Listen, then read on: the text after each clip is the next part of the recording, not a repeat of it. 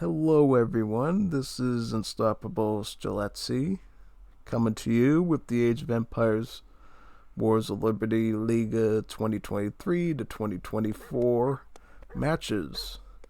Now, you might actually understand the word I'm saying because I got a new Snowball Ice microphone that actually doesn't sound like cancer to your ears. Haha, it's wonderful, isn't it? Finally getting to understand my analysis 100% now without shaking your head with a headache. So let's get started with Alucard versus Darkus, match 1. I don't know how this one's going to go. It could go in a billion different directions. Hopefully it's going to be a fun direction. Alright, so we got Koreans with Darkus. He used that against me, so that's nothing new. Alucard, Grand Columbia. That's a cool civ to play. I admire that. Not a lot of people played Columbia, the new one, just because I think a lot of people don't understand how the new system works. And sometimes it can be at least for this patch, they seem somewhat underwhelming because they don't get an immigrant right away. But when you move beyond that second age, they really start to pick up with all these different special units that they only get. They get, 2 different types of assault cavalry. They get an additional maneuver that's good against scout units. They get access to a strong heavy infantry with a good melee attack with its sword. They get a lot of nice, awesome special units. They also get Llaneros and Volpageros that have 2 types of armor instead of 1. Expect them to receive a bit of a change as well in the next patch. They're going to be more centered around their melee attack and less about the range. And I think they're going to work like the Highlander as well, where they're going to fire a shot and then they're going to go into melee, at least from what I read. But let's get back to this. Korea is probably going to try to stick to probably archers, I would say. And now that I've jogged the memory in my head, this is what the matchup I did against Sog. Yeah, Sog was Colombia and I was Korea. So yeah, that just popped into my head as well. That I've seen this before because I partook in this Civ matchup on this exact map. Only difference was I was Korea in this spot and Sog's Colombia was over here. They're both going pretty standard, shipping in some villagers. It's very good to ship usually 3 villagers first because when you start getting some serious market technologies, you'll notice the gather rates are really good value. That's why, civs like the British that don't get, any sort of villager cards, they actually fall pretty far behind in my tier list, really.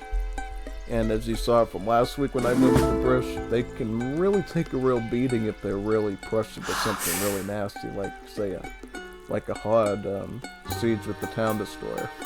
Yeah, it just takes a little bit of something out of sorts, or it's a really hard early army, and British can find themselves in real trouble. It's not until Capital Age and so forth that it said, it doesn't have villager cards, can maybe claw their way back, depending on the matchup. So, yeah, definitely.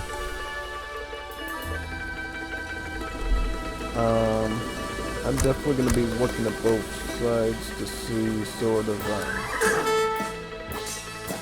oh, he's getting a nice treasure, 95 wood. It's especially good for Grand Columbia because that's almost the cost they need to build another tent barracks or stable on the forefront. So what's the age of them? This would be Panamanian contrabandists. So if this does go a little bit further, we could probably see some of those nice canal police being utilized, which are a foot maneuver unit that counters scout units. So hussars, coyote runners, that sort of thing. Most maneuvers counter assault, which is the heavier cavalry, but these ones actually counter the lighter cavalry, which makes them really useful. Korea is going to be going up with the Hwaseong Fortress. This is basically like an agri-fort, but instead of training infantry right away, it lets you train artillery units, and it also benefits from your hill castle upgrades. So instead of having its own unique fort upgrades, it just gets upgraded along with your towers. He's going to build a barracks, and he's going to ship some spearmen, likely trying to get some serious pressure going. The choice of spearmen is a good safety option, though, because Gran Colombia could obviously raid with Jineros. They also have the Machetro, which is a shock assault unit, so spearmen would be a good answer to that, as long as you have the numbers and you target them well. What cards will Alucard go with next? He has about 2 shipments. He's going to start with Machetros, so that spear shipment for Korea will see some good value. And probably he's going to send a crate ship next, I would assume. What I find interesting is he does have Chacharos, but he does not have the special card for the Machetros. The Grand Colombian Machetros have a wonderful card that lets you give them an anti-heavy infantry multiplier, making them really strong assault units than they normally are.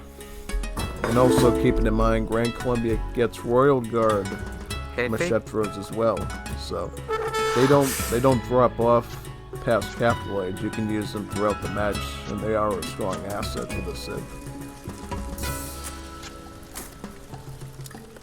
Grand Colombia probably has one of the bigger rosters, I would say, in the mud. Oh, looks like Darkus is going for good eco early on. Really getting those level 1 market upgrades going with the wood, the coin, and then this nice little wheelbarrow here to benefit everything just about. Now, what is it going to do from here? Are we going to see archers coming out? Are we going to see some wood to deal with infrastructure? Oh, conscriptos. So it looks like Alucard is already starting to pick a fight with them. Conscriptos and Machetros. That might actually be enough to deal with the starting army in Korea. Because though these are considered cavalry or shock unit, they do have this hand armor being an assault unit and the splash. So as long as the spear numbers are small, Machetros will end up slicing through their ranks pretty easily. And that's what assault does. Yeah, it's cavalry and heavy infantry do counter it, but if used properly and in the right formations, assault units will dominate against heavy infantry in certain situations. Mainly when they have the numbers advantage or you're just using them there.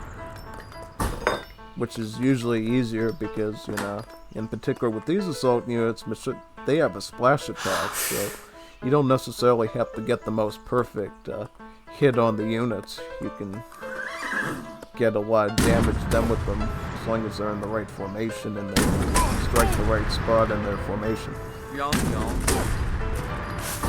He's opting to keep his units safe in the town center, which Korea can do. They're the only Civ that can garrison military units in any building. So he can keep popping them in and out of this market, this barracks, or these houses if he wanted to, or even his town center. Shoot some arrows and then go back in and run. And mess up his enemy's micro. It's a very hidden skill that most people don't think of when they think of Koreans.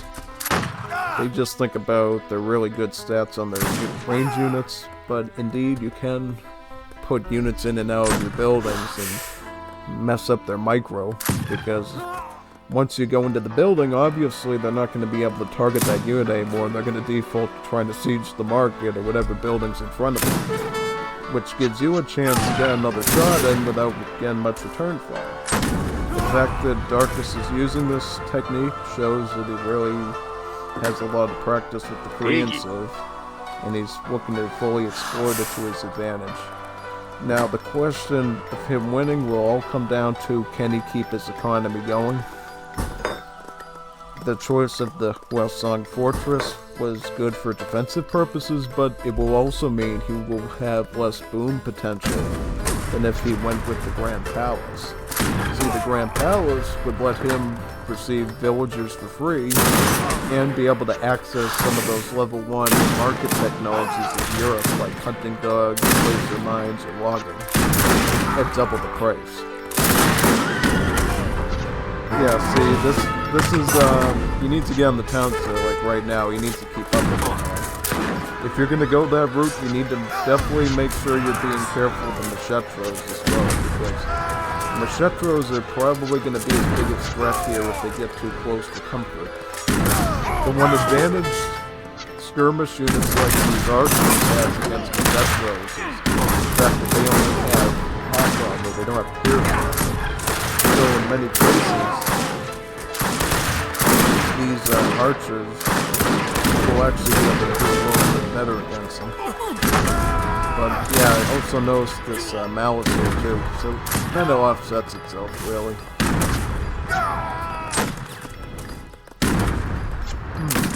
Yeah, see, right now his biggest threat is the conscripts.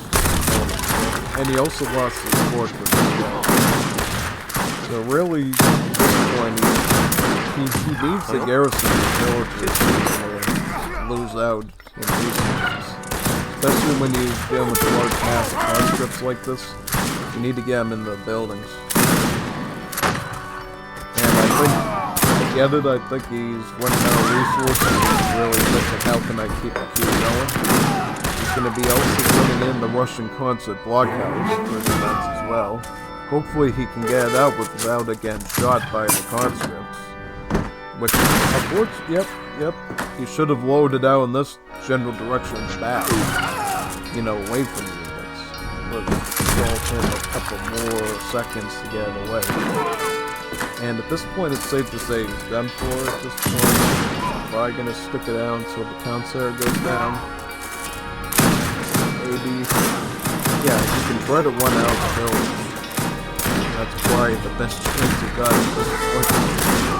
Could just have the archers shoot some of the conscripts, but once you get to this stage in the 1 versus 1, it's kind of game over for you, especially considering his resource stockpile is not good.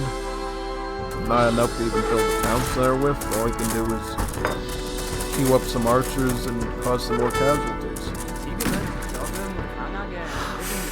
Yeah, see, well, here's the thing. Grand Columbia does not necessarily get a lot of resources early on, too. So if you can beat their army more effectively, you can usually keep them under control. Yeah, as you can see here, finally he's at the point where he can double queue machetros, but if Korea was putting up a nastier fight with maybe some gungo cavalry and archers, killing both his assault and his line units, perhaps Columbia wouldn't be doing so well in resource count. They're probably one of the slower economies to get going in the Latin American culture. Other civs like Chile or Brazil, you know, they get resources pretty easily. It's not a problem for them, but Colombia takes a while. And the reason why their economy is kind of slow is so they can't creep up on you with their really strong ultimate units too early on in capitulates. These archers trying to stall him out a bit, I think. The fact that he got away with that many villages is kind of impressive, honestly.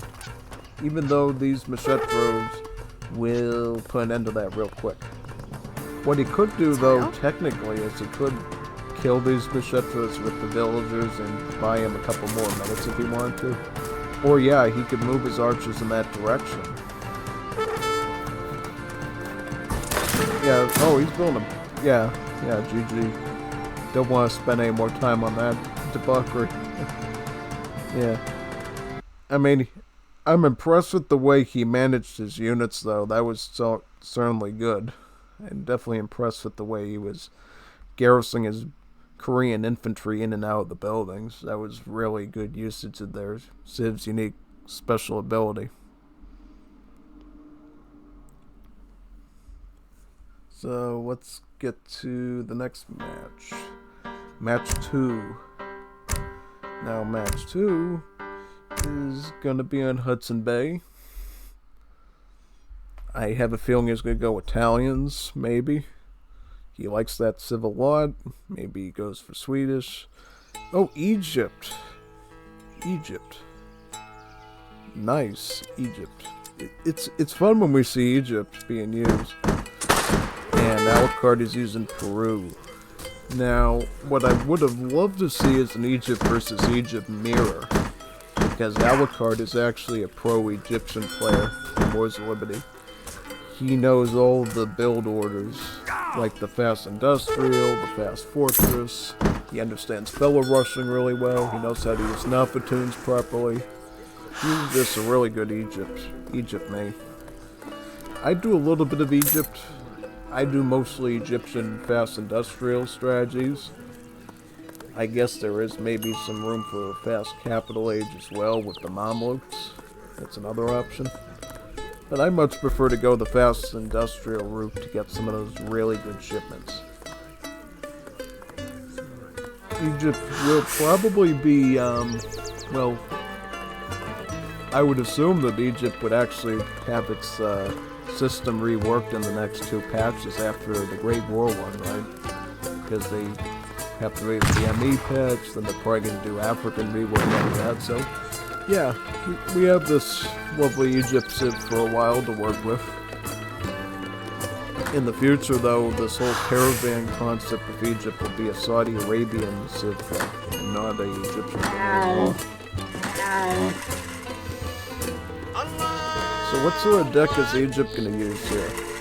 He can tell a lot about their strategy through the deck. So yeah, he actually does have the fast industrial build to his disposal. Baraha R. Now, this is a really... Yep, he's going for it, so that's good. Because I remember last game he went for an H2 deck with them, and that didn't do so well. So I think at this point he's thinking, you know, I know Streletsy and Alucard and a couple of other prominent Wars of Liberty players use the fast industrial build, so I'm going to go with that. He's going to want to start out with France, Sahara, and Trade. This will give him a bit of XP back, which is always nice, and it will give him an export trickle. With export being a very, very important resource to acquire early on. You see, with the library, see, he's going with the blue text, the blue technologies, the civil technologies. The goal of the Egypt Fast Industrial build order is to research all of the blue technologies only in a continuous line. But as you reach the level 4 blue tech onwards, there is going to be an export clause to that technology. So the fact that he's getting his export trickle now means that even after this spice stall is completely finished by the tradesman, he will still be able to acquire those higher level blue technologies he needs on time to get to industrial age. In order to reach industrial age for the cheapest amount of resources, one would need to get all 6 blue technologies at the library caravan to reach an industrial age.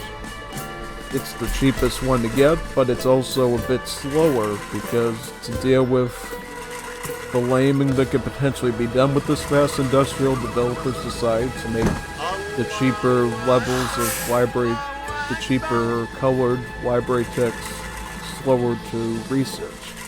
So reds are the most expensive, but they're also the fastest. Yellows are the middle ground, and blues are the cheapest, but also the slowest.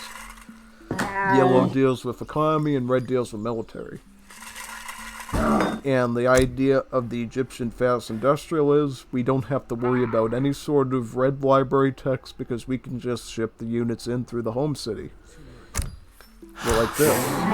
And for somebody that's a bit more macro conscious and can get a lot of spice stalls going, sometimes they even include a couple of allied shipments of Janissaries with Darnales guns, or even gendarmes with horse artillery.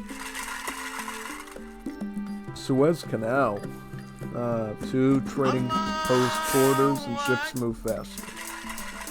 I haven't used this card a lot before, but it does look good though. Considering the fact that the more shipments you have by the time you reach Industrial Age, the more profitable the Fast Industrial Age will be for you. Now, the thing that he really needs to be careful of here is how dangerous the Peruvians are in early aggression. Peru has a lot of potential raiding options and pressure options that they can quickly apply to Egypt if they want to. They got the Legion Peruana, which are great for clearing out small groups of infantry with their grenade tosses. You got the Machetros, you got the Braneros, which are an odd sort of light skirmisher unit that costs only wood, but losing its anti-heavy infantry multiplier in favor of just being good against maneuver. And then they got the other standard Latin American things like Pardos and Lanceros and artisanal guns. He actually went for the Irish immigrant option. Now this is pretty interesting. See, what the Irish are best at is actually with faith. This religious resource right here that you get when you pray at the church. And if you go completely Irish for all the levels, you get access to this special technology that makes all the religious technologies and research at the church actually boost the stats of your military units as a small upgrade, making it really beneficial for you. Second Irish wave. So yeah, he's going for an FF with Irish. I think he's gonna get some sort of, I think he's gonna get some Fenians, I believe, with this one. Fenians being a sort of quasi-maneuver unit that's actually heavy infantry. They are actually quite similar to the Carbonire Latin American unit that's no longer there, or the Byungun Korean infantry that's still in the game right now. How is Darkest doing with his Industrial Age progress? It's not doing too well right now, I'll be honest, because he should already have the food he needs to get another library technology. And he really needs to speed it up a bit here, or he's gonna lose time, critical time he needs to get up. He's gonna be researching Judaism. I usually do this too. It's a great little side quest you can do to get a rabbi who can also pray at this church wagon. Because Judaism is the only religion where the priests themselves can pray from the start at the building and not just the villagers, allowing you to fully macro your villagers. In addition, again, faith. And Jews actually got a lot of really useful technologies for this type of strategy. Now, one that you might use a little bit later is Diaspora. Diaspora will give you about, I think, like 12 villagers for a cost of food and faith. And if Darkus could use that in the mid to late game, he could catch up in his vill count, or even get a little bit ahead of his opponent, which would put him at a greater advantage. Now, he's going to be shipping in coin now, because I think now he's sort of trying to get up. And if I recall, he's probably on level blue 3, because I remember the temple wagon comes for level blue 3, and if he was a capital age, I mean he would have already reached blue level 4. See, this is the problem. He's going way too slow. Yeah, the Fenians are gonna get him.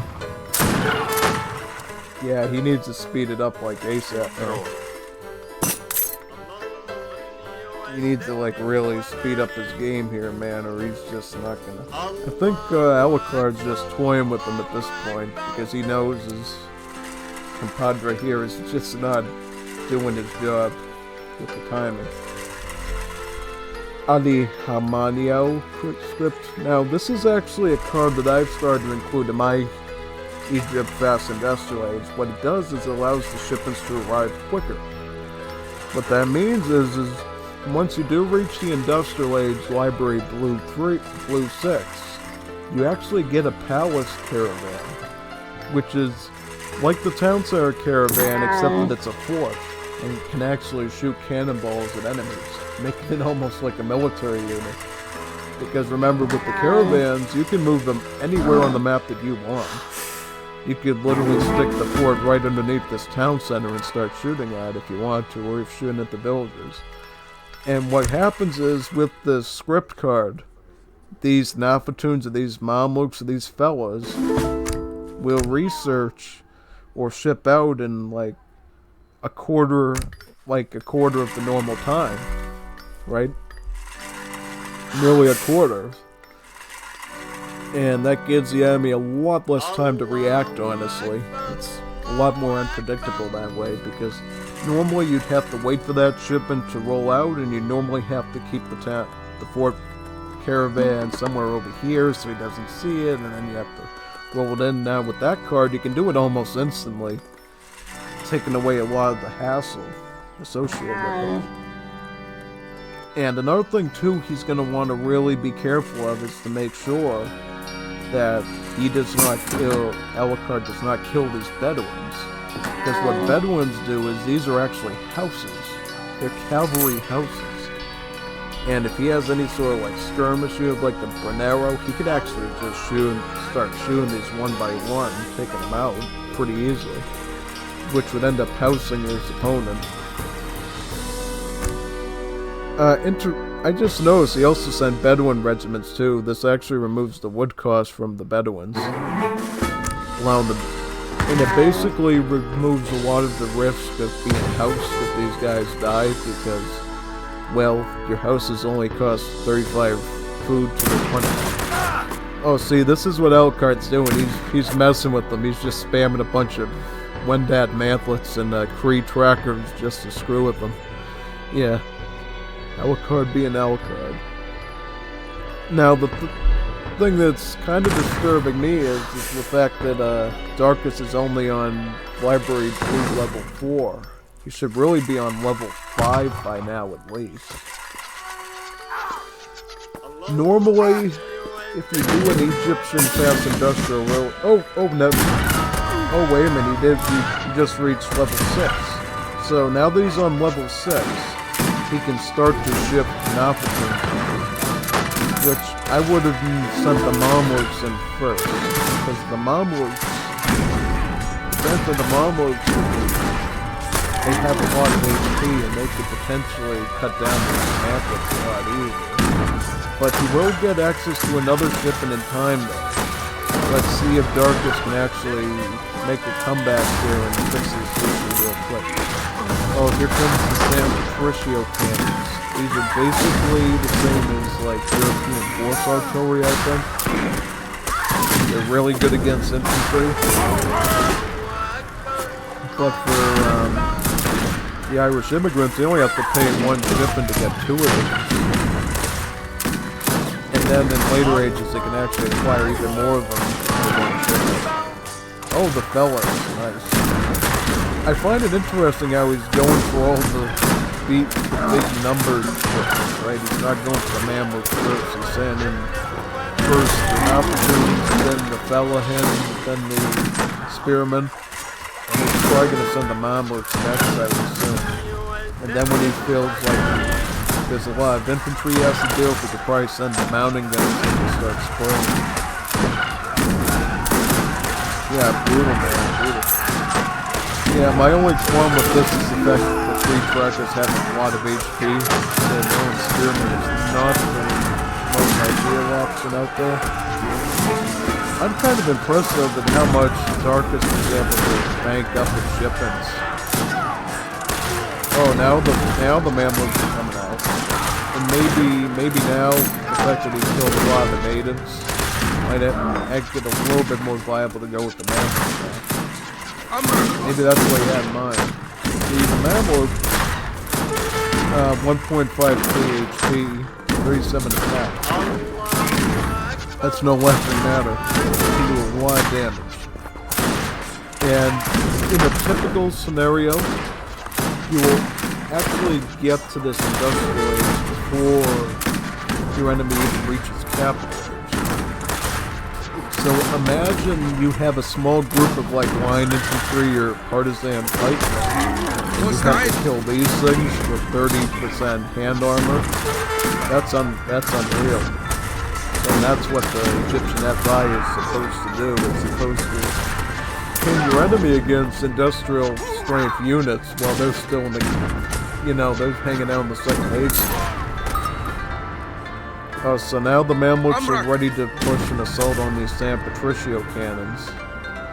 As these San Patricio cannons are mainly to deal with infantry. They're not made to deal with these tanky assault units. What our card would really want to have right now is probably some sort of units. I mean, that's really, they wouldn't clean them out, because they are tanky, but they would deal a lot of damage. Just has to get that cannon, and then he's going to be shipping in the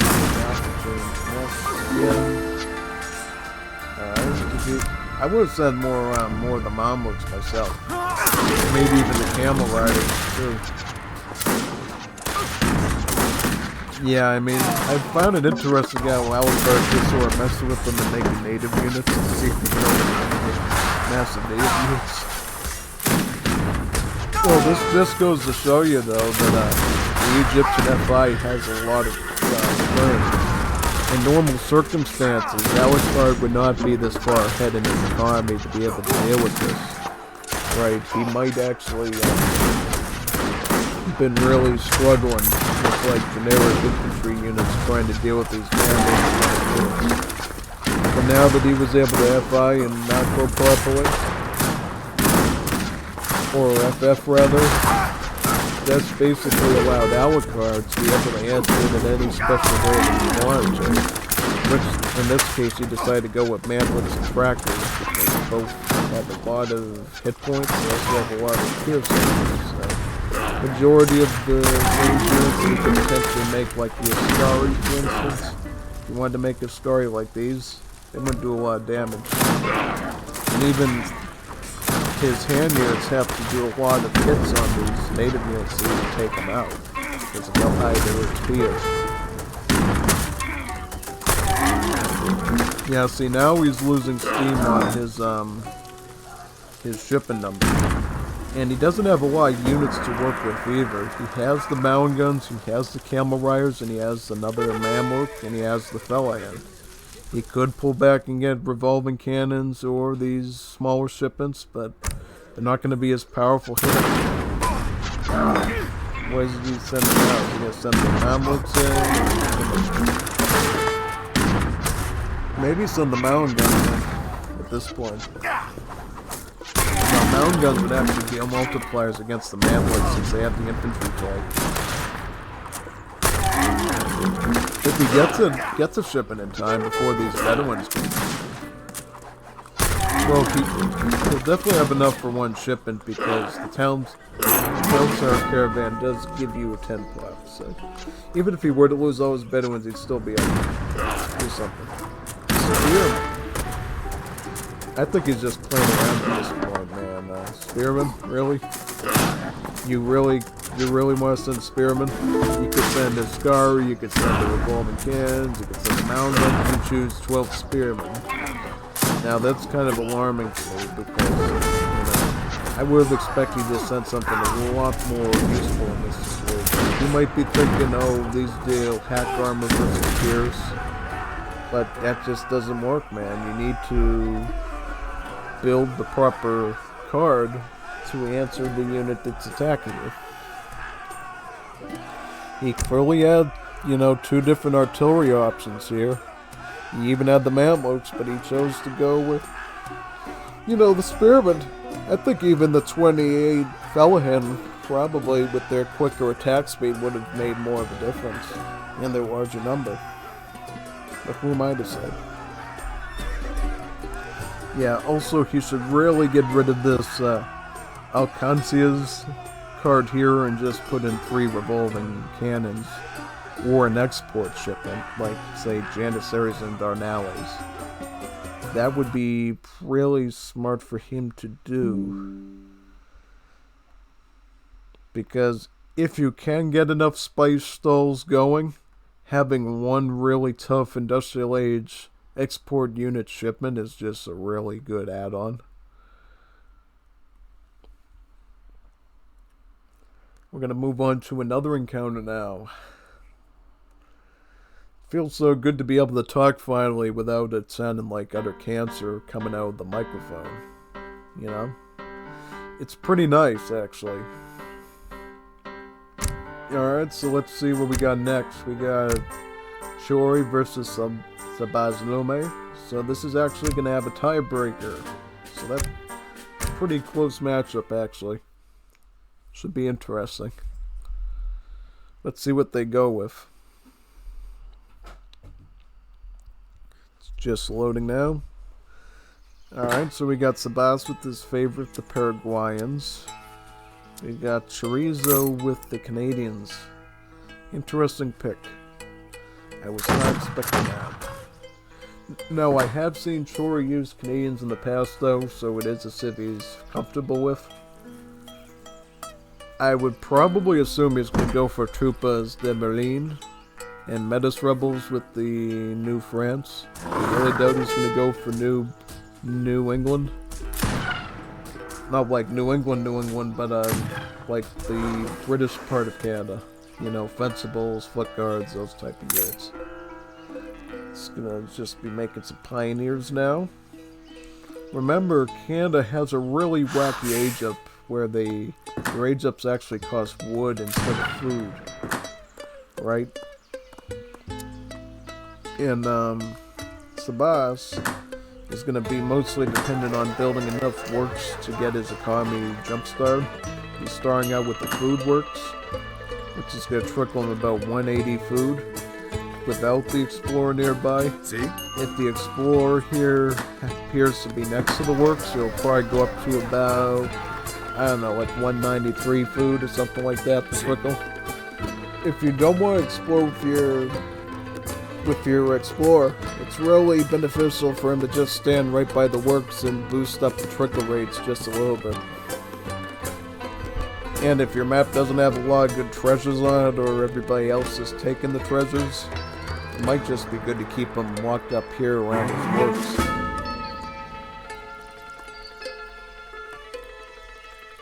And one wacky thing you could try, I guess, is maybe build a little wall without gates around your Explorer and force him to stay in a square around the works.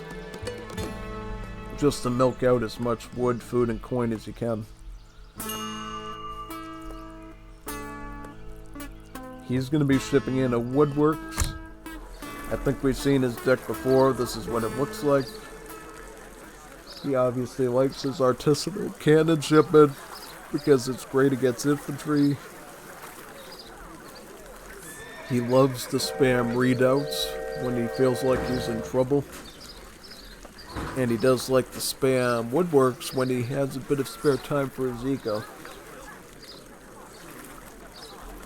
He also has a fort wagon if he wants to go that route. Now let's see what Chorizo has. Chorizo, he has maple syrup, he has the fur traders, and he has the pioneers. As far as this is concerned, this is a pretty standard Canadian rush-friendly deck. You know, he has the pressure from the Spearman, the Light Cab, or the factional unit here. He also can make readouts, and then in age 3 he follows up with Whitworths, more Light Cav Riflemen, and then if he does get to age 4, he can send his factories, his Napoleons, which are an anti-infantry artillery similar to the horse art, and the Dictators, which are similar to the mortars. It'll be interesting to see what they age up with. Now, I think he's going to be Croats. Let's see. Yep, Croats. Sabas loves to go Croats because they deliver 300 board. Now, as an immigrant, the Croatians are not that powerful, honestly. I mean, They do have some benefits economically, like having a faith trickle as well as a ability to give you a coin mine, and also improving the gathering rate of your villagers from coin mines. Right, so if you want to do a lot of like coin mining with like gold, because it does give you a gold mine, it can be good.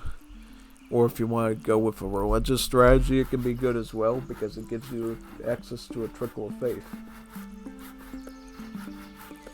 But other than that, it's kind of one of the weaker immigrant options, honestly, because France is just so phenomenally good at combat early on and throughout the match.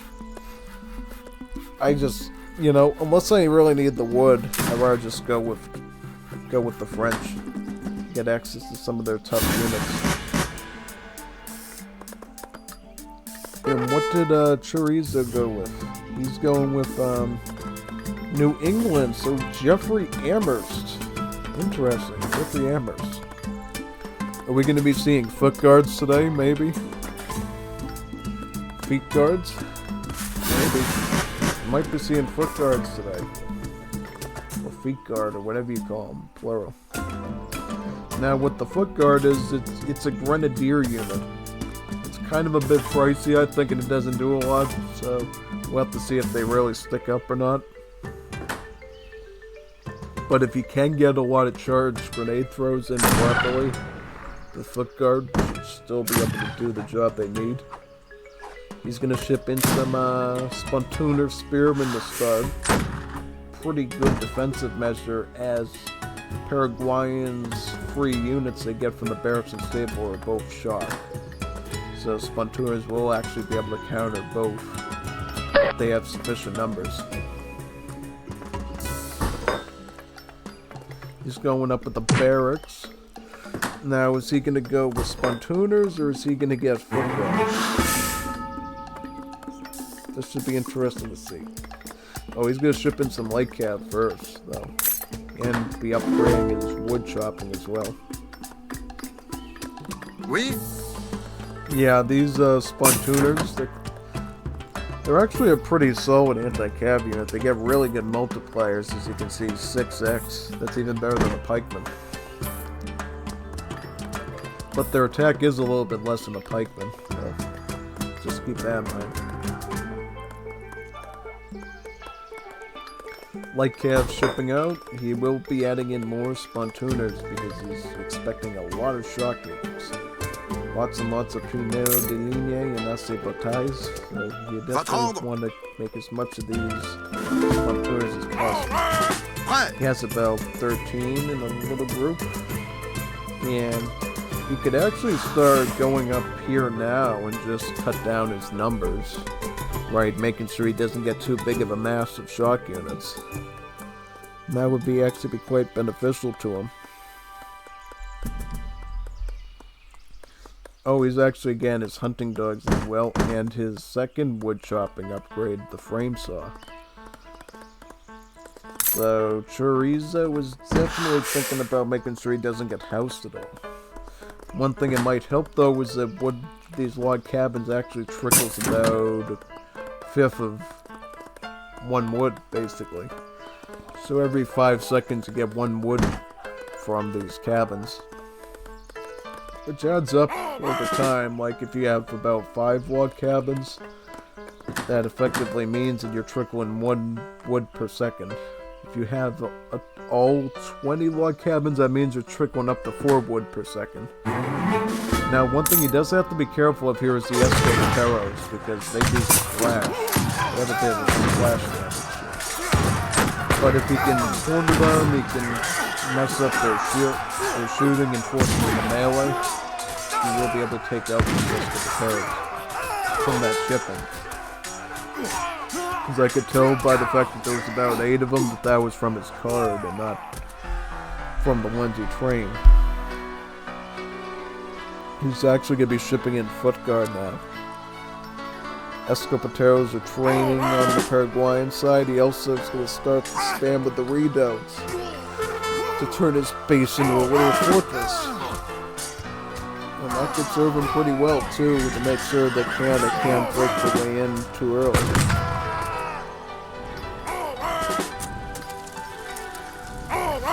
sure the benefit of going the redoubt wagon route is the fact that they do return a bit on investment by giving you some XP back when they're built, which you can use to send either some more redoubts or send something else. Yeah, what did you do there with the Splatoons? Yeah, you should really just poke the shotgun and get out of there. Or you could sit there and keep going the shotguns too, that's fine. Now, if he's doing that, that means that it's going to take Sabas a longer time to be able to make any military advancement on, since he is killing his free units off.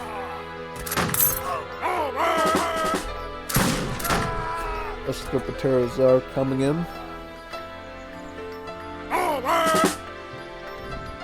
Interesting. So, what I think he's going to do is he's going to try to push forward with Escopateros and artisanal cannons, using his free Primero de Linea and Escopateros as sort of the meat ship. That's what I do. That's why I like Paraguay. They're pretty simple and straightforward. Now, Chorizo, he's going for a spearman push with his pontooners. And what he's probably going to do is he's going to use those foot guards to attack the Escopateros if they get too close with his charged grenade throw. Yes? Yeah, these foot guards are actually kind of pricey in food. The only sort of area they're a bit cheaper is in the gold department. So if you can get a lot of hunts, like a whole lot of hunts, maybe going with them is good. But do notice, though, that the damage output is not that good, honestly. I think European Grenadiers, for instance, do a lot more damage than the Foot Guard do, so you'll have to keep that in mind. And I think the Legion Puana do a lot of damage with their grenade throw as well.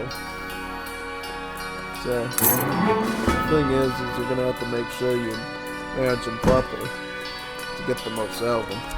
And you're going to need a lot of them, too. He is going to be shipping in some food, it looks like, right? It was just rough food. Going a bit hungry over there, and he needs to keep his military queue up. It's interesting that both sides have taken their respective trading posts, so they're not going to be struggling hard for shipments if they need them. So he's going with his second hunting upgrade, the deer hunt, as well as the miner's hammer, which is actually the first market technology for mining. What's he got here? So he's got a little bit of scout, a lot of line, actually a whole lot of line, since these are all line units. Even these are.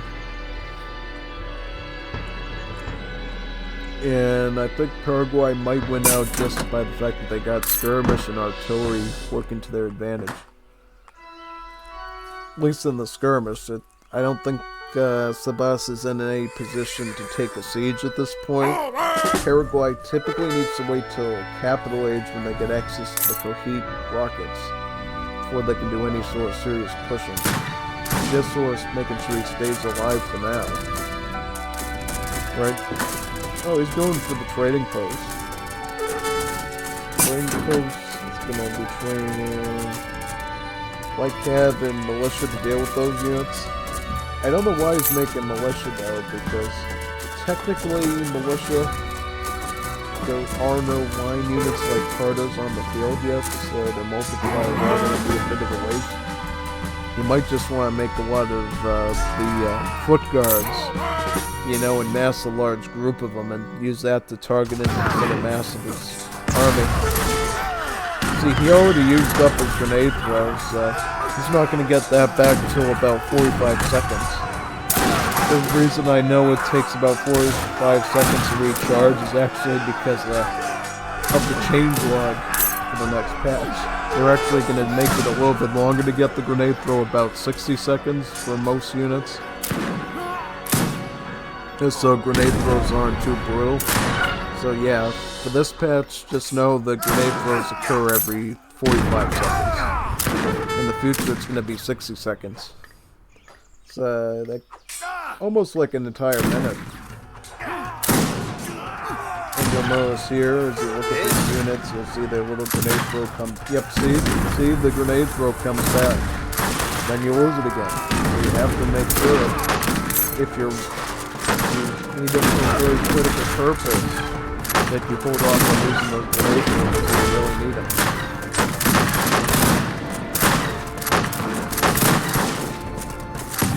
Yeah, see, with Paraguay, what you can do is you can use the Quagras actually with the defensive unit because they deal a lot of damage.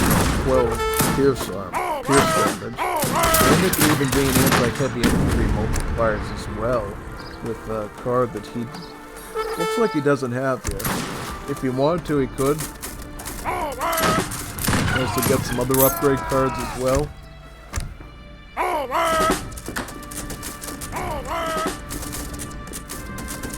Yeah, Canada's doing pretty good right now. It's gonna choke off his trade route, at least a little bit for now. And what he should really be thinking of next is how am I gonna push in, like, completely. Because it's great and all that you can, wait, let me put this down for a second to move my leg out. What's great right now for Canada is the fact that they got the map control now. Just because he's been able to mess with his trade route. But he needs a way of getting past all these readouts that are going to start to pop up along this map. Because it would be very, very risky to assume that Paraguay is just going to go out lightly here. He still has room to send towers. He could obviously go up to Capital H and get some Coheat rockets, which would totally change the game and the things that Chorizo would have to deal with.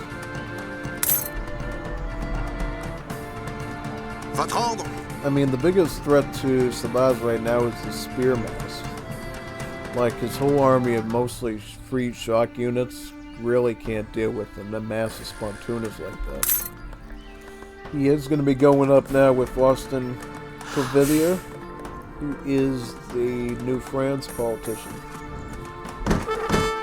What he offers is the Metis Rebel, which is a skirmisher that costs food and wood, has a little less range, but it has a lot of damage. Quite a lot of damage. They actually have a decent hand attack as well. And his special technology will let Chorizo get a bank wagon if he wants as well. So if he runs out of coin for whatever reason, that bank tricker will help him out a lot. Is Sabas doing the same? No, it looks like he's actually quite behind in resources right now. How much works does he got? He's got about 3 in wood, 3 in coin. How about in food? Where's his food works? No, now he's starting to build.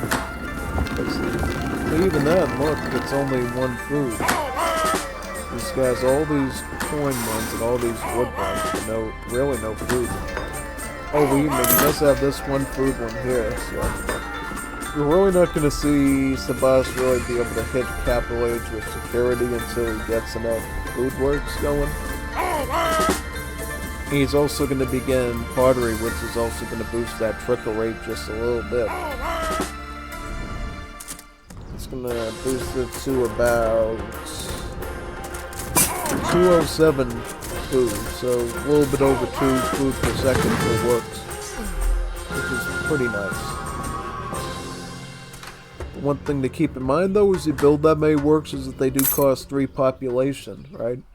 Until you send the lunch break technology later on, which will make them 2 population instead. I think it's either 2 pop or 1 pop. Definitely makes them less pop though. And they do, for this patch at least, they do gather a lot better than the Quagwas do. The Quagwas give up a lot of their gathering ability to have stats.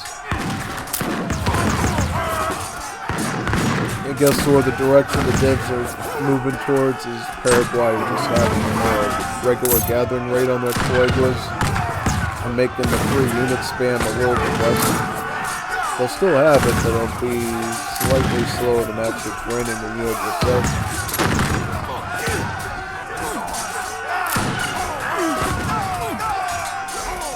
yeah, now we see ICE Batai and Primo Deline trying to snare down its light tabs, whereas his spear mass is pretty unscathed. Yeah, see, that's a good strategy on Sabas's part, is he's using the Primero de Linea and SI as he still has alive to snare him. And if he snares him, he can let the Escopeteros fight him down easier. Because remember, ranger units like the Escopetero actually don't get any sort of malice against shock units, so they actually deal full-on damage against any sort of shock unit, which makes them especially dangerous against things like assault units, right? Which don't even have pierce armor to deal with them. So in some cases, if you're dealing with small armies of like Corsairs or something, you could actually use a large mass of, say, 50 or so Escopeteros with just obliterate, and it works really well. At this point, though, Chorizo has his veteran level Spontooners, so they're gonna do a pretty sizable chunk of damage now. Closer to that at 52 damage, 54 damage per hit, which is quite good. And for Sabas, he's aging up with the New France, first French wave, so now he's starting to think more about military, and he'll be able to make 3 new units for immigrants. He'll have the Contraguerilla, which are basically like a Lancero, so they're quite similar to the ICE Batai, but they won't be weak. They'll actually be quite strong in stats. We'll have the Legion Cavalry, which is a French Foreign Legionnaire on horseback, which has the stats of a Texas Ranger, being good against both assault and line units. And of course, they get their own version of the Pardo as well. They got a Halberdier unit that he can utilize. But we'll see here, though. I mean, it seems like for now, Paganda has the momentum. And he's just going to be able to push forward with Spearmen and his cannons. I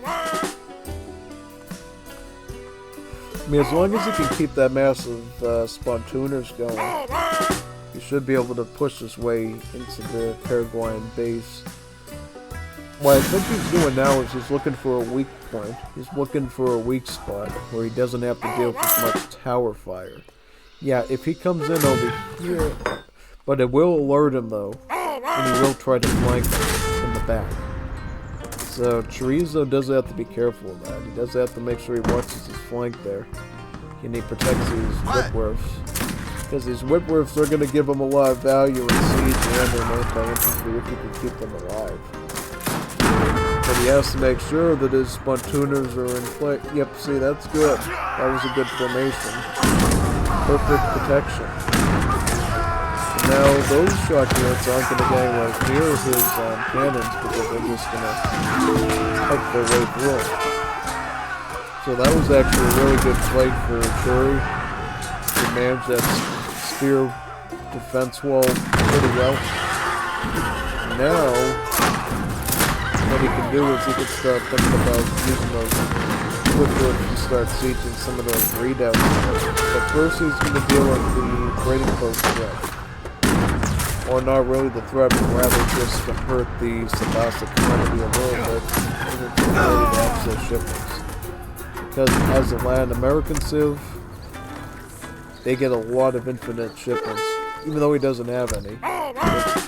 Like for me, for my Paraguay, I have a lot of Escopetero shipments and Pardo shipments in my deck. So that I can keep sending chains and chains of free units from my home city to bolster me up a bit. And with the trade route, that's especially easier. Yeah, this is going to be interesting though, because now looks like Paraguay is sending their heavy works in.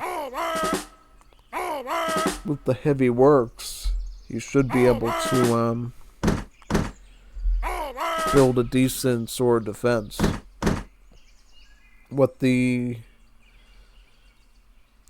heavy works does, it'll give them access to the Kahi cannons. In it also has a number of technologies like improving the gathering rate of your works, improving the damage output of artisanal cannons by improving their multipliers against infantry, techs like that, which will give Paraguay a bit of an advantage.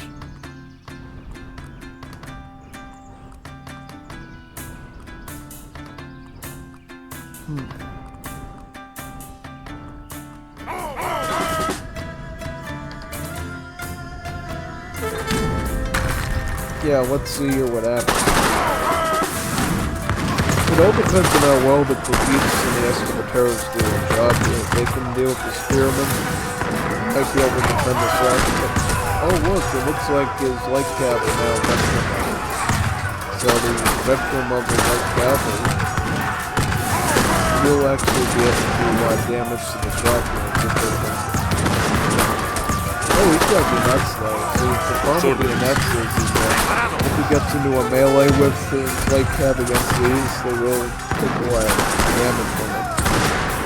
Because units about 4 multiplier and melee against scout units like the light cav. Definitely doesn't want to get into a melee with them if he can afford it.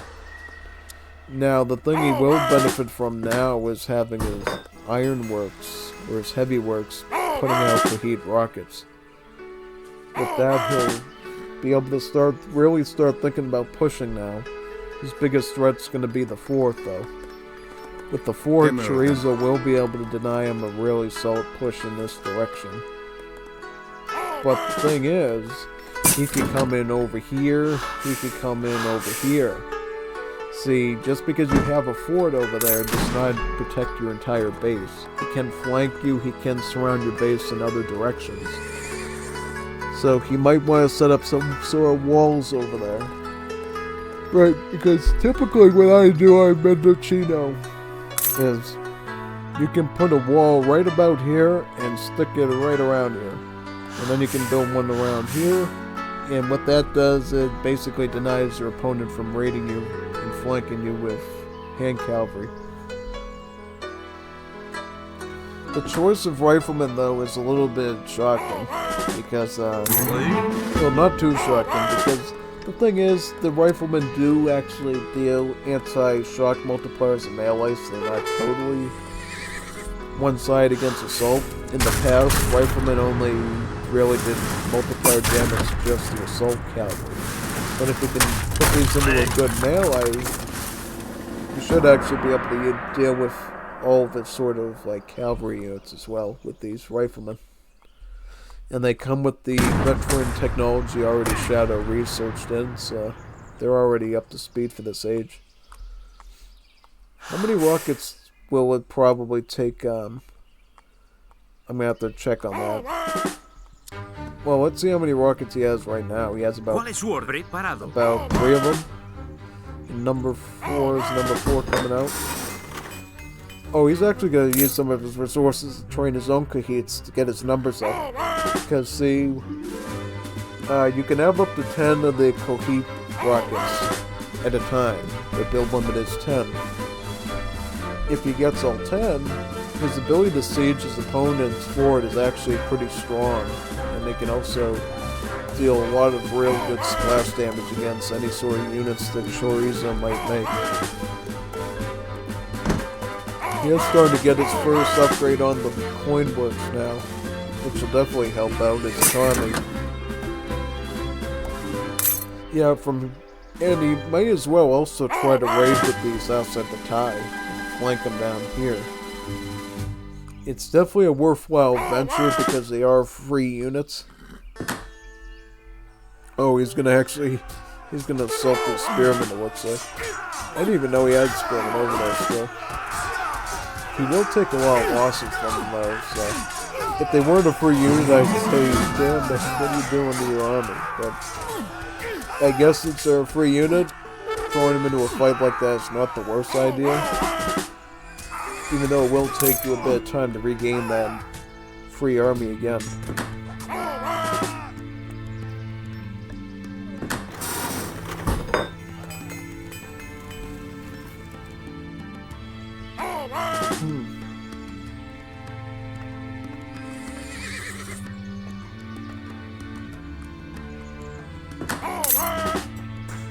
Interesting.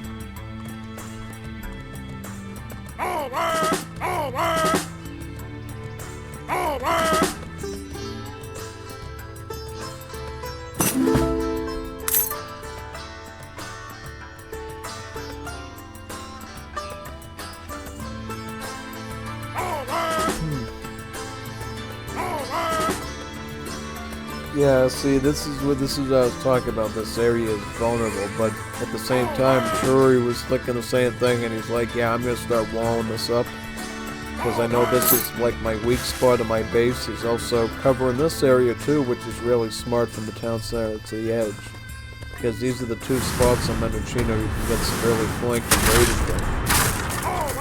But man, you do need to get your army down there in time though, because he is breaching the wall as we speak. He does have a bit of warning though now, which is really fortunate, but he can actually move this army right around without much town center fire to attack this mill. That's his biggest threat right now. Yep, and, what he has for defense is he has Metis rebels, which will be great against the nets. And then he has the riflemen, which are melee will be good against the shotguns. And for whatever reason, if somebody's were to get some sort of assault... Well, wait a second. You know what? These riflemen actually do multipliers against the female Unions, since these are assault packs, right? So they actually do clean up a bit of the clutter and mass of the Primeros. Which is actually kind of a neat bonus. Oh, nice.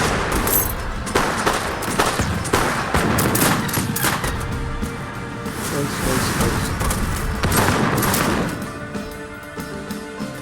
Very good. Very good indeed.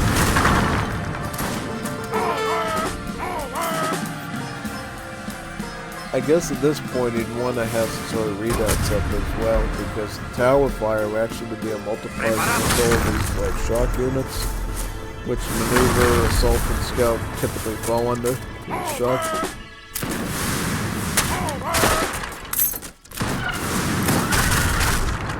And unfortunately still has rockets working as well.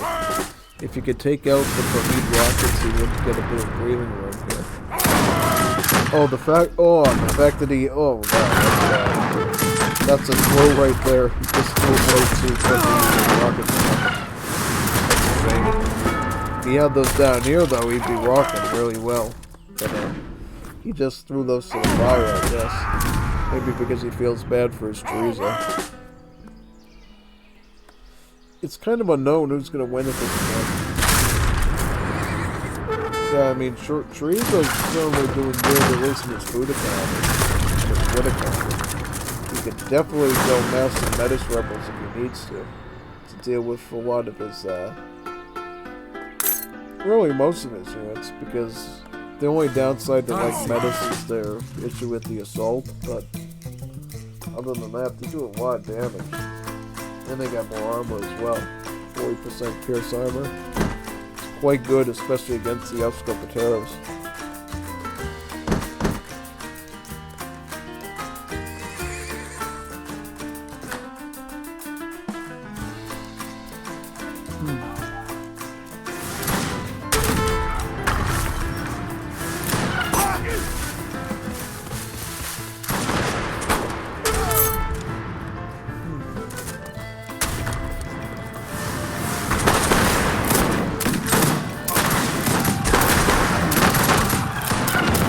Yeah, see, they get a lot of fire output from Metis rebels, so it's done a lot of damage.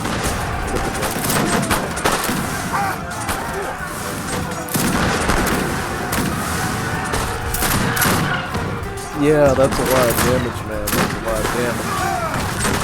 Certainly a lot of damage. Yep. Oh boy, that's a lot of carnage there. I think Hearable is going to probably come out on top now, just because he's able to maintain a bit of a rocket presence here with his fleets. He's eventually going to be able to siege him out with those. He just needs, yep, see now he knows how to path them properly now.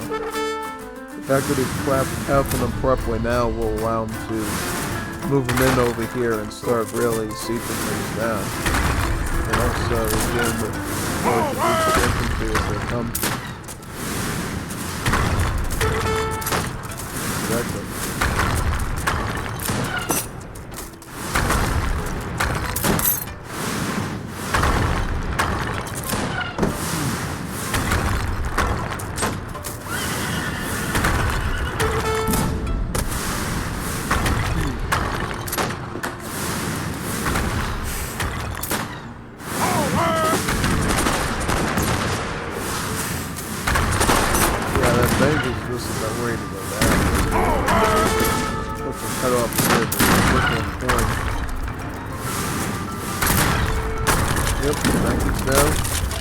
Now we can move more into the town center, I think. How many rockets are we on? ¿Cuál es su orden? 5. Preparado.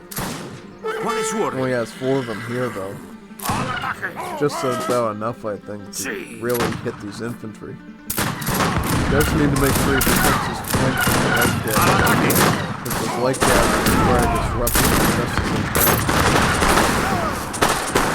Got the extra barrels firing on, but doesn't have the guts on melee with the run. He needs to get these arrow range and get them in the melee. So the only use of things he knows he's supposed to do right now is the melee attack. Canada's hurtling up with 2 lead-out wagons to this point.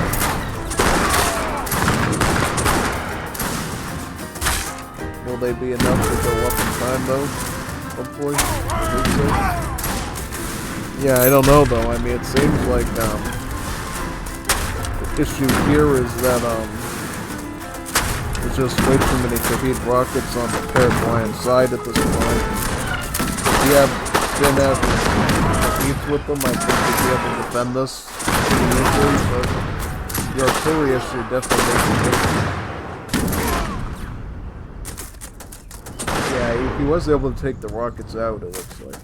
That's going to buy him a bit of time to start turtling again. Yeah, he can turtle up a bit with these readouts protecting him.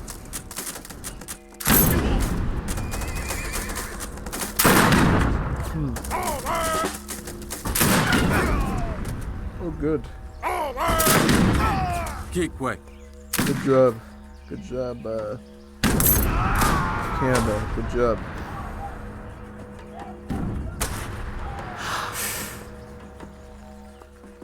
Very, very good job.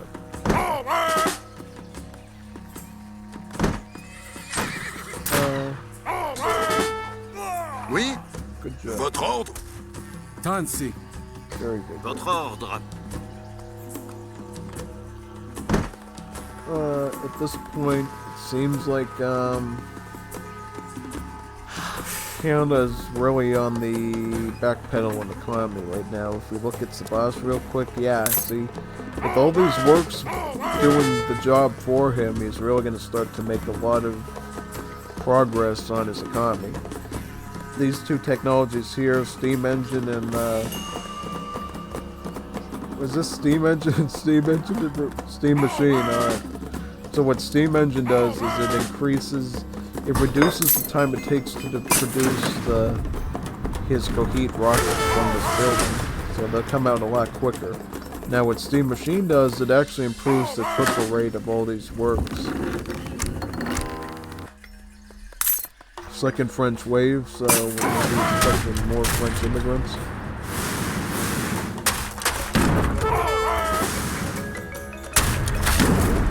Yeah, I don't know though. It seems like now that he has the rockets in a safe position where the light cav can't access, I think now you're going to start to see the Paraguayans really start besieging their way into that base.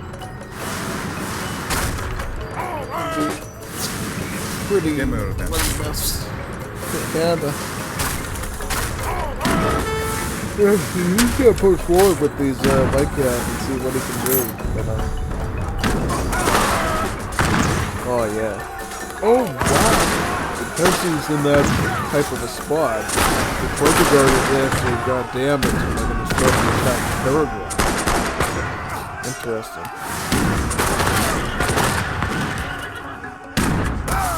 Oh, yeah, it looks like they've calmed down though. So, yeah. That's good.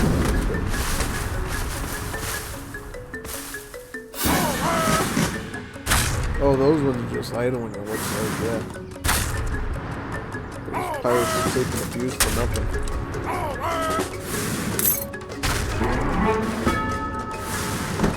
Are we gonna get to see a cryo cannon today, maybe? Yeah, maybe you can make his cryo cannon. Cryo cannon. I like cryo cans, they're actually nice looking.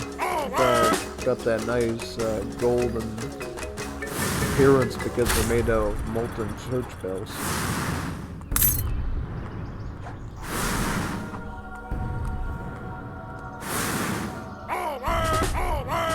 So it's just a matter of time now before Paraguay can go for the final push in. See, we are going to get a cryo cannon. We're going to get to see what they look like. They're really neat looking pieces of artillery. There's also again this RG upgrade on the ICE Dígame, Mariscal. Yeah, the AK Palea. Will this cryo cannon get the bounty on time now? That's the question. Menace rebels, spontooners, and riflemen still managing to hold out here as the rockets slowly handle his fort. If it weren't for the rockets, man, he would be in a really good defensive position. But the fact that these rockets have just enough range to be able to outrange the fort in its bombard attack gives him a real edge and push him. He is actually going to put down some more readouts, though, to make pushing it even more painful. We should try to place those readouts in a place where it's going to force these rockets to come forward and take hits from his infantry. That'd be the most ideal step. Oh, wait a second. We're going to see some raiding in the form of sappers by Chorizo. What sappers are great at is sieging. They shovel their way into any situation. Let's see if we can sneak some of those sappers in. Oh, here's the cryo cannon. Look at this. Look at these stats. Very strong. 550 damage, 5 less. Almost like a little bombard. Looks a bit like a little bombard, only this one has a lot of coloration to it.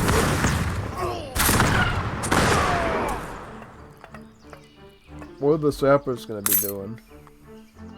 And he could actually add those spearmen as... Yep, he is. I want to see what sort of sapper rating he ends up doing with these things. Is he going to go after the works?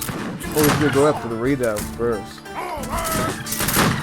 Are these veteran upgraded sappers? He can upgrade the veteran level if he wants to. They do get a veteran upgrade.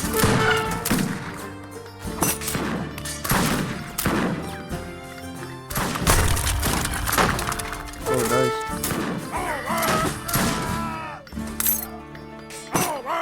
Very nice.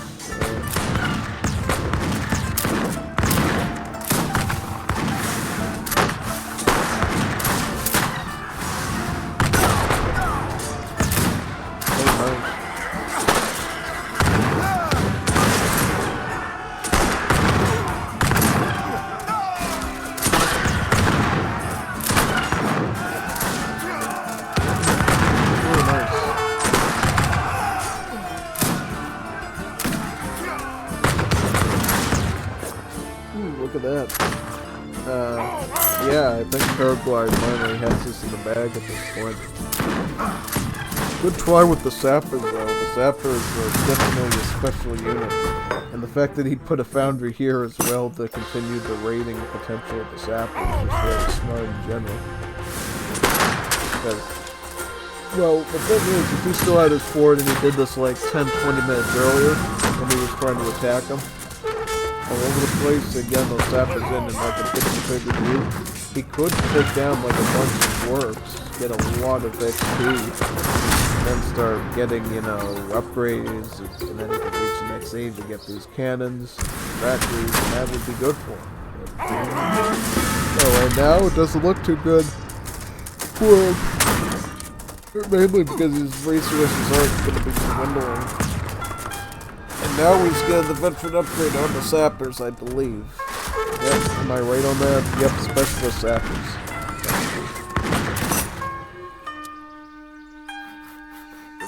Yep, he is going to go full forward with using sappers here.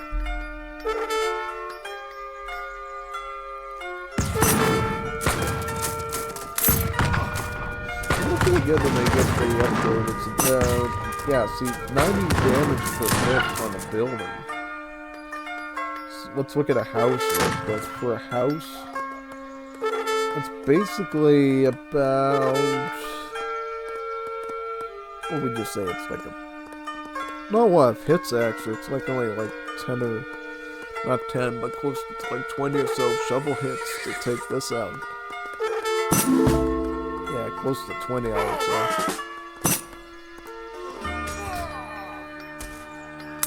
Wait.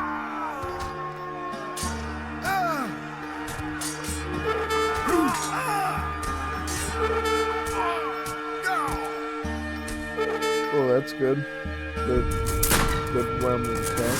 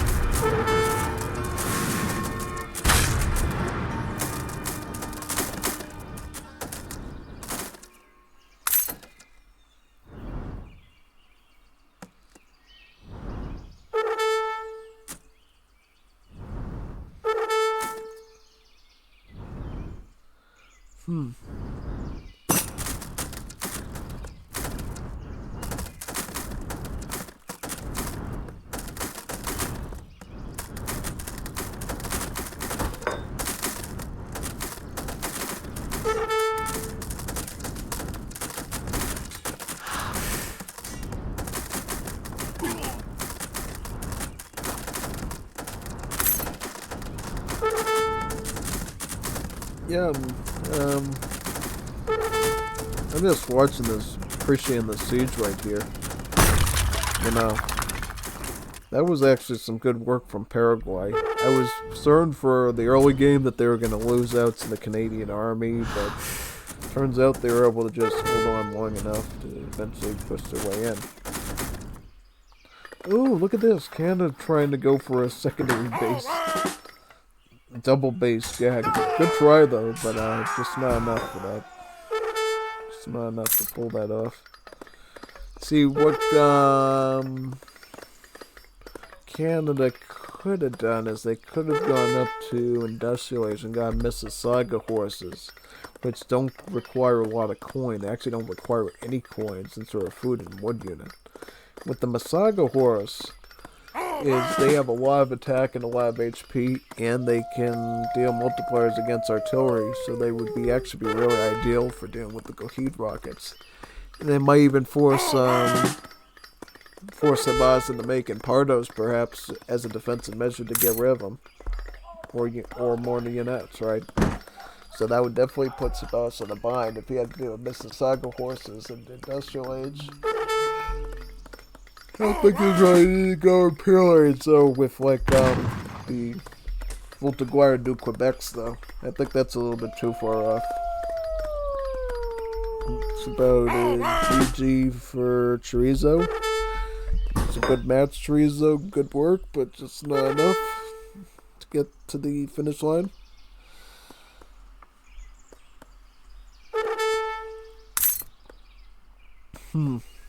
Yeah.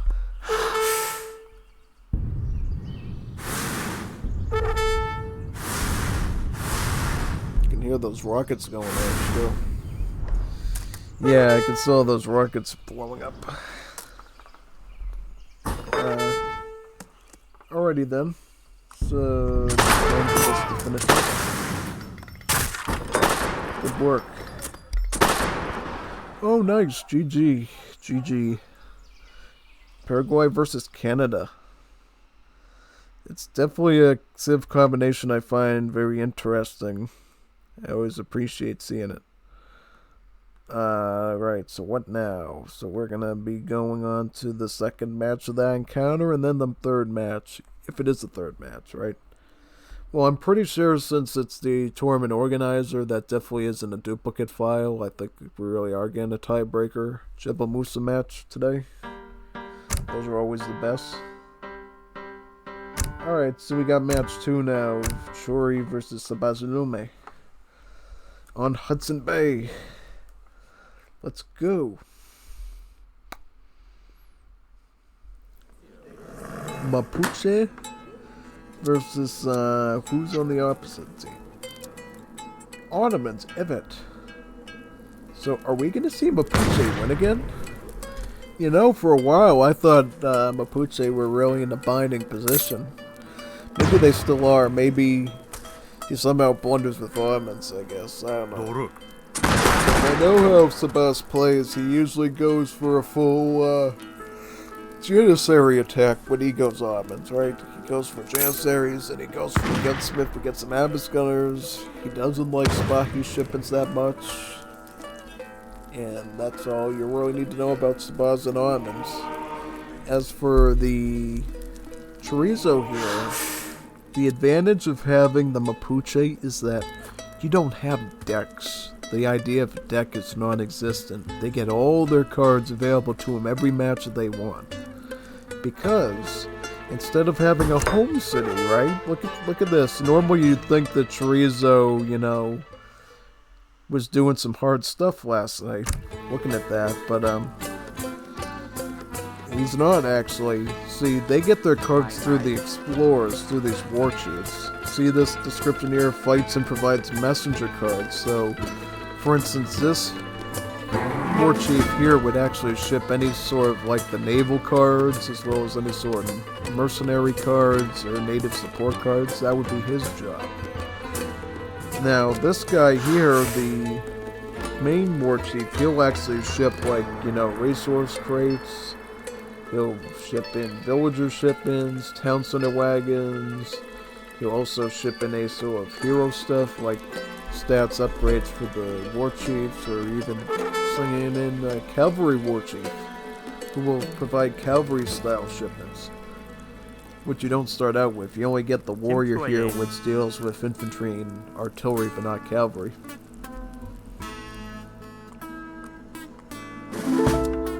Still, though, I want to see what their game plan is. Ottomans are going to go for a land grab on the trade route, which is a very Ottoman thing to do, honestly. They love going for trade routes. He is going to be shipping in 3 settlers to match the 3 villagers on the Mapuche side. I think it's going to come down to Janissaries versus Trengalev in the end. That's what I think. Could be wrong, but that's the way when I think Mapuche versus Ottomans, what we're going to see. It's going to be like an assault unit in the Trengalev, which has multipliers against the Janissaries, but the Janissaries have multipliers against the Trengalevs. Really, this comes down to a numbers game. He's going up with the Artisan. The Artisan is 400 wood. It's the same thing as the Quartermaster. As for our friend Chorizo is going up with, what is he going up with? He doesn't have enough food yet, so we're going to have to wait for that to really see what's coming up. He's going up with the Messenger. Yeah, see, the Messenger is a very, very quick age up, because, you know, when you play the Lakota, the Hans, right? So he's going to get a super speedy age up, and then he could probably start rushing with the shipping to Trengalevs right away, if he really wants to mess with his opponent. That's exactly what I would do. See, a lot of times when I play Mapuche, I don't exactly think about getting the crates right away. Sometimes I just go in rushing with the units. Oh, he's going to send a group of Mawadanches with the big bun at the town center. Look at the stats on these. 30 hand damage at range. has the multipliers of a skirmisher, and it's got the hand attack of a musketeer. It's a 2-in-1 unit. And it gets some really good pierce armor too. Right? They can resist about 40% of pierce damage from firearms and arrows. That's pretty good. And what it does is in melee it has these little guitar style melee things to protect itself. And then at range what it does is fires bullets at enemies. Just like the Incan ranged infantry do. Very powerful unit. Very, very powerful unit. No, I'm curious. Oh, interesting. So yeah, indeed what the Wool team did was, since it counts as both a skirmish and a line unit in its purpose, it gets both a line tag and a skirmish tag. So while it is good against many different types of units, many types of units can counter it as well.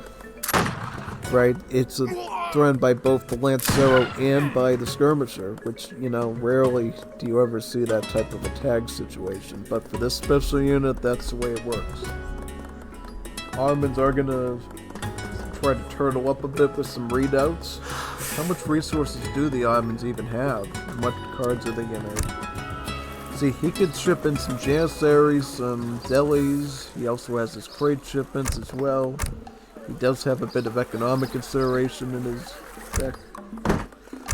As I said in previous weeks, I really don't know about Advanced Balloon or even this Aga card. You really don't need these type of cards. What you really could use is some like Spahi shipments or maybe refrigeration. But that's alright. I mean, whatever you feel comfortable with and whatever gets you the best results at the end of the day. Yeah, he really shouldn't be doing that. He really needs to protect those Mawadanchis. They're a very expensive unit. 90 food at 90 coin, no. Lucky you can't train those. Lucky, you know, you need to really use shipments to get them. Now in Molosseum, where I have them in the scenario, they are brutal. They're like a top S+ tier unit in it. As you can imagine, you don't have to pay for these things. You can send them anytime you want. Most powerful units in the game, actually. And another thing to keep in mind too when you're dealing with the Mawadanchi is they actually get shadow techs, right? So yeah, they get shadow technologies. They'll actually go up in stats. Wait a second, is he heal? They heal when they're idle? Oh, because they're like an ultimate unit or something. That's actually another little bonus I didn't know about. I didn't know they auto-healed themselves when idle. Like a lot of the ultimate units do. Quite good, actually.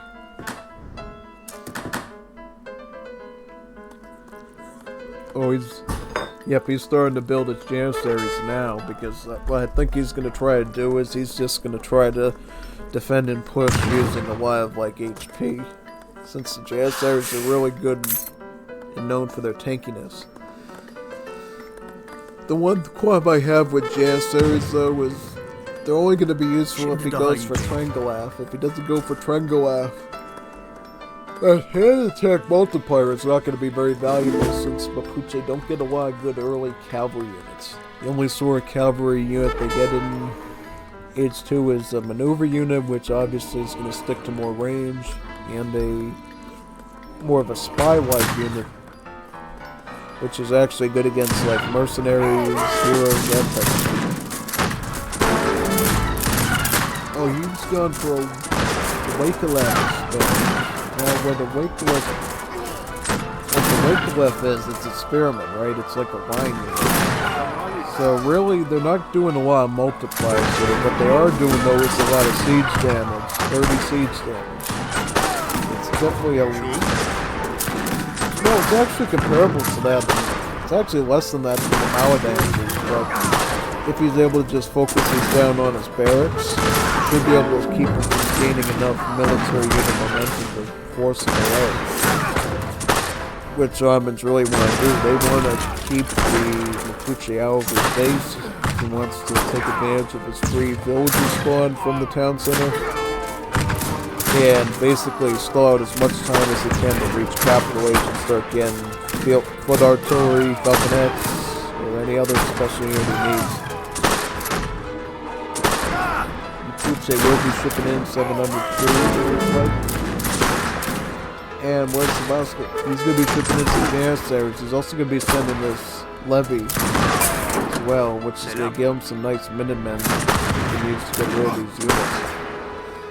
If he could take out one of these Mawadanches and chase him down with these Minutemen, that'd be really good.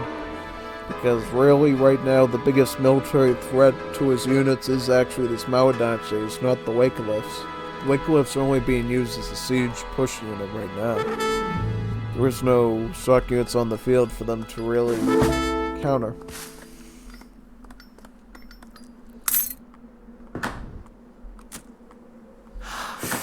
Yeah, he still has this train post down there. Maybe he could take that out. Taking out that train post would definitely hurt the Ottomans quite a bit. Coin. Now he's sending in the 700 coin. I wonder when they're going to fix this. Did somebody report this? I don't know. It says 700 food when you know it's a coin crate. Same thing with the wood, too. It's like a type of a hoopy typo that's been in there since the beginning of time.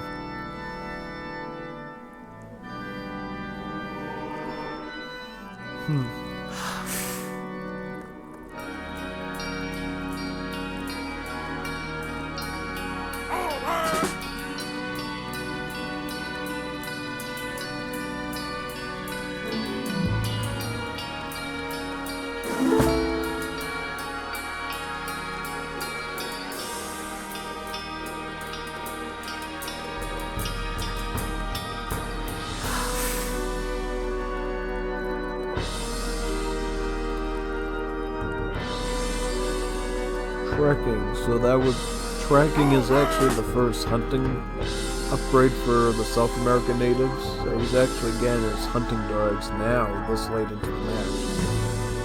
The big difference for this technology is that tracking only costs wood. It costs about 100 wood. Hunting dogs for Europeans is about 50 wood, 50 coins. So you actually don't need any coin to get access to tracking, which is kind of nice. You will be forwarding in some Trangolabs. Just so you know, they are not heavy infantry anymore. They're assault units. They're actually considered a form of foot cavalry. Which means JSOs do actually deal a melee multiplier against these Trangolabs. But that also means the skirmishers won't deal multipliers against them. By skirmisher you mean like Dragoons.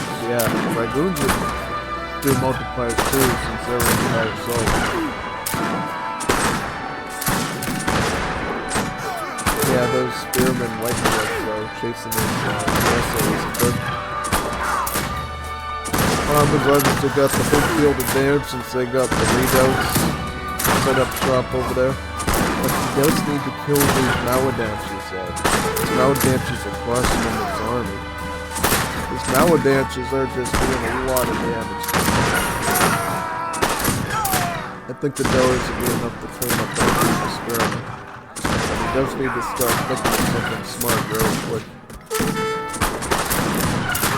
How is Sebastian time ago? Oh, Capital Age. Very smart, and he got the gunsmith too to boot with a nice group of 4 Abyss gunners. Very, very good play for Sebas. He's going to really be able to utilize this well. Alright, so... Yep, yeah, he's still working on that training post, it looks like. Yeah, I mean... At this point, I just don't know. It seems almost like,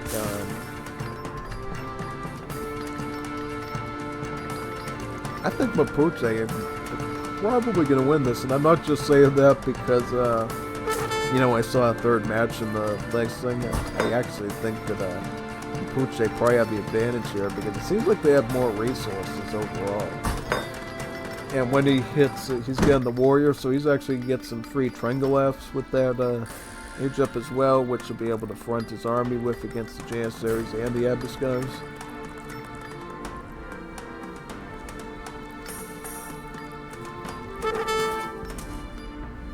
The thing I wonder is why did the Abiskars show the Malice as shock units, but everyone else has it as assault units? Like, what's the difference actually? I don't know. Like, to me, I would personally think that you would want to make them all shock, so you don't give any inherent advantage to the scout units. But maybe that's the point. Maybe it's the heavy armor protecting, like, say, heavier cavalry from bullets, but the lighter cavalry still get shot up by them. Maybe that's it.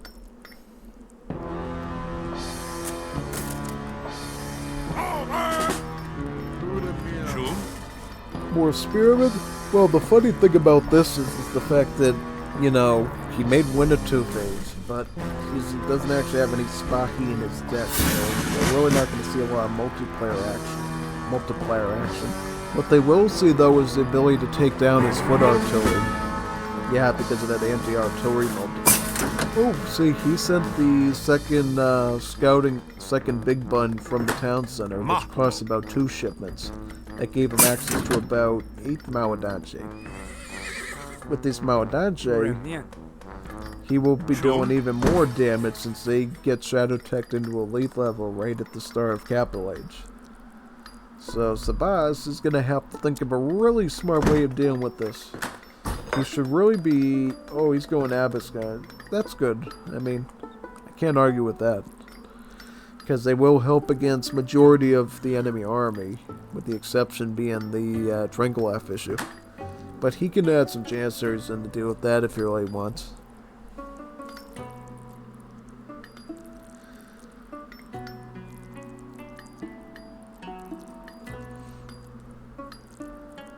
Huh. Just noticed we're almost at 2 hours now, and we haven't even really finished 2 encounters yet, so maybe we got some long matches today. Who knows? Can only hope, right? I like seeing nice long stalemate matches. I don't like seeing like super wins. Now, what I would love to see from next year's Liga, which, you know, is already being planned and talked about, is I would love to see somebody make it to the Great War Age when that patch releases. I would love to see, you know, because this is exactly sort of like the map that I test on, right? It's just like Saguenay, right? It'd be nice to see somebody coming across with, like, bombers and bombing the base and tanks, and machine fence, elephants with machine guns on them. We would love to see that. Love to see somebody reach that late game. I'm sure somebody will do it, probably me, or Alucard, or MCMR, or somebody higher up will probably reach it. So that's something I'm looking forward to. Now what he does have here is artillery pieces. These artillery pieces are almost like little artisanal guns, where I think they're a little bit stronger than artisanal guns because they have 4-pop instead of the usual. I'm trying to think now. 2 artisanal cans have 3-pop or 4-pop. I don't know. Now, as big as, if you can keep the Abyss Gunners alive and well, you should be able to beat out this attack. But if you can't keep the Maodanches at bay and slowly wither them out, yeah, he needs to be shipping these foot artillery in, like, right now, man. Get those foot artillery in, keep them safe, keep them protected, and you'll be alright. What's he doing? He needs to be shipping in the foot artillery. Foot artillery is going to be the supplementary infantry needs to deal with that large army. Oh,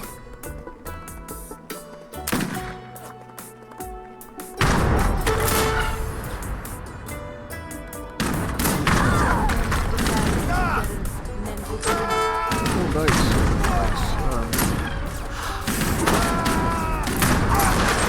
Yeah, see, if you can micro well with his average then I think he's alright. Oh, no, he can't. See, the artillery pieces took him out. Yeah, and I don't know why this kid didn't even think to get foot artillery before. See, with the foot artillery, what you can do is you can actually target these artillery pieces and take them out with the cannons and keep the Abyss gunners back until you know the cannons are secured, because I think even with the small group of Trangolats, he could have been able to take this on and potentially win. But, as you see here, see, this is a little bit too late, because he knows he has no army, and he's already doing a culvert. Way too late, buddy. You should have been doing this a lot sooner. You don't even really need culverins. You could have just made foot artillery and really put the melt pedal on the infantry front. But yeah, as you see here, Chorizo, super good economy. He's so confident he can actually move towards industrial age. GG Chorizo, good comeback. Man, you took good care of that Ottoman. Good work.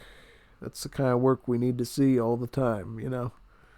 Just making it happen. Alright, so we're going to move on to the tiebreaker on Jebel Musa for the second encounter of week 13.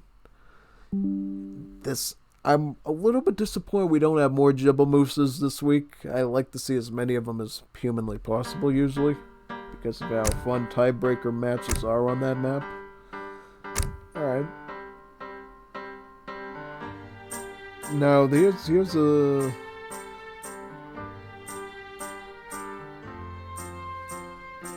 Why does Foofy and Jeff only have match 2? That's kind of messed up. They really should have 2 matches. I guess maybe somebody forgot. See, this is the Juanito problema we always get is somebody forgets to record the match, and then we got the Portuguese.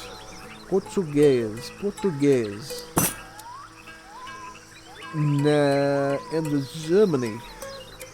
I'm rooting for Germany here. I love the German scenes.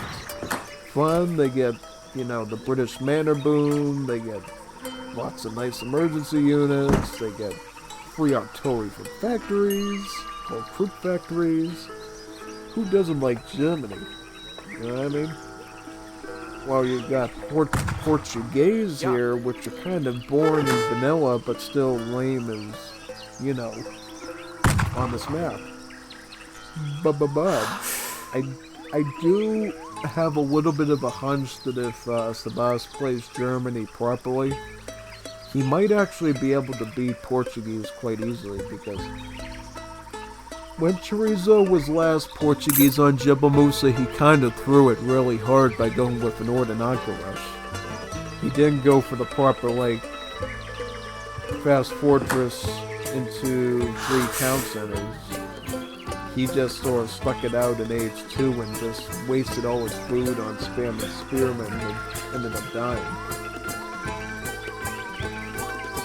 Yeah, that's what happened last I remember. So if Germany can Mayor Boom properly and get some quick line infantry out, and maybe some fresh liars, I think they really will be able to deal with this Portuguese threat. Let's look at the deck. So he does have Hobrecht Plan. This is the same as Virginia Company for the British. It makes the manors just cheap enough that you can really pop them out quicker. He also has the Leipzig Corn Mills, which will give him an agricultural wagon, and plantations will be... It's like combining advanced plantations card with a free agricultural wagon in age 1. So yeah, it's kind of a special card. So he's going to send Hobrecht Plan first. He's probably going to be looking to start spamming out those manor houses, which for Germany they're called Maitz Kasernes, right? Maitz Kasernes.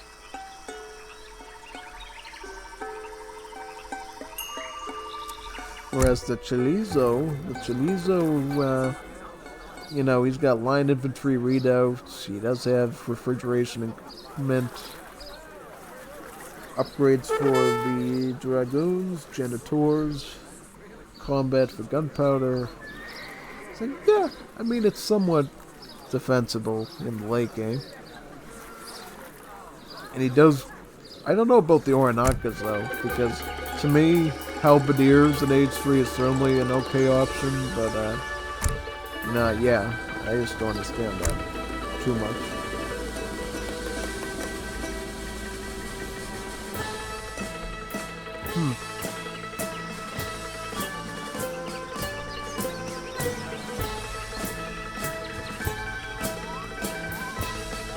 So what politician do we got? We got the Arzan, right? Yep, the Arzan, 400 wood, yay, I knew that. He's gonna get the Statesman probably, right? Yeah, the Statesman, so he's gonna get a redoubt wagon and a coin crate. It's just like the Governor General in Vanilla. So what's his plan going to be like in Age 2? Like, he has access to the line infantry ship and he can send the Hussars. He does have the way to put 2 trading posts down. Well, one thing he does not have, though, he does not have the...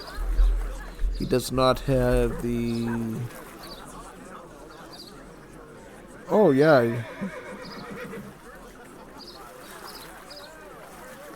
Definitely needs to get the Bismarck plan, though, if he wants to use those, yeah. I was just looking through the deck, and I noticed he has the West Politic here, or the Wealth Politic. But the fact that his levy units will keep losing HP kind of makes this a waste, almost, right? He really does need to add that in to finish the deal. Unless, of course, he was just using it to get access to these Iscari and these Flies. In that case, it's alright, but, man, if you were using that to upgrade your levy units, that's kind of a waste because they're just going to lose their HP. And by the way, there is going to be a balance change in Germany where their Bismarck model is going to go be an industrial age card to really prevent people from laming with the Hanseatic Legion in Age 2 and 3. Well, in particular Age 3, right? So you're going to have to wait a little bit later to really start maxing out those levy units the way you want to. So, you know, you'll be forcing the Germany player to use more Hussars and line infantry with their resources early on to make it a bit more fair. And then as they hit industrial age, then they can start to mass out as much land Morin units as they want with the Bismarck model. You could still use the levy units defensively, but they won't be as good offensively anymore. I think one of the best assets we've had, like balancing Moore's Liberty and making sound balance choices, has actually been this YouTube channel and me putting up games all the time. It gives like the developers who pay close attention to it all the cues that they need that, oh, this is good, this is bad, this is fair, this isn't fair, and this is what we're going to do to fix it. In the past, we didn't have such a strong YouTuber presence in this mod. As a result, it was kind of unknown what sorts of balance changes would be the most tactical and strategic. See, this is what Chorizo did last time. He went for an Ordinanca rush. Is that going to really work this time? Because I feel like maybe it's not going to do what he wants. We'll see, though. He is going to get a free land Warren, though, to aid with the defense right away, though. So yeah, he can bring this land Warren back and start shooting it. That is, he could actually levy out some land Warren from this redoubt as well. That's another option he has. If he needs it. Yeah, he might need to. Yeah, he might need to send out the land Warren from the redoubt. Fish booming? Really? This might cost Sabas, actually, the fact that he went for a fish boom. Oh god, yeah, that's serious, man. Yeah, I think Chorizo might have actually just won this because Sabas blundered by going for a dock. See, what is this dock? I just started really, like, looking at this dock and like, what are you doing?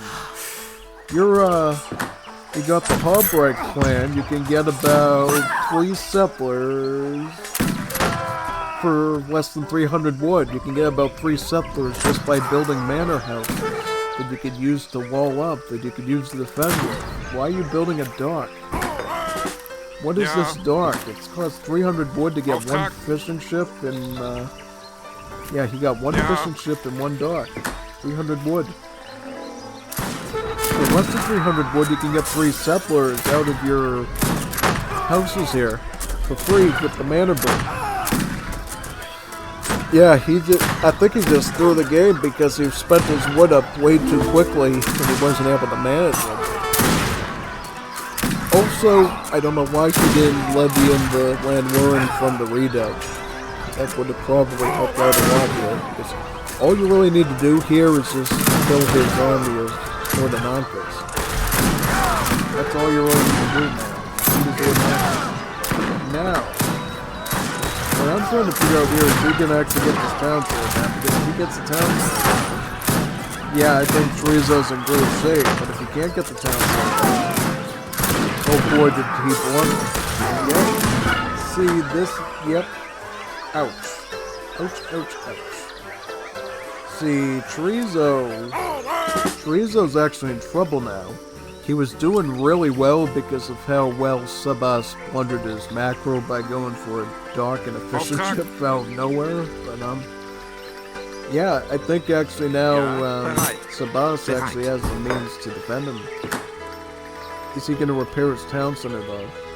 He needs to repair it. He doesn't have enough wood to repair it, though. That's the thing. He doesn't have the wood to repair it. He needs to queue up some line infantry, though, out of his barracks, like ASAP. If he wants to survive this. Is he going to... Yep, he's repairing right now, so... I think Sabas might have just dodged the bullet there. Yeah, he just dodged the bullet. Because now, the problem for Chorizo is he's going to come back up here, and by the time he gets up here, he's already going to have about half of his town center HP back with him. So yeah, this is going to be not good for him. Not good at all. He's going to queue up some more line infantry as well. If he can beat out these line infantry here, he should be able to defend. Yeah. You know what he really should be doing? He should be moving some of these over onto one of the huts and get some food.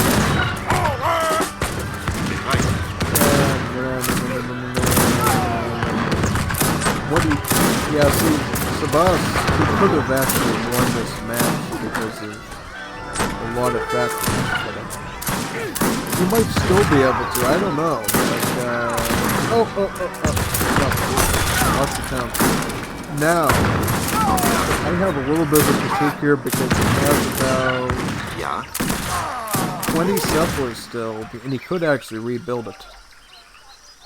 I actually feel like Sabas not only played really badly here with this dock, he actually could have actually came back and built another town center again.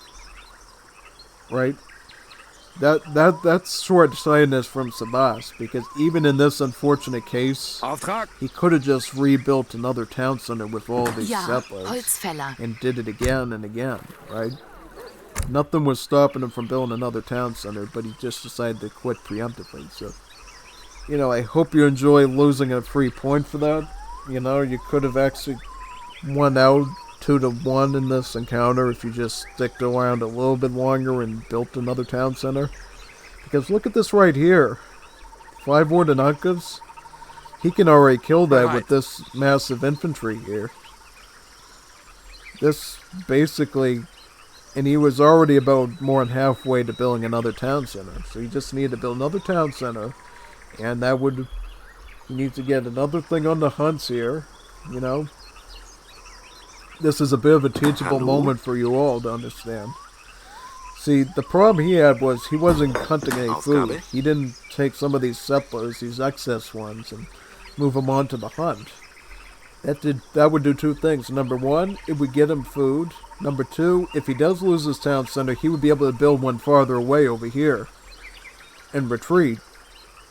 And if, God forbid, Chori had any infantry left, he would have to walk all the way over here and find it. Yeah, see, Chorizo,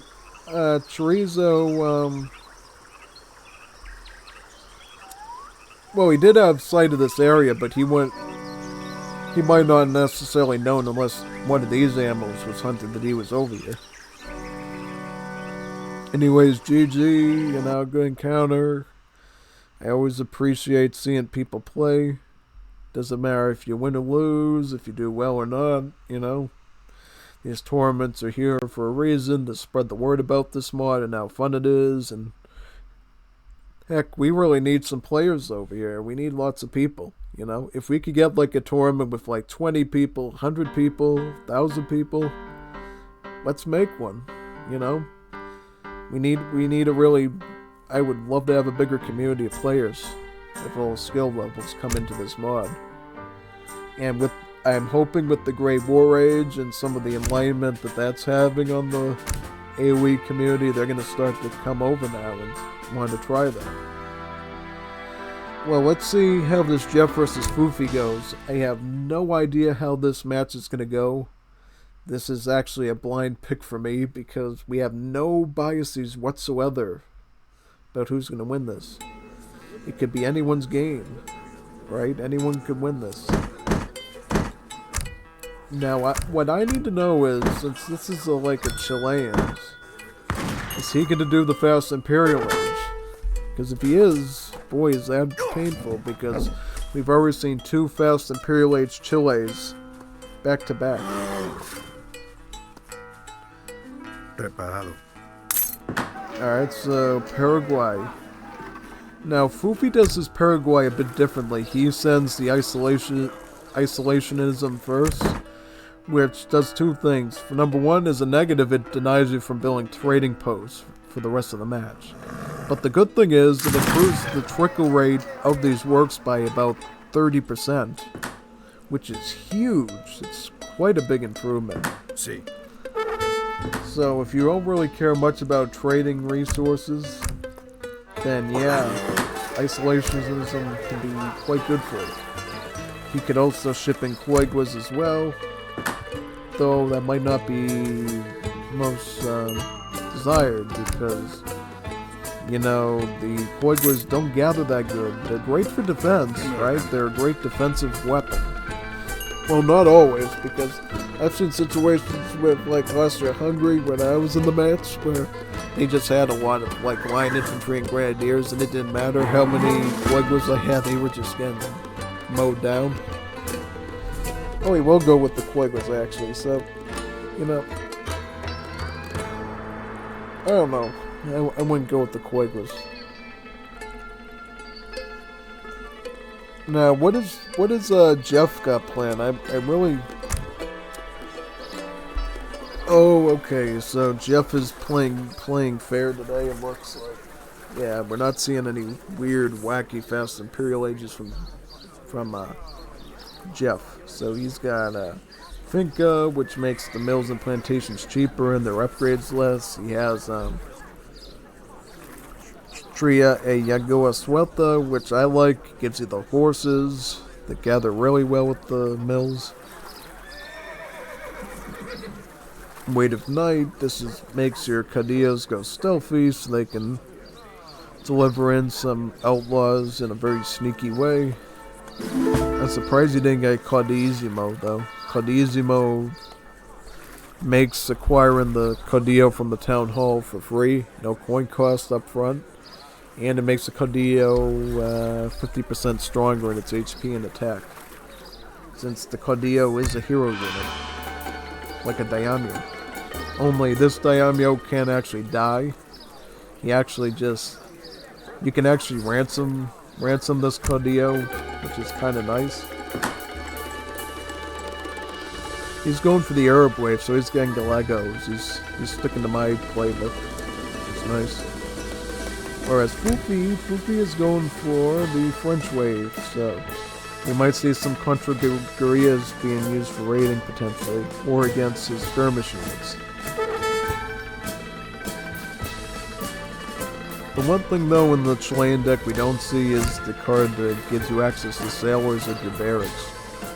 Because having naval infantry at your barracks is actually quite good, and it provides a really solid skirmish unit that can be used against a wide variety of things, including even shock units, and artillery, and ships. So, yeah, naval infantry will actually be receiving a bit of a change in the next patch. They're being reworked again, apparently, for probably like the 5th time. They're no longer going to have crush damage, but what they're going to have is anti-cannon armor. They're going to have multipliers against artillery. So they're going to be like little mini culverins now. I don't know. I thought sailors were alright the way they were, being flexible against multiple things, but now they're going to be a little bit more situational against like falconets or something.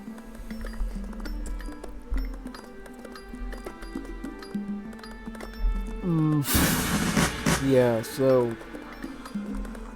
I'm just curious, like, which train post is he gonna nab? Is he gonna go for yeah, he's gonna go for the center train post. He's not gonna go for the exterior one. I find it funny how sometimes you get the train post that look like this, and sometimes you get the one that comes up like a line. It's not always the same.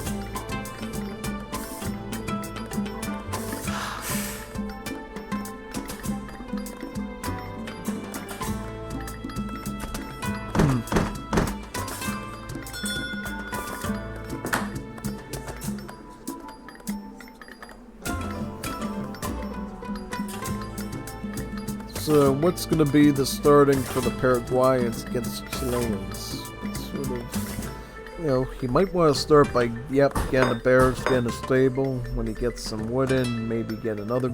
Oh, he's going for a bakery build. All right, nice. A mini bakery build. Like the full-on one would involve Chimera Tekka to get like 4 food works.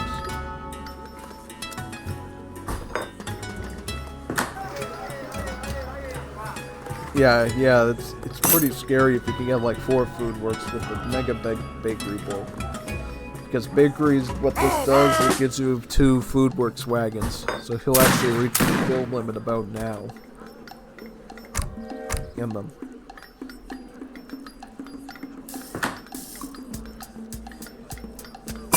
Yeah, see, he's got about 2 food works wagons here. And, yep, you can put one down here, one down there. Good. Very good. Dígame, Mariscal.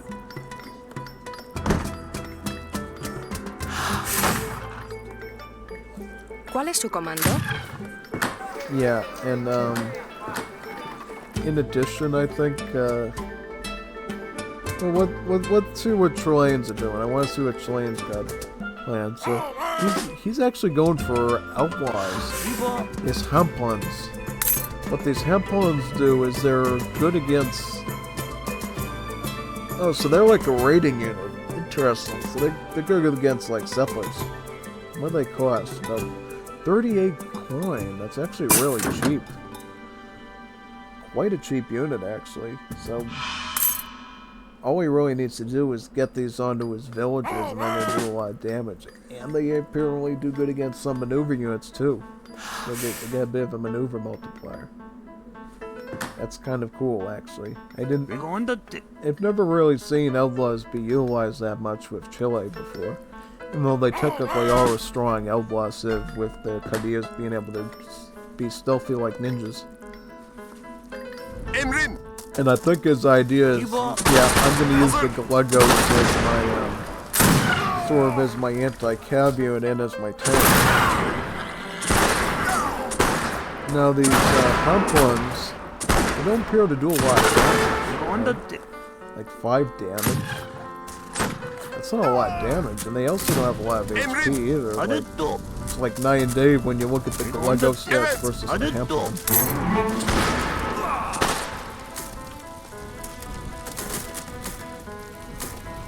What are they? No, they don't have a skirmish tag, so they wouldn't actually be able to really. possibly is.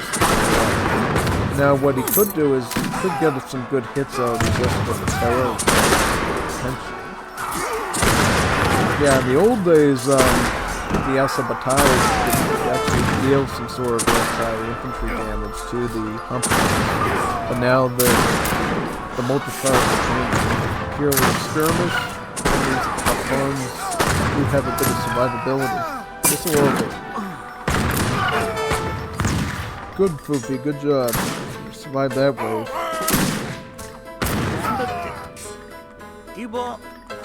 Yeah, I mean, I don't know how much more he's going to be able to keep up with these harpoon spammers. The one thing he can rely on, though, is the fact that the harpoons are super duper cheap. Like, really cheap, yeah. They don't cost a whole lot of resources to make, only like 38 coin. That's not a lot. You can keep that up for quite a while. Actually, is a pretty cheap spammable unit. What I find interesting, though, is it has like a random maneuver unit multiplier moved in. I wonder if that's for the gauchos or not. The gauchos are maneuver units, they're just shot. I don't know what's up with the maneuver unit multiplier there.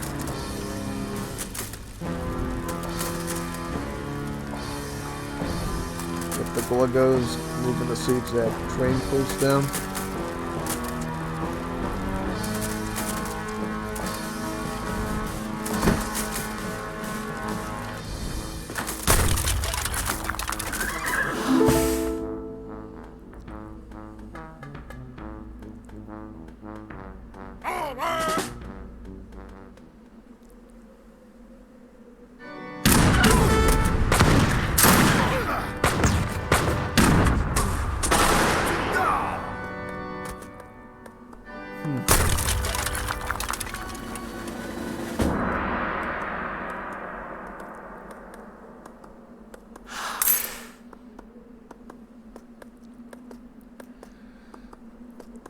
Let's look at the Foofy economy. Oh, he's actually going up. Yep, capitalized. Second French wave. I see the French workers there, which is really good for Foofy because all Foofy needs to do now is he needs to just get his heavy works up, right? Like, yeah, that's all he really needs to do is get heavy works up, get some Coheed rockets, and then he's really in a good spot of winning. Yeah, because let's look at this deck. Like, Juanitas Bonitas? I mean, that's all he really has here. I mean, he doesn't have a lot else in this age. He has the Fort Wagon, sure. He has some redoubts. And, he has, oh, parliamentarianism. Interesting. So, yeah, he'll be able to get all those techs for free.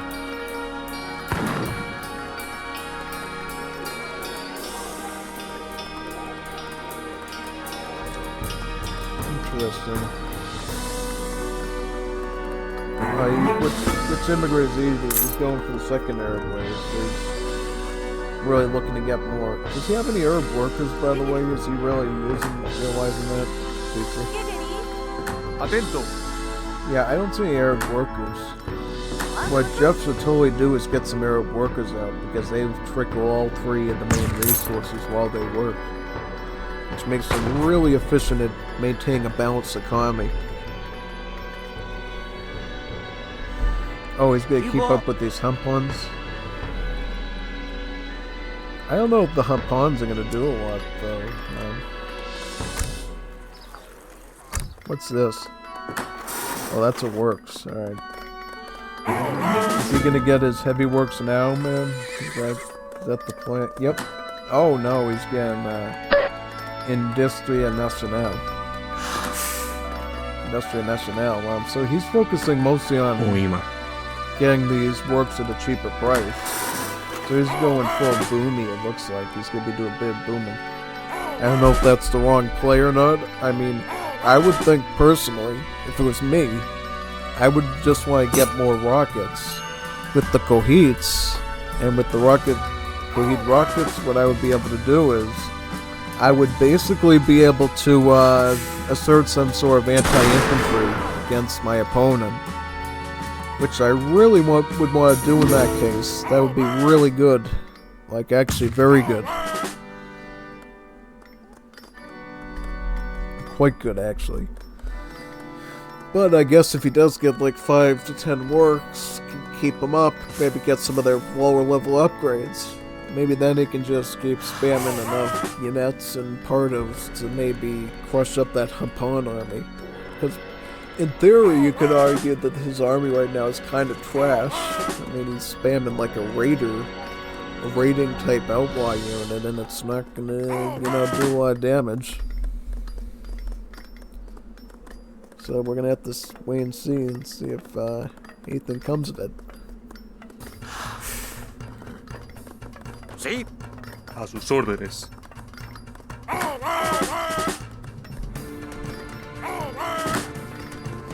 A sus órdenes.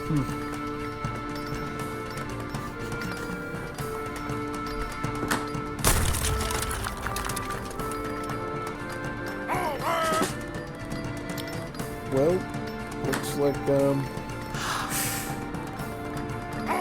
got ourselves a tough one today.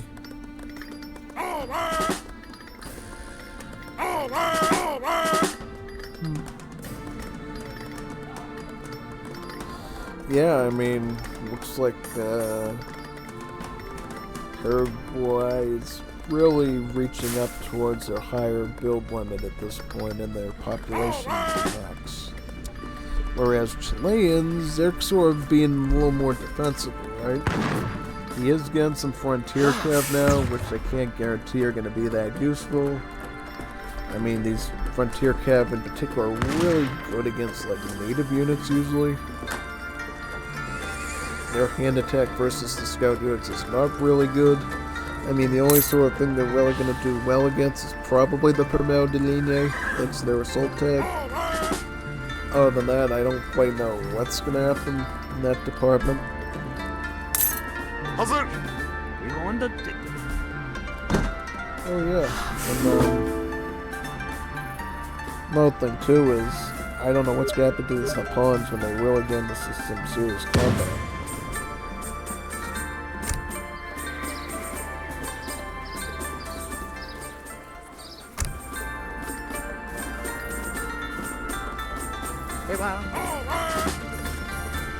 Yeah, well, it all depends on what Fufi has built out by the time he gets there.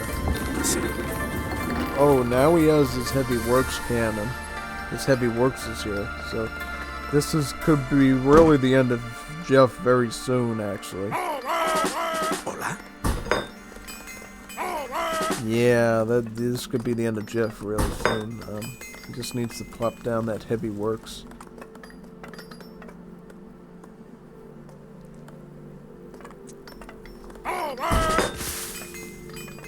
Oima. Preparado. Yep, I'm just trying to see if any weird stuff is going to happen or somehow manages to burn this thing down. It's most likely going to go up. And when it does, that's going to reign in a new reign of terror for the Chileans. Because once you get that sort of chain of like Coheed rockets coming out, then the bad stuff really starts happening. Yeah, it does. It's not pretty either. So what do we have here? We're gonna see the Romeros, the Escoteros, even more onto this readout. Oima. Yeah. Yep.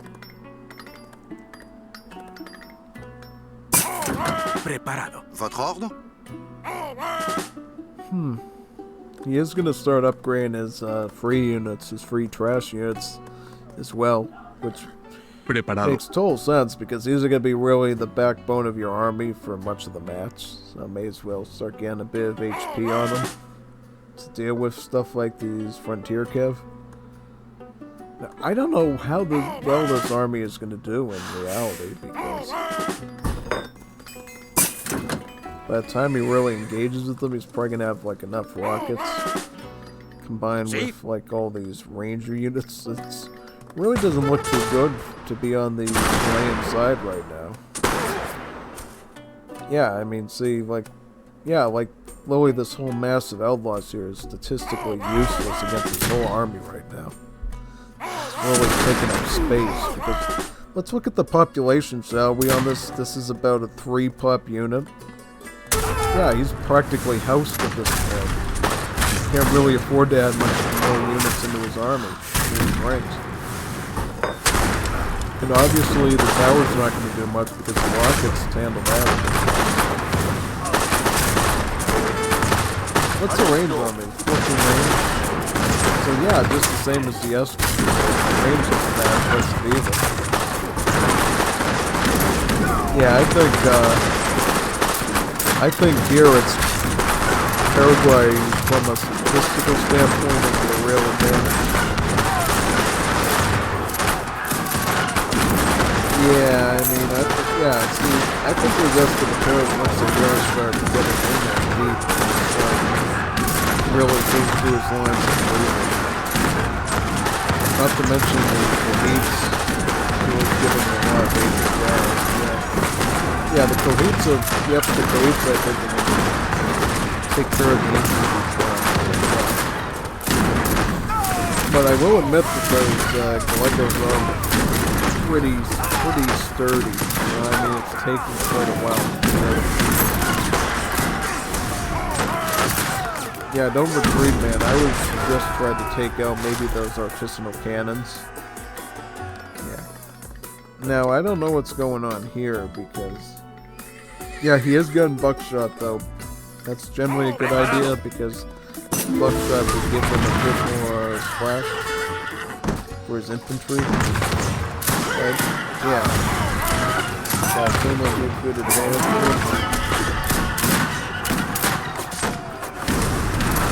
Yeah, just retreat a little bit. Don't get caught up too easily by this one here, kid. Because you can still defend this relatively well. As long as you don't lose your heavy woods building, I think you're generally going to be alright in this situation. Yeah, I mean, yeah, the Escobateros is just really good against the frontier kid.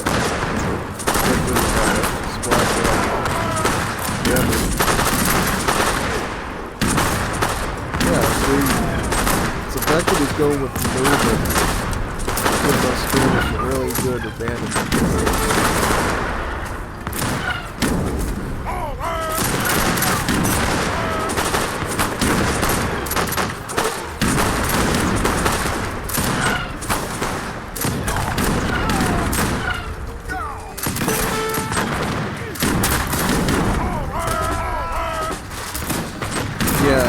Now I think he's going to be able to push back a bit because the heat rockets are just going to target down the artisanals one by one. Yeah. Yeah, good work with the Cohits, by the way. You're doing really good with them.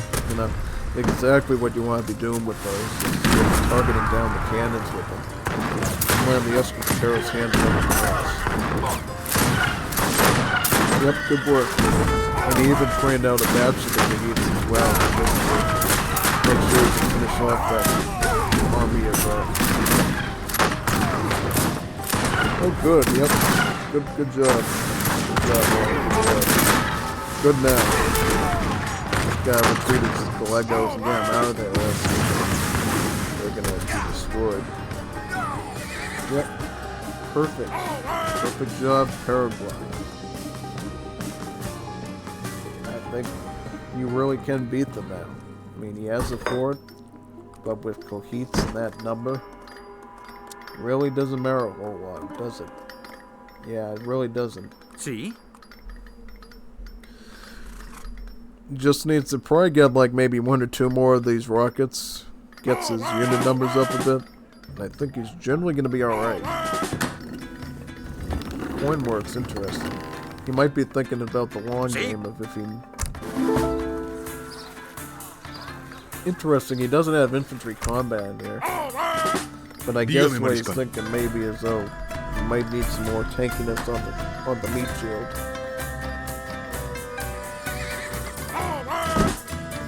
Yeah, we might need some more tankiness on the meat shield before we can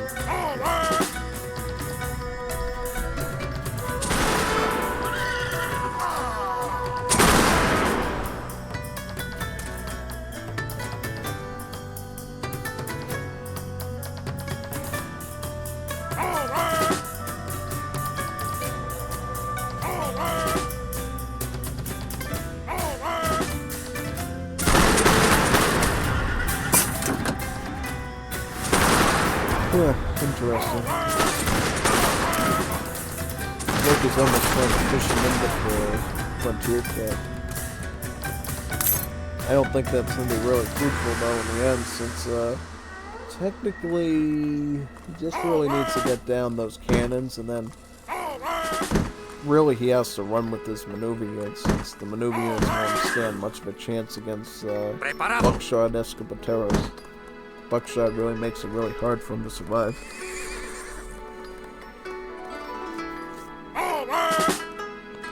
Dígame, mariscal. Preparado.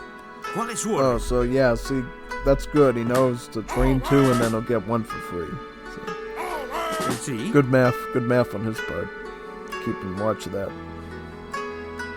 Now this is cool that he put walls in. That's actually really fun because I think he was thinking, oh, I'm gonna try to break in at a weak spot, but now I'm cornered. Now he's gonna be cornered into this quadrant here, which you really don't want to be because he doesn't have a lot of room to retreat in. Now what he needs to do is he needs to get these rockets as he needs to target these artisanal cans, which they're doing perfectly. Yeah, just target these ones over here. Yep, get this one, get that one, yep.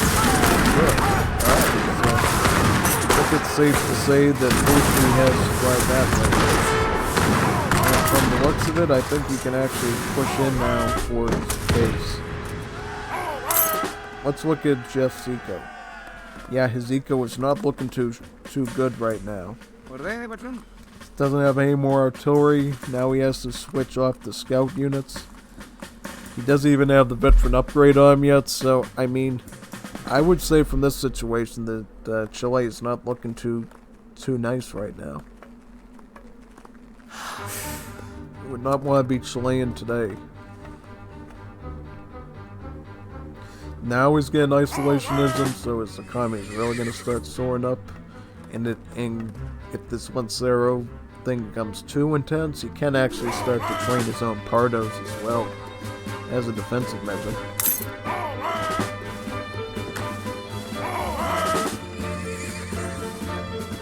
Local production, this will make artillery training quicker, combined with the steam engine.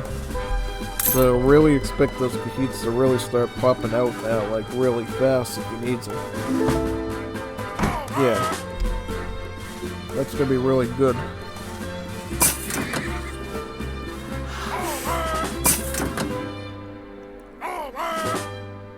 He has his Lanceros up here though. He just got the veteran upgrade on him, it looks like. It really comes down to if he can take this forward. Once he can blow up this fort, then Chile's in real trouble, because they don't have a lot of infrastructure at home to really do a lot. I mean, where does he get this? Is that a Turela? Is that a Turela? Probably, won't do him a lot of good since the Bandila wagons aren't really that good in this case since they're maneuver. But I guess you could make some use out of war wagons, I guess, because that's basically what they are, is they're just Chilean war wagons. And what's this down here? Yeah, that's just villagers. That's actually vulnerable to getting raided.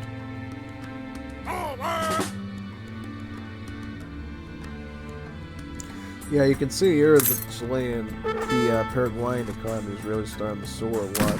Preparado. And here he is just going around seeing, you know, what's going on, what the army's positioning at.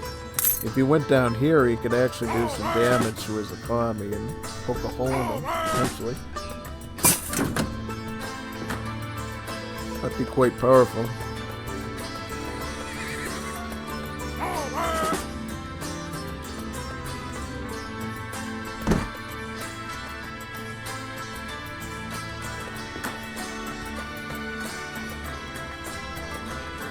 Oima.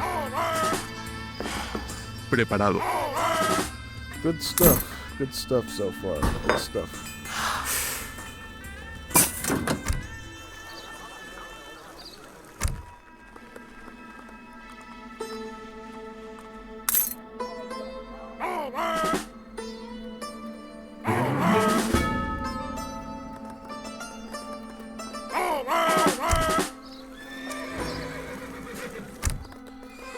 Hermanoteka's. Oh, Ford. Yeah, good choice. Giving him back some coin as well. See? Like, if he could get these type of Pietais, get like the World Guard Pietai upgrade on the Escobateros, that'd be really brutal for him. He'd really start to exert some real damage on the battlefield. And he does have, he did bring his infinite shipping with him, so yeah, he would definitely make the most of it. Oh, actually, decide, let's go for infantry attack. I can't argue with that. That's quite good because the Escobateros are going to be the meat bone that's going to really blast his way through most of his army with. The more damage you can get on these, the better your match is going to be. So what happens here exactly? They have like a little fight and what happens?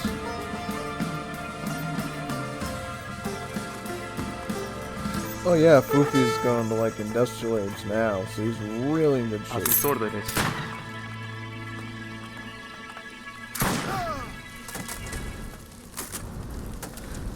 I think Jeff is actually going to lose this one. Preparado. I think. I'm pretty certain of it. Yep, protect. Get those artisanal cannons. Last system. Get those, you're all set. Get those, well, you're not all set, but you're in good shape. Alright, just get those Escobateros working on the Lanceros. Get little pockets of damage here and there. Alright.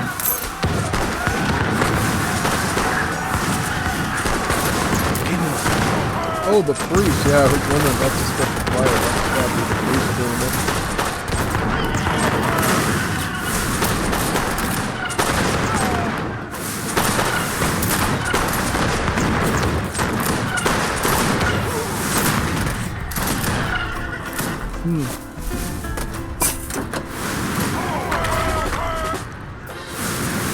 Tiny reformation will give them an extra shipment. So then I'll be able to ship the group of Escobateros in right away.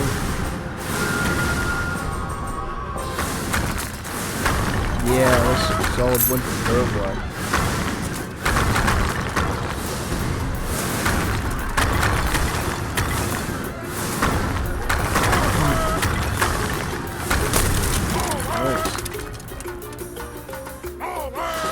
Good work, Fufi. I can imagine if, well, it depends.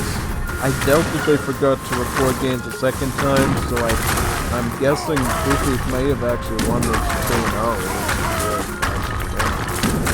I mean, you could tell from his gameplay here, he was really a good tactician with his Paraguayans, right? He really played them out well. And I think it's also a bit on Jeff's fault because he went with this weird outlaw unit early on and he stuck with it for a while.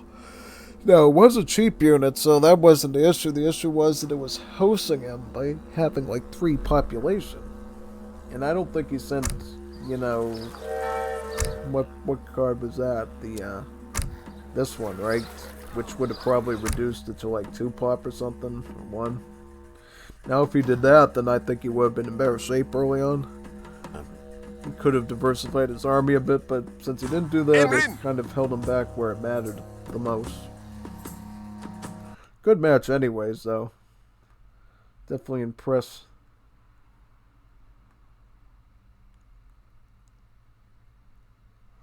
Alright, so now we're going to move on to the next match.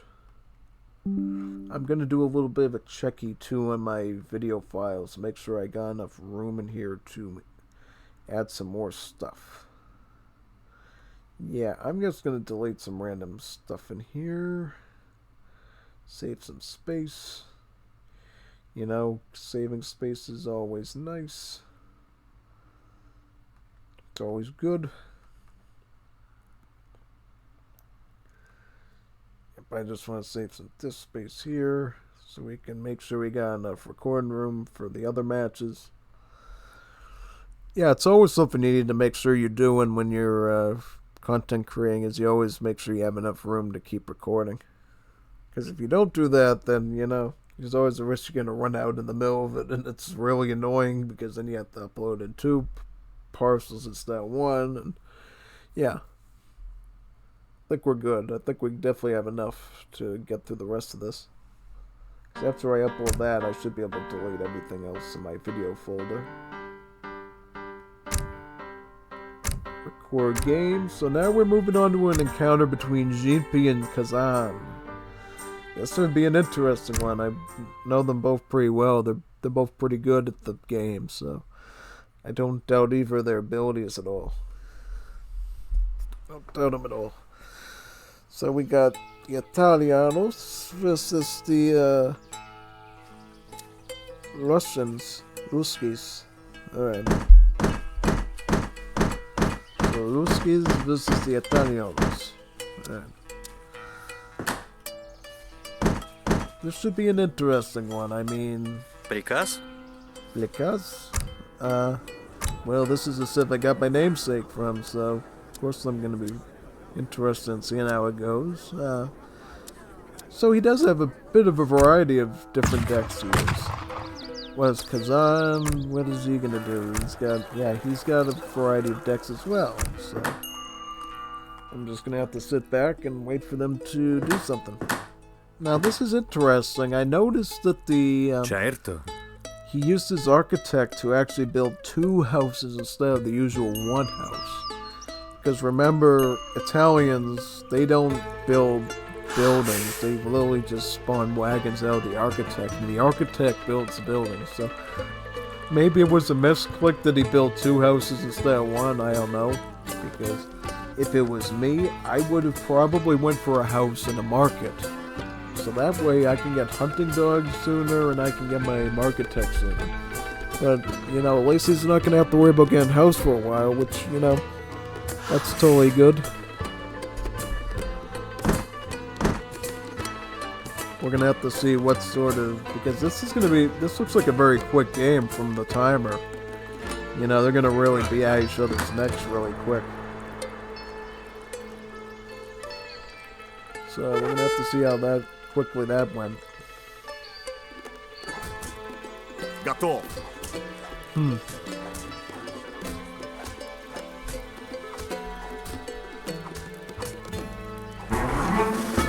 Yep, distributivism in one of these decks. I mean, if you don't go for a wood trickle man, you're not playing Russia. Kazan, 3 merchants, which are just villages that can't build. So what does his deck look like? What does he got? He has Colonial Militia, an interesting pick. He has capitalism, can't argue there. He's got 2 shipments of line infantry, kind of nice. Some pikemen, partisans. Where's his upgrades?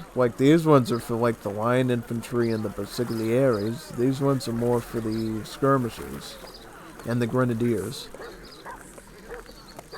He has some Swiss guards here.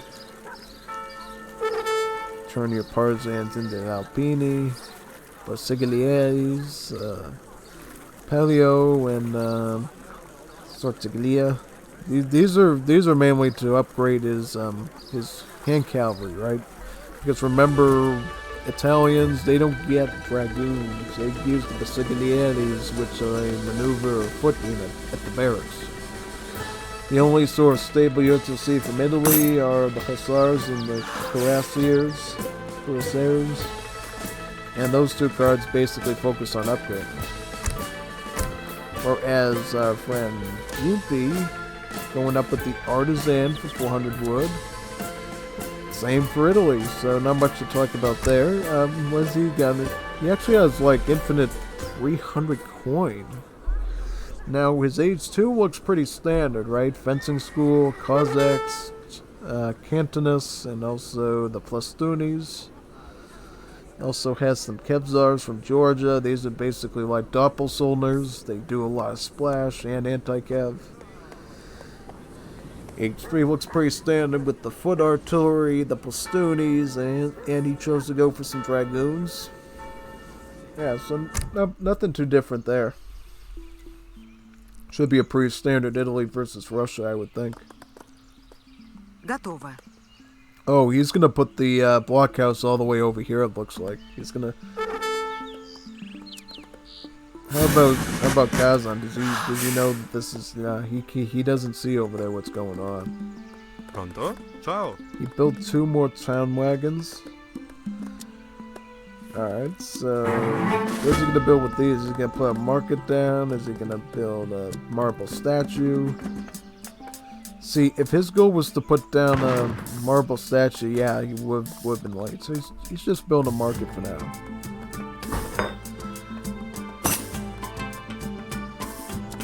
Let's Kazan resources. Yeah, he needs about a little bit of wood, and he needs to really start building a military wagon. Get a barracks out, maybe a stable, maybe a safe house, whatever he feels like in. I wouldn't go safe house unless, you know, like Lily, you know, my first ship was to the Kevzars or something. Yeah, I mean, you really don't want to go spies this early in the game unless they're doing like some weird mercenary spam nonsense. Oh, here comes the ship Cossacks. That's gonna be painful and annoying. Is he gonna get... Yep, he's gonna get one merchant. One merchant's going down.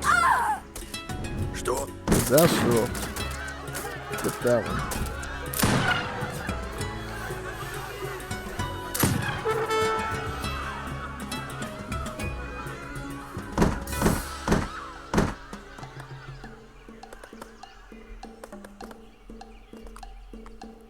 Здравствуйте.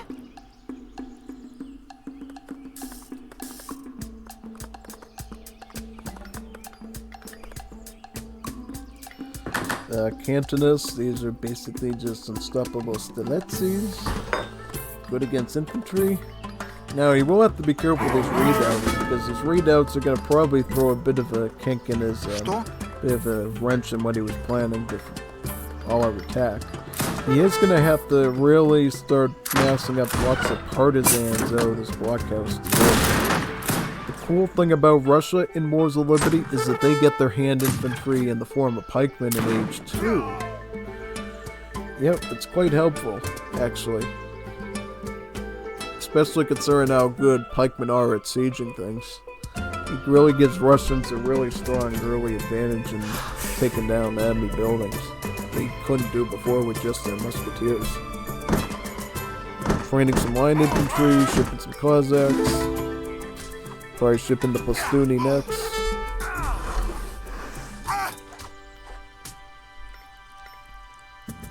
Готов. Готов. Готов.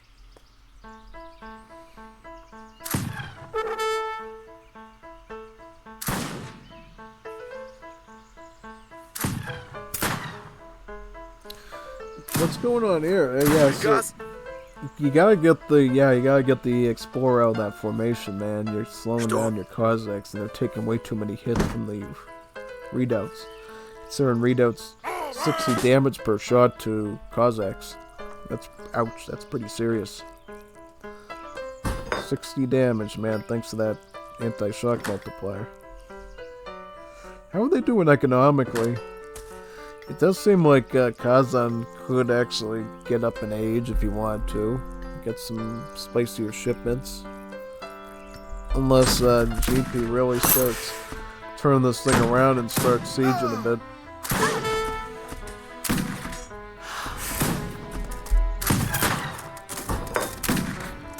Interesting. Commando. You know what you should do? Yeah, see, I think he notices that now. Yeah, start snapping that military right around. Yep, oh yeah, nobody can predict that though. He should have just swarmed it and surrounded it. Because if you could take out his wagon for free, man, that's actually really good. That might actually have been game ending for him. To lose that amount of wood for free. Well, now he's going mostly with like infantry, so the impact of the readouts isn't going to be as deadly, probably. still might, but at least you don't have to worry about losing such an expensive card and unit. But they will do multiplier damage against these Stoonies since they are a shock unit, though.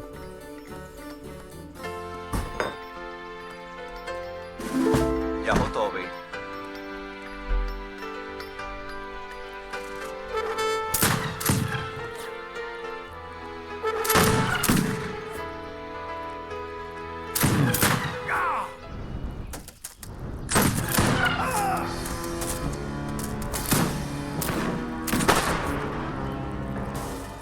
No, I want to know if this Kazan have a queue of Khazars. He does not. He's actually just shipping Titan right now. What I would have thought he would have done by now is like queued up like a group of Khazars and start to really statistically pick him out of the base. But I guess he's also afraid of the flying infantry, even in the diminished Russian stat state, pick him out. Yeah, I really can't tell. I mean, I think technically the GP is a real advantage here if this plays doing.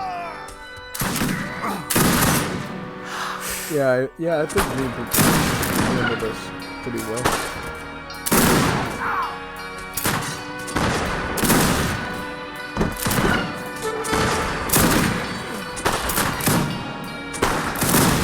Yeah, now he's playing the Hussar. Now he's killing myself. Now he is going to be lacking a lot of pop he probably wanted though, because he doesn't have another house. Yeah, definitely would want another house to deal with that, because in that sense you would have probably like two batches of Hussars to clean them out, and now it's just going to be able to have like 4 different landings for each supporter. It goes in right here and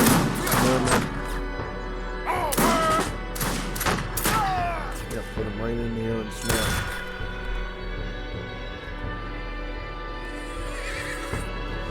I mean, I still think is GP making? Yeah. See, how many filters does he have?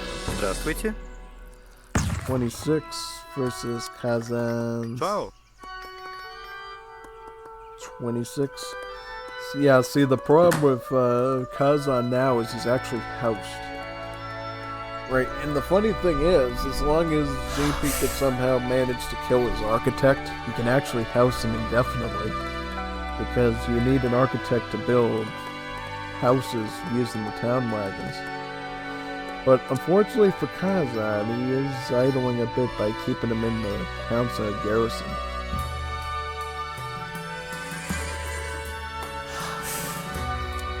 Yeah, I mean, I think GP's ready to go for another round here.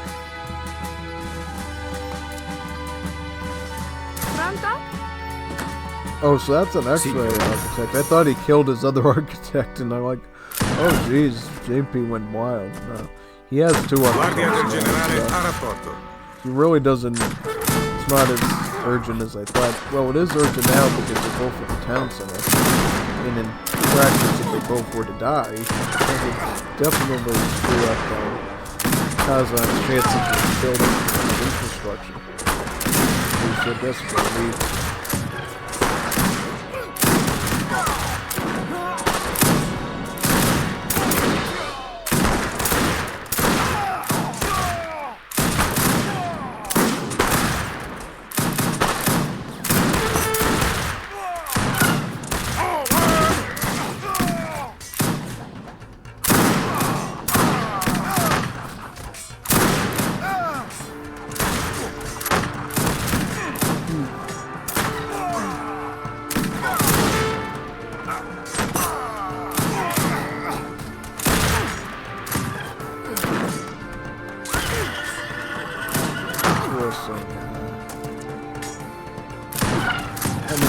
Some stats on those Hussars though, so it's not gonna be independent.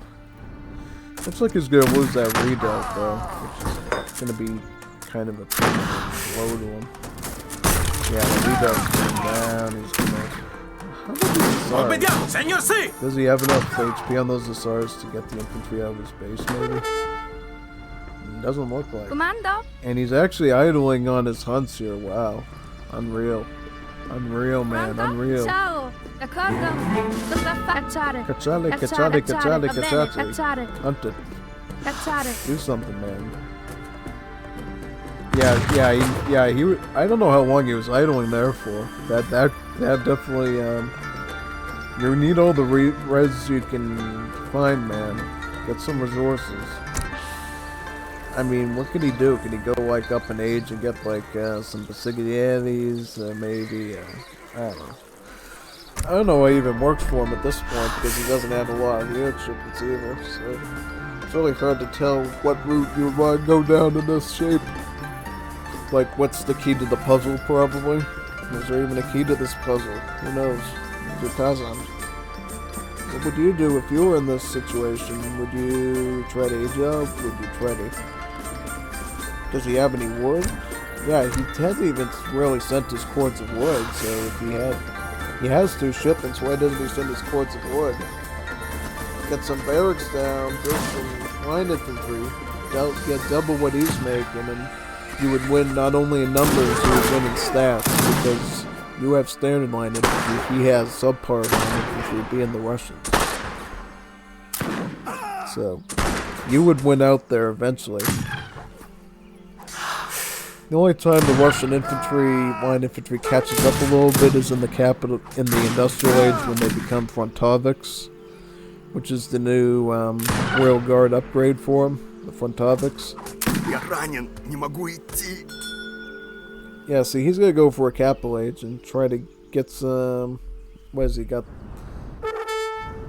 The city planner, so that's gonna give him like a town center wagon. And what he's thinking is, you know, if I can get this town center wagon up, I'll have 2 town centers. I can divvy up the tower fire from both town centers. And if I can get him out of my base, I can start to call back my army. The way that, you know, I'd be able to catch up with the Russians, which are clearly ahead right now in Vil count, I would imagine. See? So what does he have? 31 versus Jean P's, Что? yeah, 38. So yeah, he is indeed a little bit ahead. And sending skill traps as well for that hunter. I mean, yeah, it almost seems like at this point it's really kind of inevitable to die because, well, you're really playing hussars with musketeers, or line infantry as they call it. So those bayonets are just going to cut through whatever sort of hussar mass you got planned. Yeah, he's going to resign any second. Just can't deal with that. And Mr. Architect isn't going to get away either. Ко мне возвращается сила. Да, что?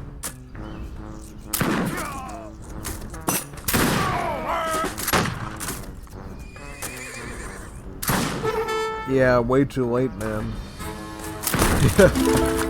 Ouch. Denied. There goes that plan down the drain. He maybe would have gone there sooner if he didn't choke up on his idle time on the hunts. I usually do a lot later myself, but when you see other people do it, it makes you what's up with all the architects?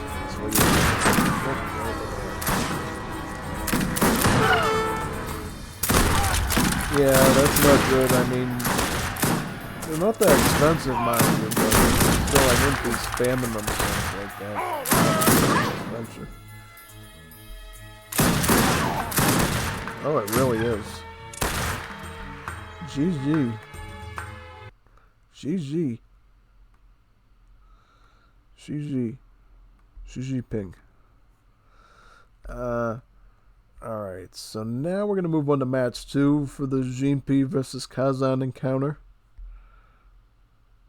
It's going to be spicy and fun.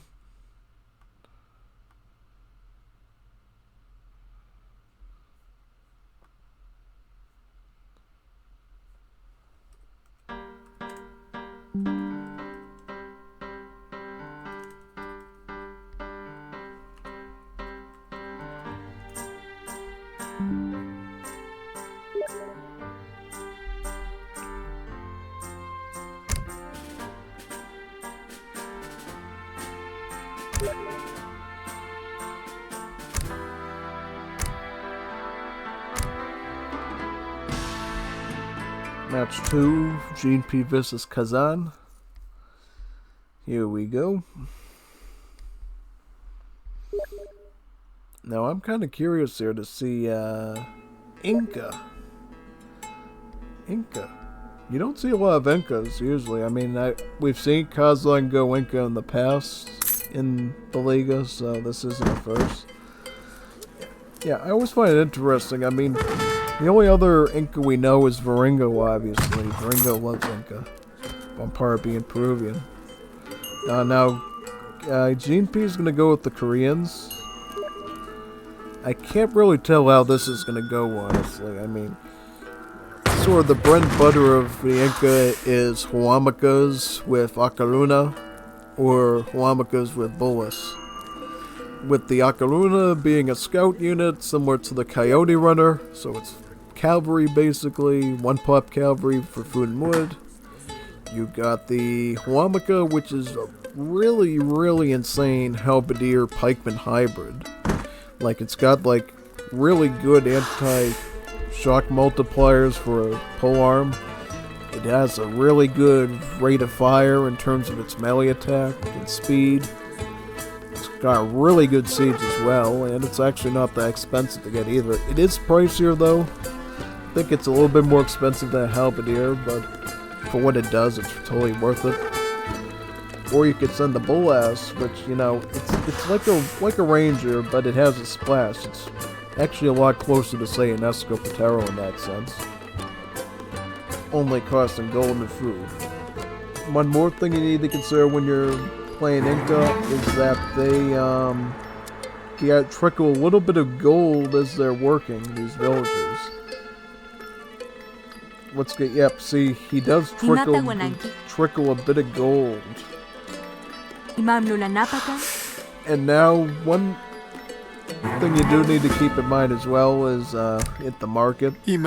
They don't actually get any mining upgrades. They actually just get improvements to that gold trickle while they're gathering resources. Now, this doesn't stop you from actually macroing some of your villagers onto the silver mine, because remember, you do need to age up with gold or coin for your first age up.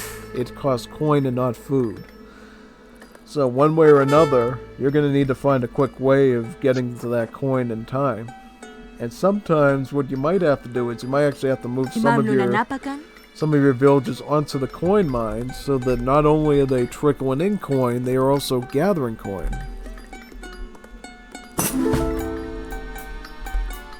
Which is really, really effective.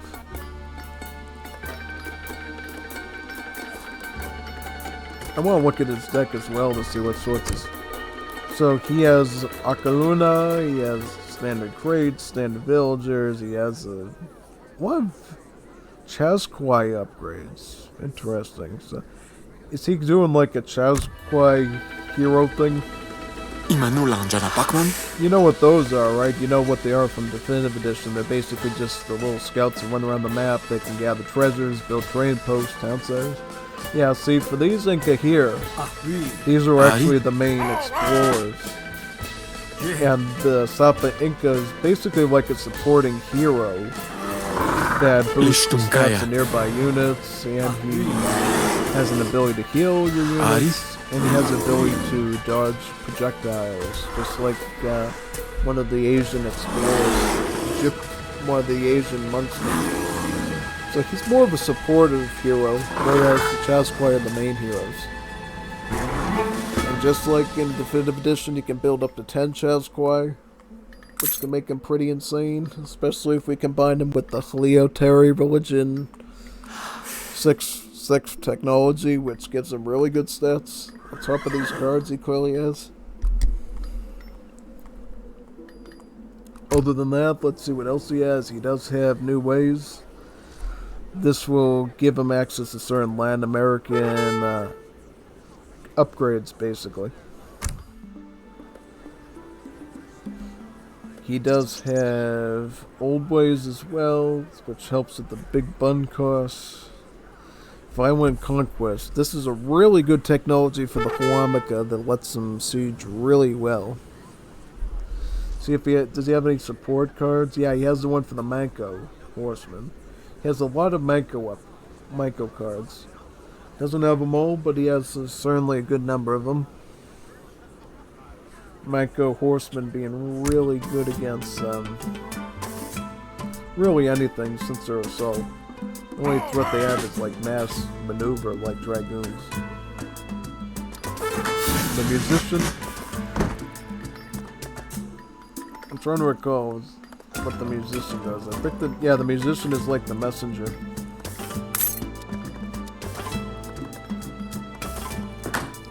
Korea this time goes for the Grand Palace. This is like the boomy wonder I was talking about earlier, where it lets you see how he's researching hunting dogs. Normally you don't get access to that as an Asian, but thanks to this wonder you can research the level 1, like the age 1 market technologies for about double the price. You can also act like an arm and town center, producing villagers for free over time. Making this Civ almost sort of boomy in that sense. Looks like Korea's gonna go for like a Dangpa experiment push, which I don't know about because I do. Well, actually, wait a second. Our friend here is getting Ocarina, so this is actually gonna be the perfect hard counter to his unit. He's also opting to build a monastery here so he can get some tigers with the Lord of the Mountains. Lord of the Mountains gives you free tigers, which don't have any real serious tags, so not a lot of units actually have multipliers against them besides like the pet multiplier. And the hand infantry multiplier as well.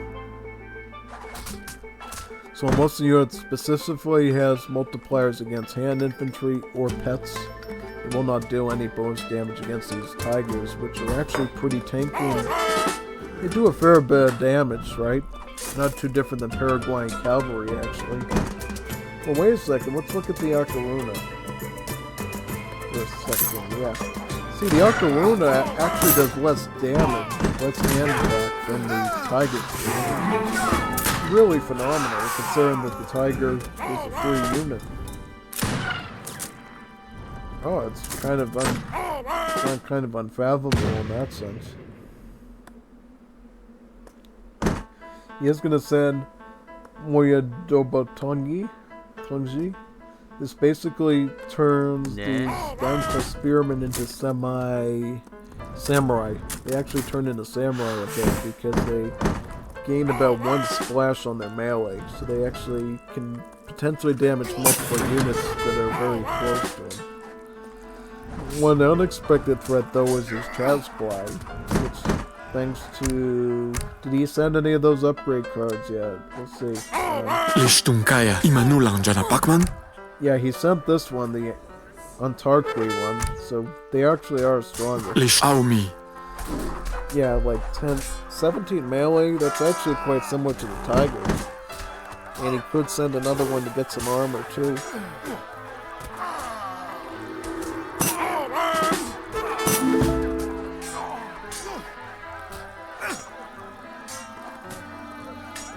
I'm guessing we're gonna see Huamicas at some point. Because that's probably what I would get in this situation. I would get Huamicas.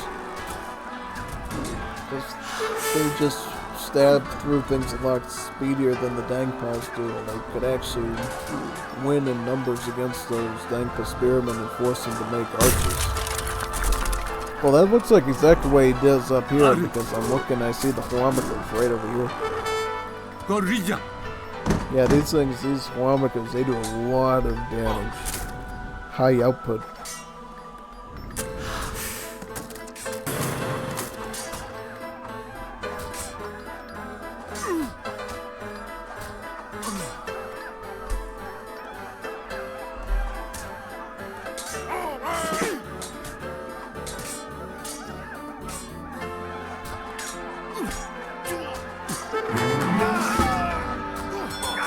Yeah, good work on that one.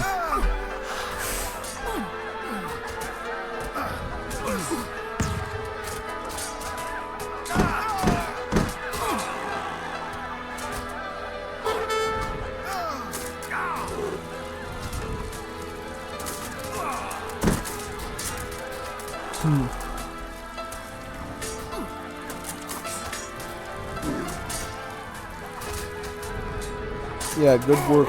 Good work with the Huamakas. See how much seeds they do? 30 seeds, that's pretty good. And then they get really hard once you hit the midway to deal with. Yeah, as you can see right here, the Huamakas are doing a really good job at being them back.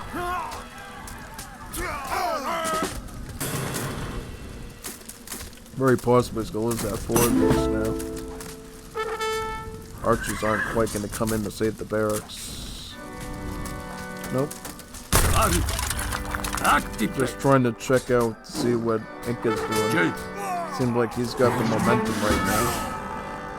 Oh, yeah, looks like the tiger did distract him a bit, but look at this. Look at how insane Huamakas are. They obliterate everything, even archers, even their counters. Even their counters get destroyed. So I'm gonna pause and answer something really quickly. Be right back. Can continue after this.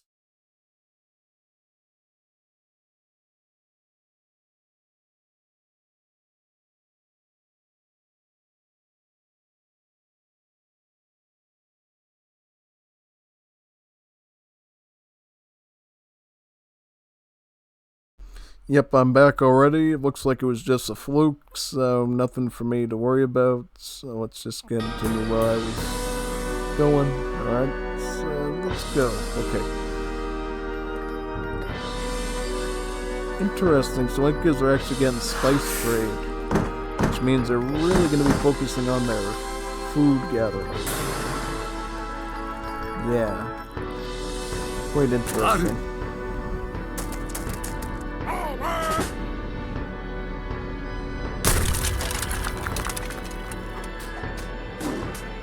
Yep, last tiger easily began for a while.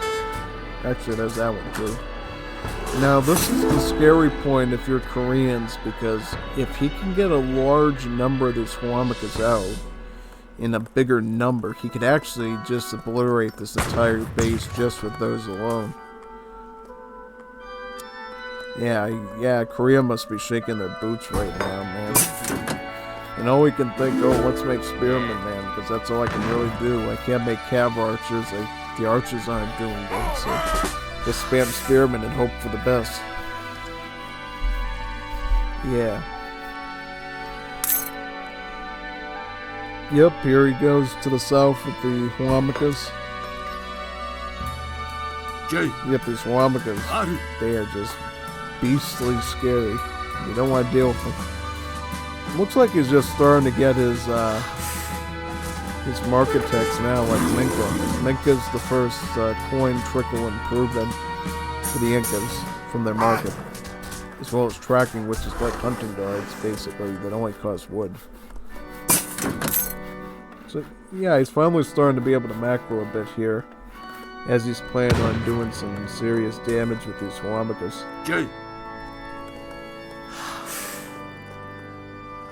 Ari? Lishtung kaya imanulang dyan na pakman?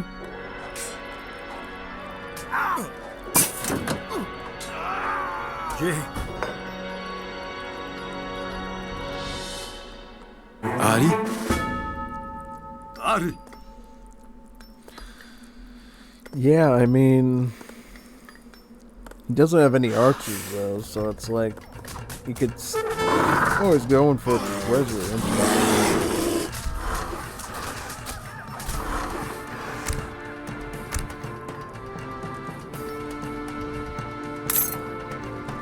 Oh, nice.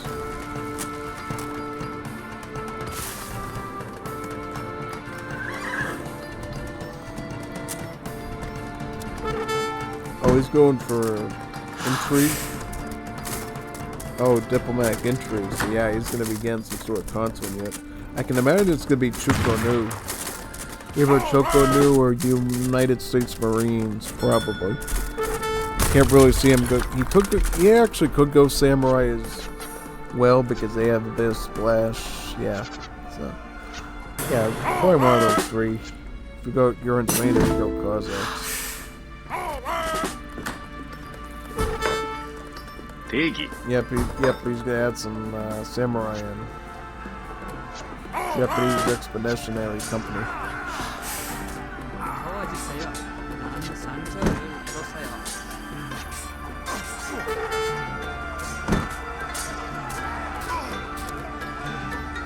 Oh yeah, where do you think we go?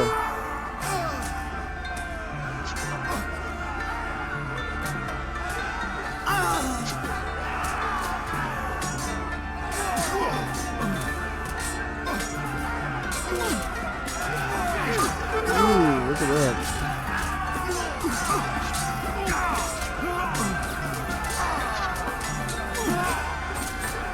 Brutal.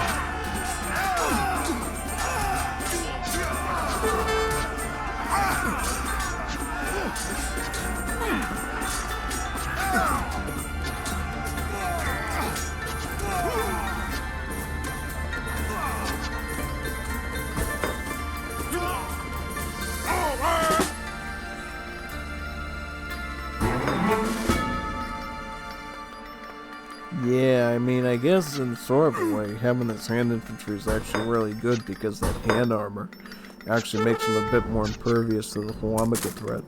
The problem with the archers is they have less HP and they have no of that hack armor, so if they lodge with the Huamakas, they fall like super duper easily.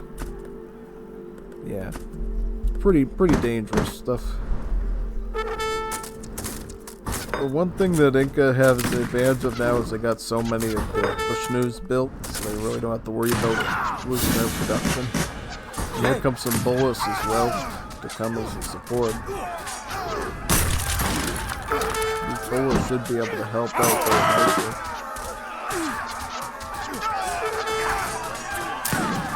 Now, what is he going to get from here? I can imagine Manka Horseman after his infantry combat. He really wants to upgrade his Huamakas really badly. He will need a Tombo though to upgrade his units because Incas don't upgrade at their military production building. They upgrade military through the Tombo, which is their tower. It's a tower doubles as a military upgrade building.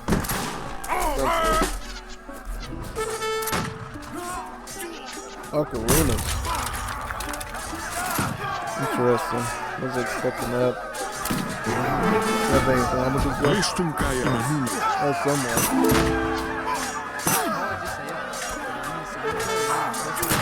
Yeah, he took that up pretty easily. Yep. And then he's gonna send the Mancos after that, I can imagine. Yep. That's all you really need is your bread and butter most of the time is just Ocaruna and Huamaka. You do a lot of damage with that typically. You does have to be careful not to throw the Ocarunas though too quickly. The Samurai appear to be doing a pretty good job tanking for a while.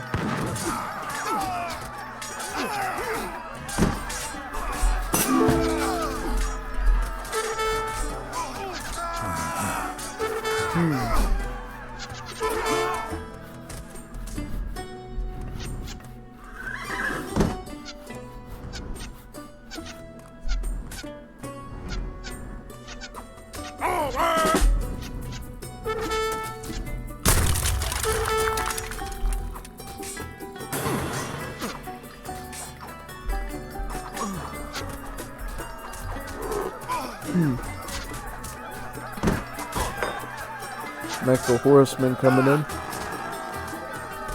Yeah, I don't know at this point. Since I think I just really ran economically.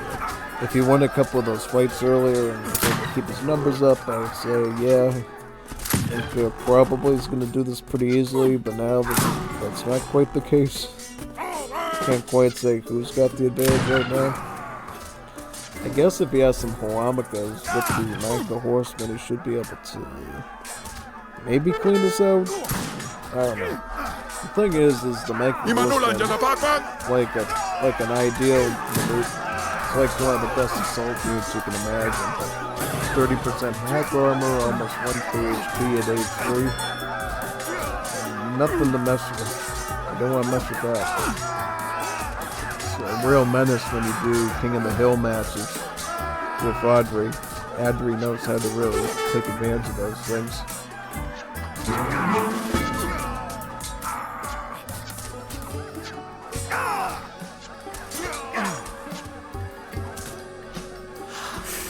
Yep.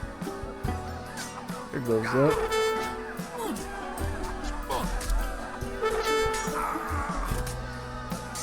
Yeah, so I really can't tell if Kazan's gonna make a comeback or not, because I just saw him beat his army again. And you really don't need a lot of army either to do well. Question: if he doesn't have any native settlements, why is he going for cheaper native warriors? Does he think that's gonna benefit his troops in some way? They don't. They're not natives, man. They're not gonna get that advantage. I'm just gonna look to see if he's got some weird concoction or something. Yeah, no, those aren't gnats. You need like actual gnats, like from like trading posts, for that card to kick in. Kinda just wasted a shipping round. What he probably should have gotten was probably should have just went with the 3 villagers, which according to this he never sent. Yeah, that would be good.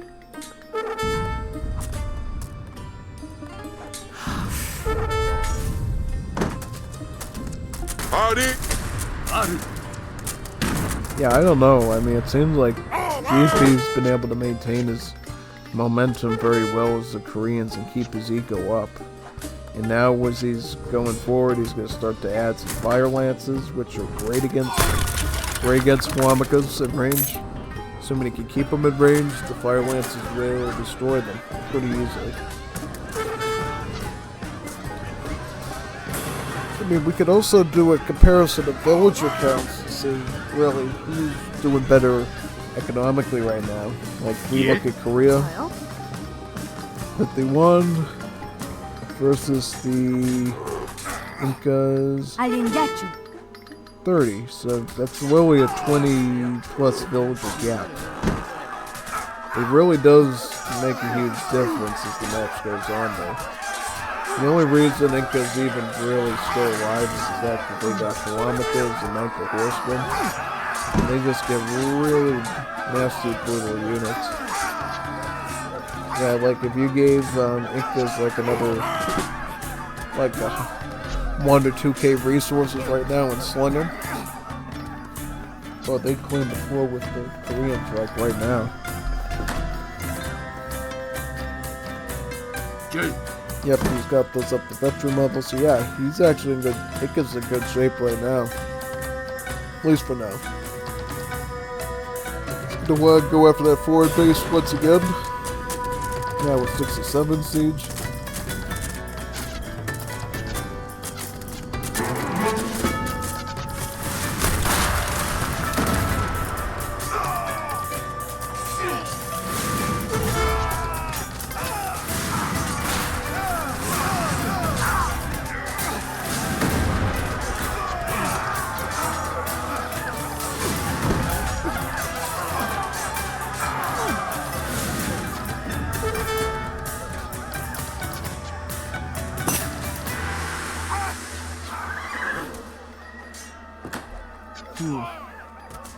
Byunggungs.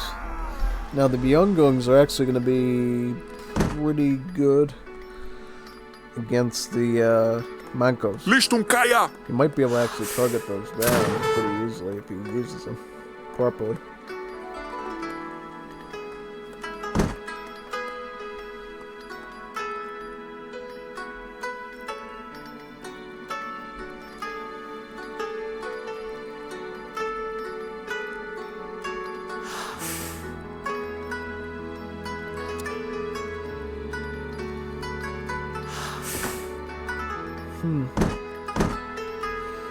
This card here, the Inca metalworking, will basically give them a really high mining upgrade. Like 30% improvement to mining. Which for a civ like Inca, which is pretty coin dependent, is actually really good.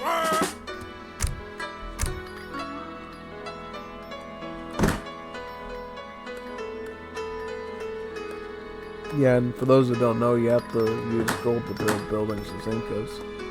You can't build it with wood.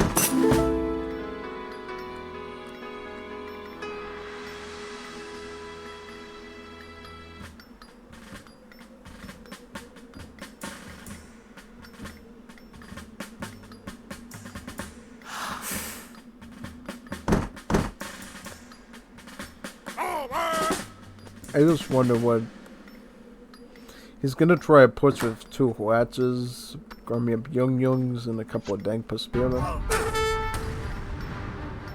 I would like to say that that's a winning combination because he does take care of the Manko threat. And you do have a bit of anti-infantry in there to deal with the other unit. Oh, this is kind of weird because Kazan's the one that actually went for the card to make native cheaper, but it seems like it's GP that's actually employing native mantles in his army. But yeah, I would have expected Kazan at this point to be doing this himself. Turns out he's not doing this at all. Oh yeah.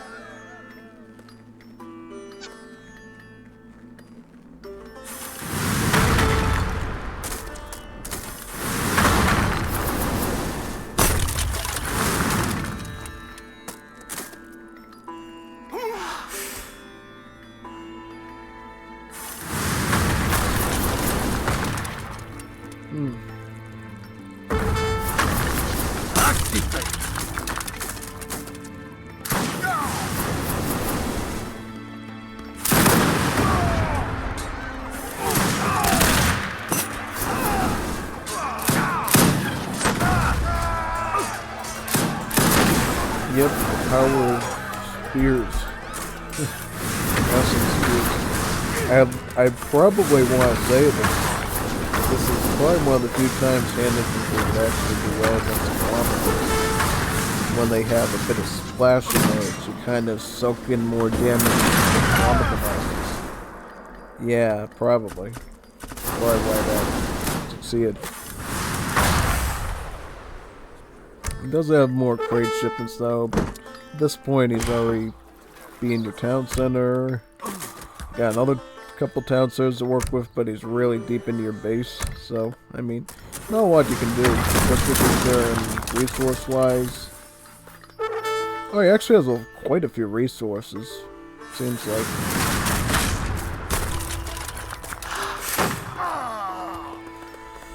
Quite a few resources actually. Just check that out.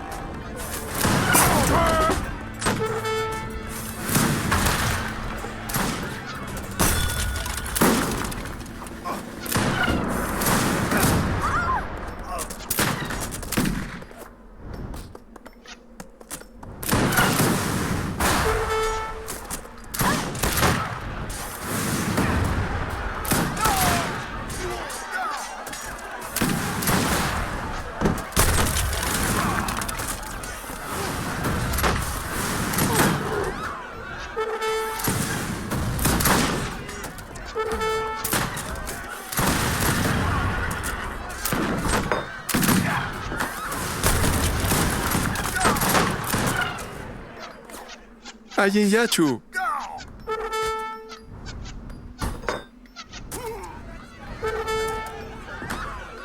Yep, looking like a GG for sure. Just wanted to see if he had any sort of like hidden strategies coming back. He had this set of listeners here, but he's totally not training anything else. Torah. Now this is an interesting. He must have gotten that from the monastery as a mercenary. This is usually a Latin American mercenary that only served in, I think some of the, only the Andean Latin American cities can actually ship, so this is definitely from the mercenary building. Counts as like a Hussar style unit.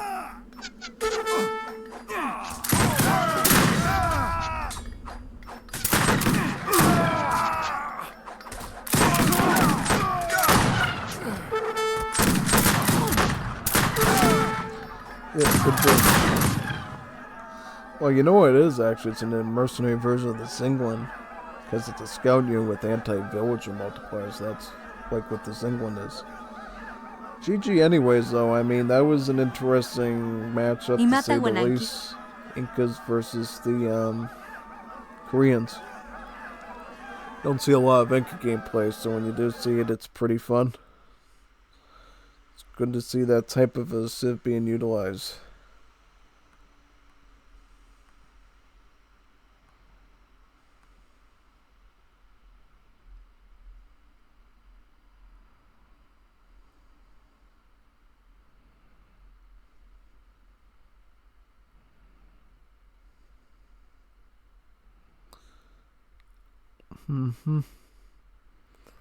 Alright, so I'm going to restart now and we can begin with the next encounter. Yep, just keep going. Alright, so let me open up the game.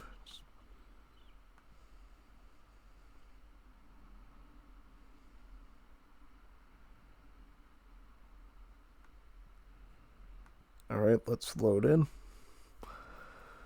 Let's see how many more encounters we got going.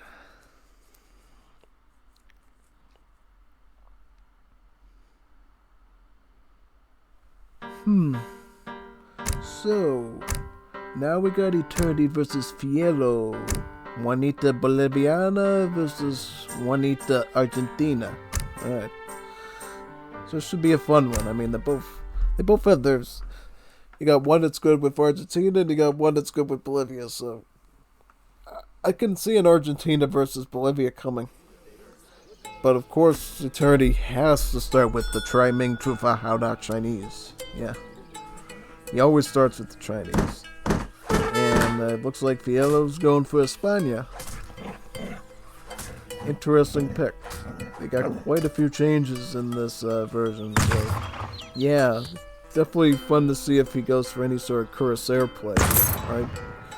Because how it used to work was Spain had their old Lancers as like their standard assault unit, and then they got the Batadors like their ultimate assault unit with the Aura. Now it's the reverse. They get standard European Cuirassiers as their standard assault unit, and then their Batador is actually now the Spanish Demi-Lancer with the anti-infantry built in. Which, in a sense, actually makes Spain even stronger in some ways, because the Cuirassiers can do a lot of splash damage that the Lancers just couldn't do. And now, yeah. So it sort of works out in that sense.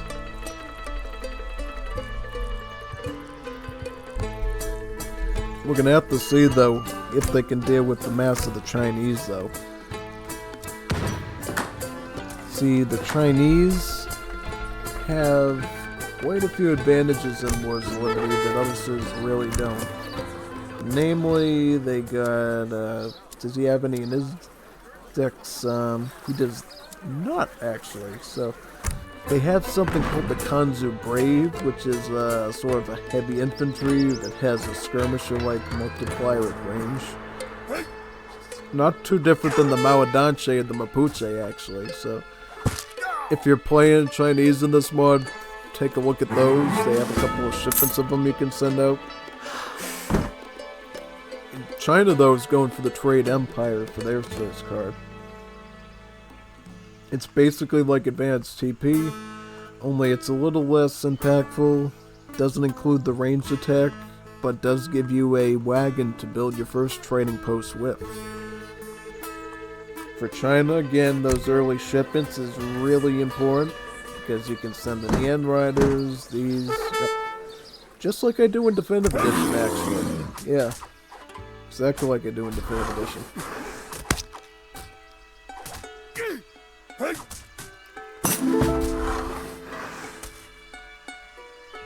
Now on the España side, let's see what España has. It's like, he's got a pretty, he can do some pressure with this deck. I mean, he has the Infante de Molina. He does have Regulars. He does have the Piquelos, the Partisans. Yeah. So he does have some unit sending options. He does have a lot of crates. In Spain, you get shipments pretty quickly, so the more of these types of unit and crate shipments, the better usually, especially in a 1v1. In mid-game, he does have the option to get Chapel Gores, which are pretty strong.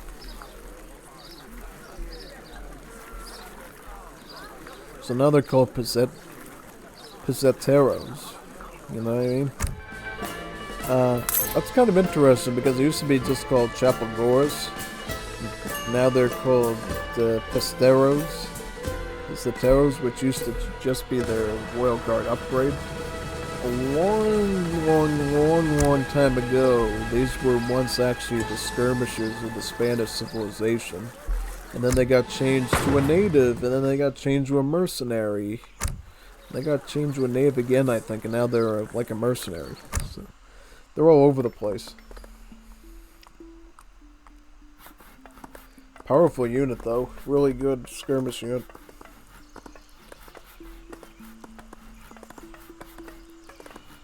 Quite good, actually. So what politician is he going to go for? He's going to go for the statesman. That's going to be a redoubt and some coin. Whereas Eternity is going for the Summer Palace. I really couldn't imagine anyone going with anything else, really, as China. It's such a great wonder since it keeps supplying you with banner armies over time. Typically, what you want to do is make it into the Han army. Or the old army, basically, where you get the Tigermen and the Chukonu. Or you could leave it on the standard army to get some Yen riders. It's really up to you. And then in late game, it's usually recommended you make it into the nice army that provides you with the Banner Cavalry and the Meteor Hammers. You will be shipping the Yen Riders right away. The Yen Riders are quite an effective unit. They're good at raiding, they're great at sieging, and they're good against infantry. They have a lot of multi-purposes. A lot stronger than the Steppe Riders of vanilla.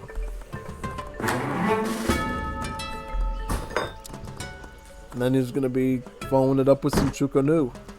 So it's almost like he sent like double the almost triple standard armies. It's going to be training the old Han army as well. The Red Banner army, as it's called now. It's quite effective in giving you some sort of anti-shock, as well as a bit of anti-heavy.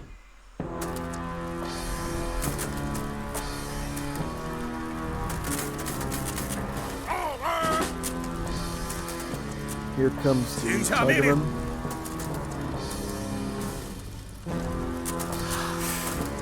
Now the thing is, if you're Spain right now, your biggest goal is going to want to be to get as many regulares out as possible, potentially supporting with the Infantes de Molina. Because the regulares, they're like a lot like Janissaries, they have a lot of HP. So if you can get a large mass of regulares out in time, that would be huge in dealing with this pressure of China. Now if you don't do that, you're going to eventually lose out to large groups of Chukonu meat shielding their Nians in front of them. Because the Nians can actually deal a bit with their heavy infantry toe-to-toe thanks to their multiplier. Combine that with Chukonu in the back and you got a real deadly combination to any foot unit.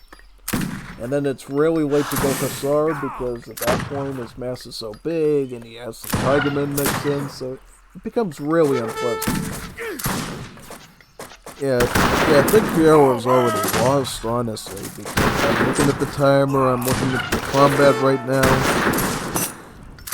Eternity's gonna have to really plunder pretty hard with his Nians to retreat. He will retreat for a little bit, but just to get more numbers.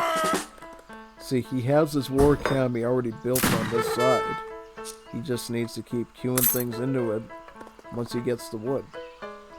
大限将至，轮回之期不久矣。 Yeah, he could have shipped in some more Tigerman probably and finished them off here, but he's probably playing it a little bit more safe since, you know, he has the map control, he's got pretty good reign on the resources. He doesn't really need to go in much further right away. Would be nice to get rid of that barracks maybe, or get rid of a house, something to bother his enemy. That'd be quite good for him to do.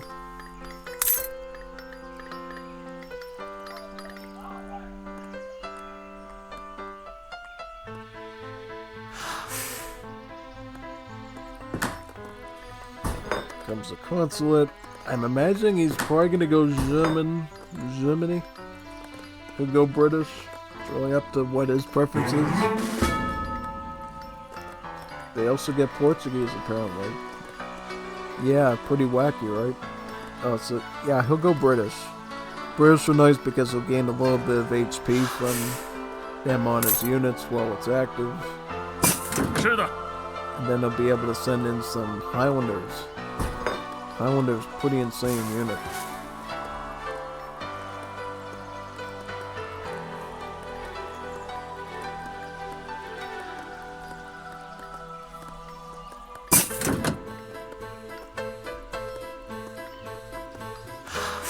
Oh, that's pretty nice. I mean,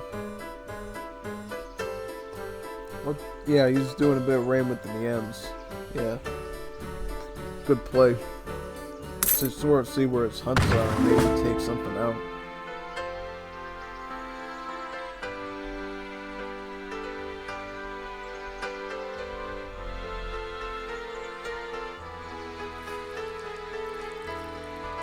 Yeah, he's gonna be able to detect that first though and defend.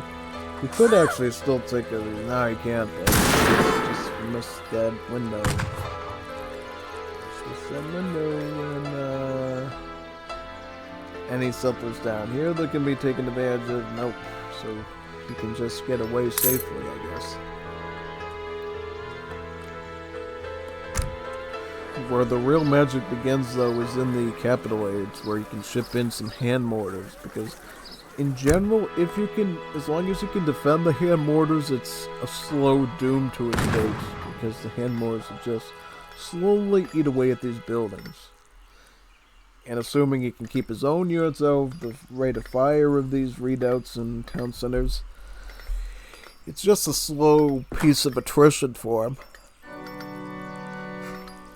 And not to mention the handmorphs can also counter artillery. They're like culverins almost, just without multipliers. Yeah, like if I have like a bunch of hand mortars and I see him making 2-foot artillery of Spain, I can actually just target the mortars onto the foot artillery and maybe even kill them in one volley. You've seen me do that a lot of times in Arena, as well as other players in Arena. It's a pretty powerful thing, just like how Arrow Knights work almost.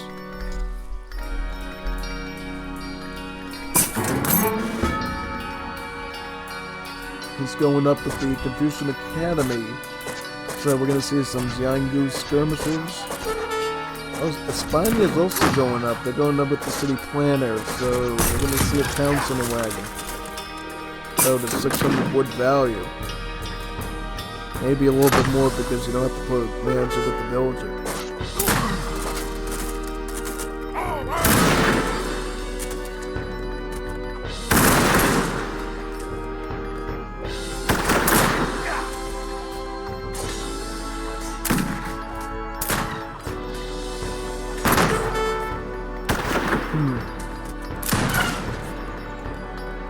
Yeah, I mean, at this point, I think it's kind of going to go to China. I think China has a real advantage because all they really need to do is just sit back around the War Academy here, make sure I don't get any sort of major attack, and then just ship in some hand mortars. Yep, hand mortars, exactly. Ship in the hand mortars, start chipping away at this barracks, chip away at his town center. And there's really not a lot you can do about that as long as the hand mortars do not get taken out. Now, the first thing that I think Fierro might be thinking of is let's get some foot artillery out because that's a really costly unit. And normally won't be able to get. in a house and a TC, so he's got plenty of pop to work with. He's assigned to playing skirmishers, it looks like.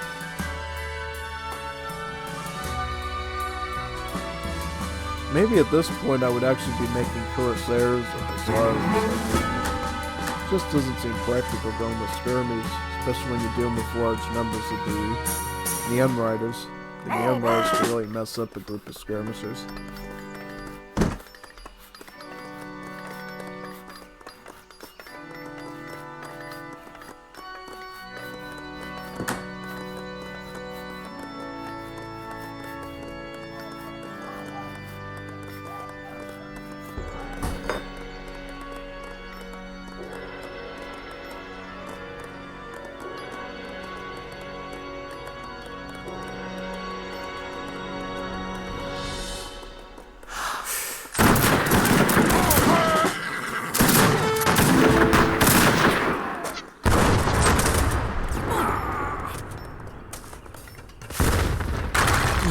Yep, that's exactly what I was talking about. Samwars is just going to slowly chip away at this building. And in fact, if he gets too... What you might actually see here is... If he gets too close with these foot artillery, you might just see him snipe one of these off with just the hammers. And you also see how Spain is like losing resources everywhere.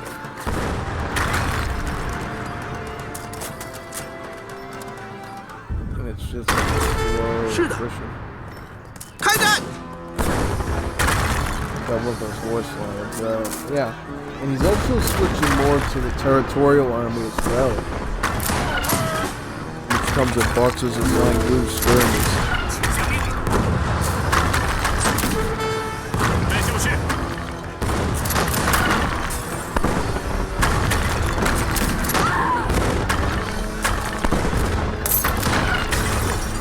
Upgrade on its villages to get some more population. Not that it needs it. Let's get that. Are we going to see any sort of turn on this foot artillery? Yep, exactly. See how effective they are versus practically like Poland. You don't really want to think of them as much as mortars. You really think of them as like Poland. Foot artillery just as good as they can deal with buildings.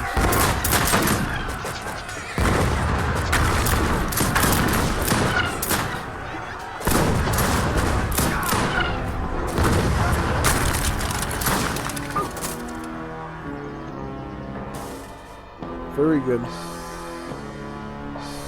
Very good indeed. GG.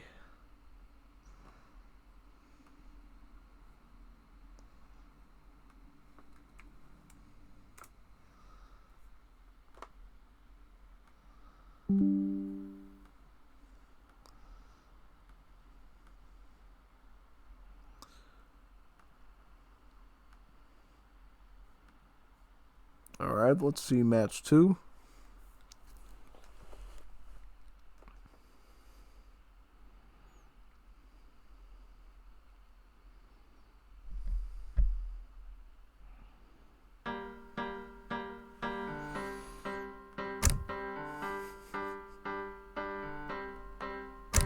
Alright, here's match 2 of Eternity versus Fiello. Juanita Boliviana versus Juanita Argentina. Argentina and Bolivia. Let's go. Yay, I guessed it actually. Awesome. I knew this was going to happen. Didn't I call it Argentina versus Bolivia? Yeah, and I know exactly how this is going to go actually. I didn't see this, but... You know, nudge nudge, I did the Eternity Bolivia build earlier this week, and I can tell you one thing, it's definitely going to do a lot of damage to him. If Fierro, by any chance, wants to make like Lanceros or any sort of shock unit, he's gonna be shocked to find out how quickly he will perish. Yeah. And that's not a joke, I mean... I can almost smell the defeat already on Argentina right now. They don't have a chance. And, well, wait a second. Yeah, well, at one point these gauchos used to have a shark tag. I was gonna say, if that was the case, you could potentially call this Mackay a form of raiding unit. In some sense, I wish they still had the shark tag, just to make them play a bit differently. Give them like a negative bonus. A sus órdenes.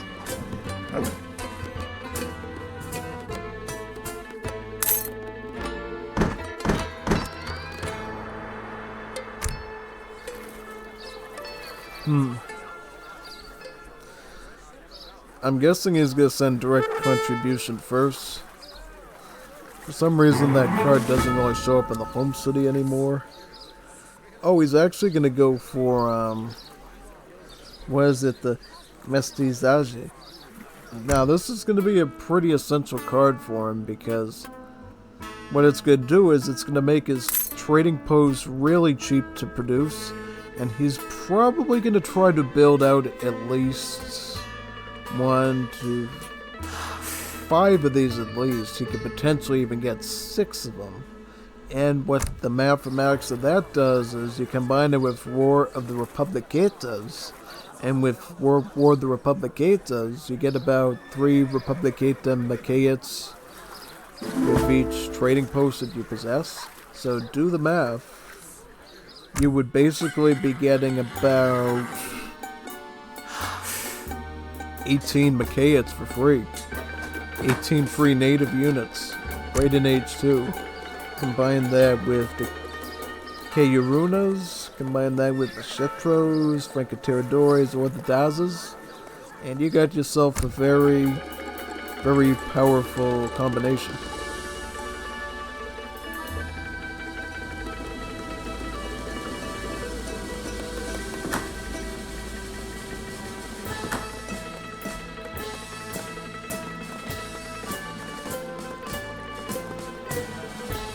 First Italian waves, probably doing that for the nice free house, and I think, yeah, he gets a worker too that he can put on the food, which is a nice little bonus. No, what I did when I did the build was I actually went with the Croats, because I just wanted to use the 300 wood like Sabah does when he's the Paraguayans. So I could get out as much train posts as I want, basically.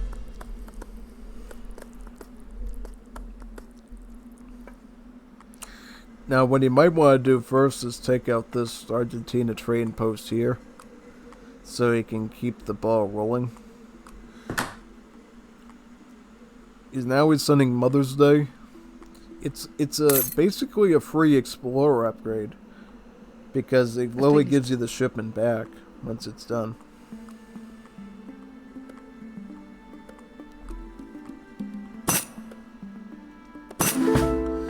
Yep. It's gonna build another train post, and then he's gonna build another one up here. Then you got a deadly combination, my friend. Like, look, this match is less than 10 minutes. It's a bloody build. Bloody build, my friend. Bloody build. He might even get Polish immigrants, so he's gonna be thinking of auxiliaries, probably.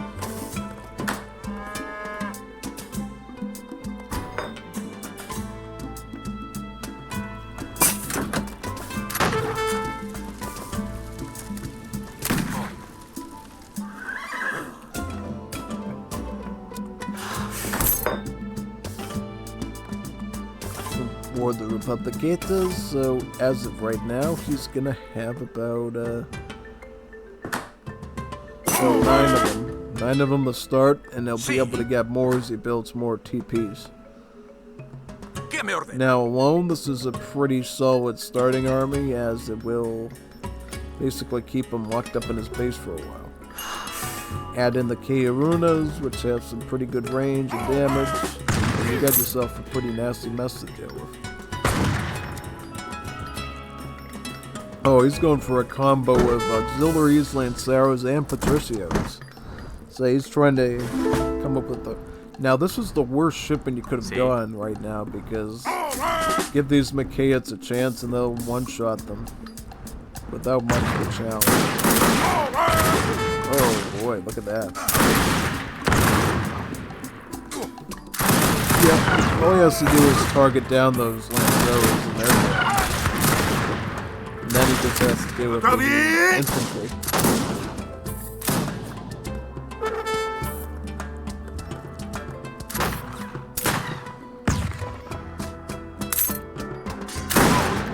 Train some more Teorunas, and he's also going to ship Machetros as well. Some nice assault units. He could also go up to that native up there, the Kree one, and get some more Machaeans for free. He could also start making undead mantlets. That's another option. Might want to do that. That's what I did in my match. I just started spamming mantlets out, just like I would in Arena. And it's pretty impactful, I would say.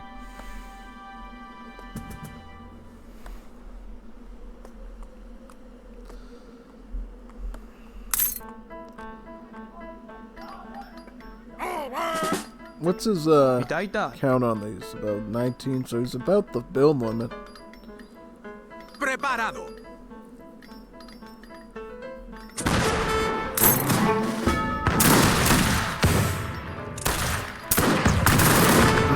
It looks like.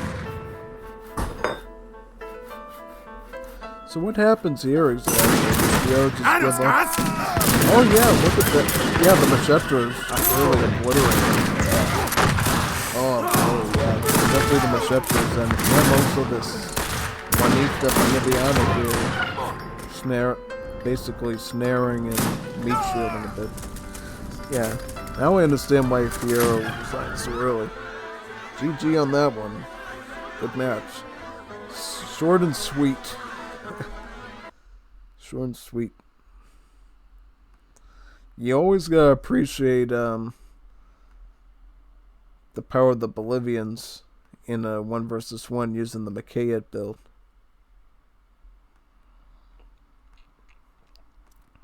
Now we're gonna go to another encounter in the list.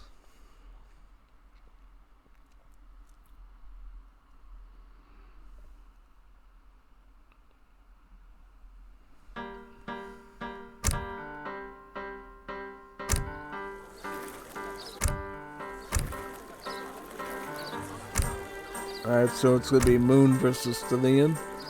Then we got Kaiser and Ivans, and then we got Elton versus Sarg. So we got about 3 encounters to go. Let's do this. Wait a minute, which one's match 1? Alright, so alright. I think they're supposed to put an M1 in there, I believe. They're not supposed to leave it blank. That doesn't matter too much.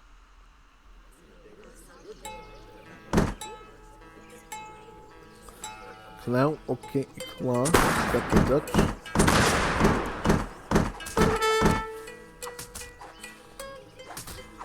Versus the Chileans. Now, what is he gonna do? Yeah, so he's playing pretty standard, alright. I was just gonna see, oh, is he gonna do the Fast Imperial Age again?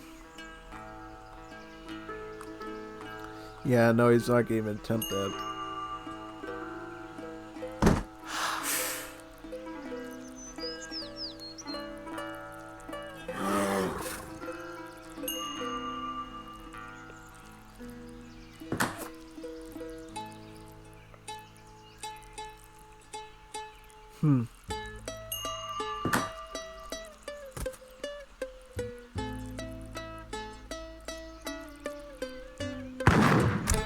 This could go in a lot of different directions, but from this deck it seems like Deline is definitely going to be working more towards using a lot of skirmies, it looks like, with the Juanitas Bonitas in Age 3. They also have a bit of rushing potential early on too, with the he has just about all the Chilean rush cards. Right, he has his Escopeteros, he has his Sabicos, his Gangeos, his Lanceros, and his artisanal cans.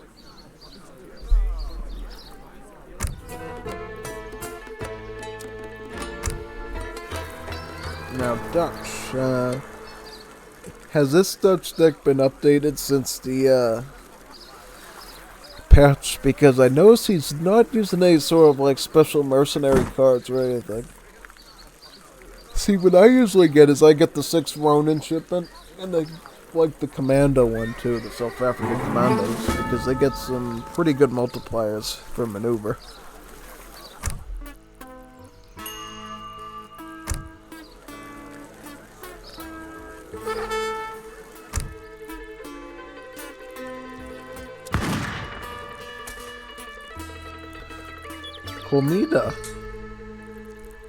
Comida? That's never seen that, but I mean, I guess it's alright because it's Chile and the crates are a little bit more numerous. Normally that's like a mirrored 400 food.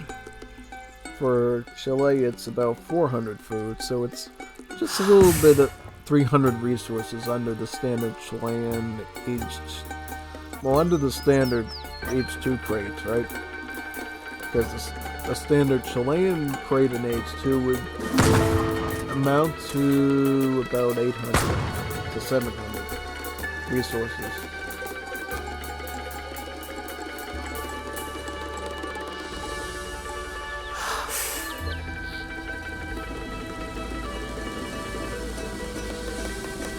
Good, and then we can move up to the next age, to the first Croatian wave.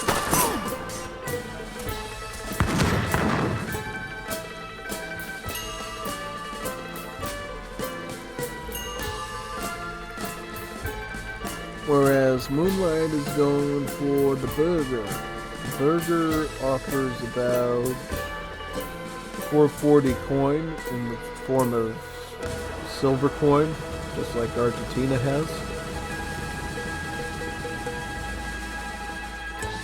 You could have also went for the option that gives you 2 mill wagons as well, which I like because it returns a bit back XP, and it also provides you a late game food option if you can't get out of your base.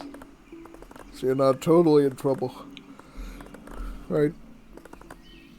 Because really as Dutch, you can kind of just live off of your coin if you have to. Or use it a little bit of food here and there for certain units. 700 wood.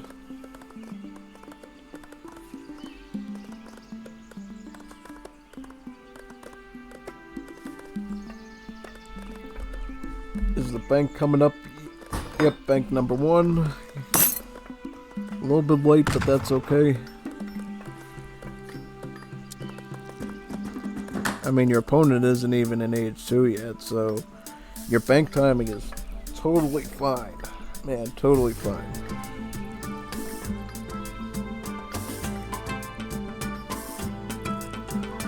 What I think, though, when you're Chile versus Dutch, I would imagine that the Chileans would probably want to focus more on Lanceros, because they could technically compensate in the anti-cav department they have to with the Gallegos.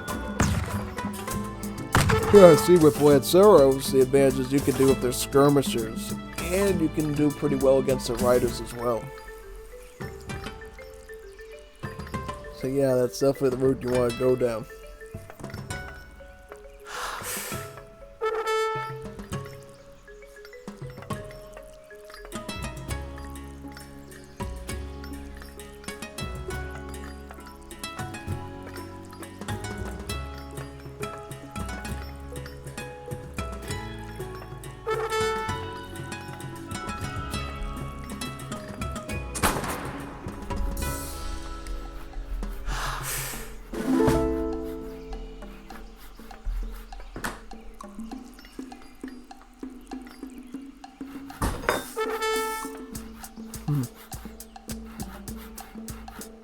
Forward barracks for Chile. probably gonna expect to see either Escopetero. I mean, I wouldn't go for a Sabico build here because the Chewbacca Diablo ability with Sabico is interesting. Alright. I mean, he's gotta really utilize their special ability though if he wants to go with these. He really needs to tap into their hand attack, their special hand attack. If he doesn't do that, then it's kind of a waste for him, and it's gonna probably burn him a lot more than it's gonna help. Oh, Dutch going for Grenadiers, that's interesting. Pretty good unit, I mean. The great thing about the Grenadiers is its initial grenade throw. If they can get a good volley of grenades and they place them really well, they can do a pretty good amount of damage overall.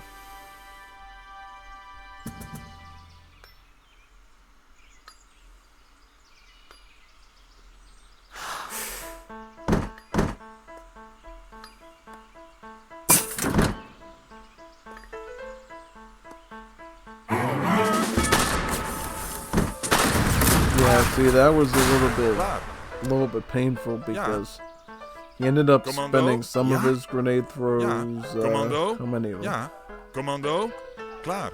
Yeah, he ended up spending some of his grenade throws on the villager, which you kind of don't want to do because you really want to save it for things like the infantry. He does have one left over though. Well, it doesn't matter too much here. You know, your enemy's building a long unit type anyways. But in a serious fight, you need to make sure that your grenades are not firing prematurely. Right? Sometimes putting them into hand attack is enough. That's something first try to get in their face and snare them, but go into melee with them to kill them. And then they can come out in the range again when they're ready to use the blow.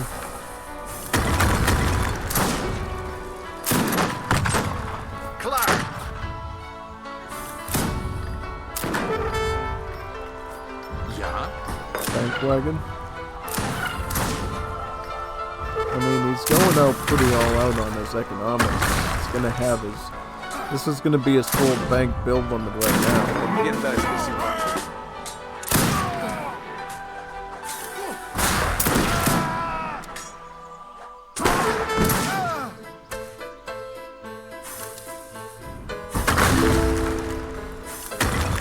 Yeah, I think that you can tell from once Dutch gets to their fourth bank and they still got some army on the field, usually a sign that they're going to win the match in general.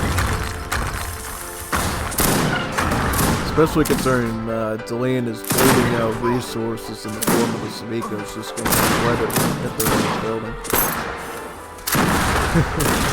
Yeah, you gotta love that. Grenadiers doing extra splash damage. In large numbers, Grenadiers can actually either kill or severely damage their scout or like shock units. But remember, grenade throws, no malice. So if you can get about 100 of these guys firing at once, you can do something like, you know, thousands and thousands of damage to any sort of assault or scout unit that might be charging at you. And not to mention, Europeans, they also get an arsenal technology that improves their Grenadier splash by 1, giving them an even wider splash radius on those grenades they toss.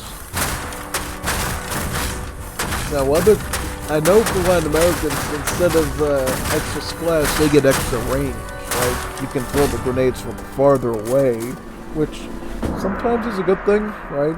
Because you don't have to go in, get in as much deep trouble with the infantry. But other times, you don't necessarily want the grenade to throw from that far away, in case the enemy tries to fish them in. Right, they take like a scout unit, stick it in front of the army, and they just throw all their grenades and lose them. Yeah, so you gotta be careful with that. That's why I kind of like more splash stuff when I like range. Because I want the grenade to be more damaging a lot of the time. more than I care about where you're throwing it from. Unless, of course, you're dealing with the really high-ranged army of skirmish units and artillery that can hit and run you and kite you.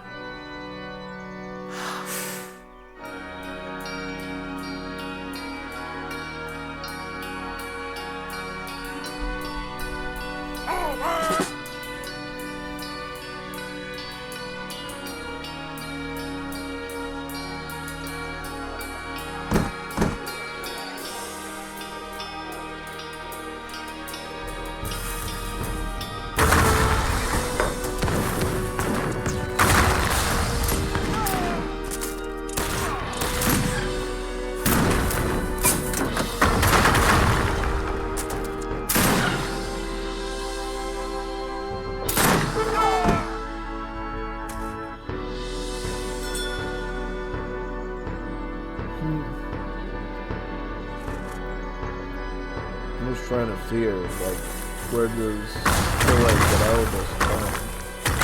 Can use these artisanal cannons yeah, keep the skirmishers in place. If you can get the skirmishers down, maybe he can put the Civicos onto their hand attack and run after his grenadiers and snare them. Get the shots that he wants out of the artisanals. Otherwise, I don't really see Chile doing much, especially considering the fact that his opponent is an age ahead of him and has double the score. Let's check how their score's doing over in, yeah, look at this. Look at that coin. He doesn't even really need to be even training like these traditional military. He could just build a tavern and start making mercenaries now. Really pumped up mercenary units, if he has any. Which he should have access to most, if not all of them, in the capital age. He's gonna get veteran upgrade on his grenadiers. Make that splash just a little bit more splashy.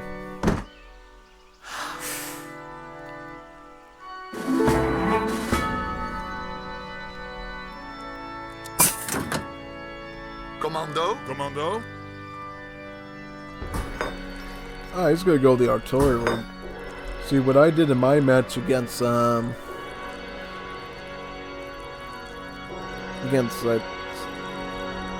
opponent was I actually just built hussars. Yeah, I just did hussars. I didn't actually. Well, I did grenadiers, skirms, and hussars for the most part. Then I add in some shipments as well, like Ronin.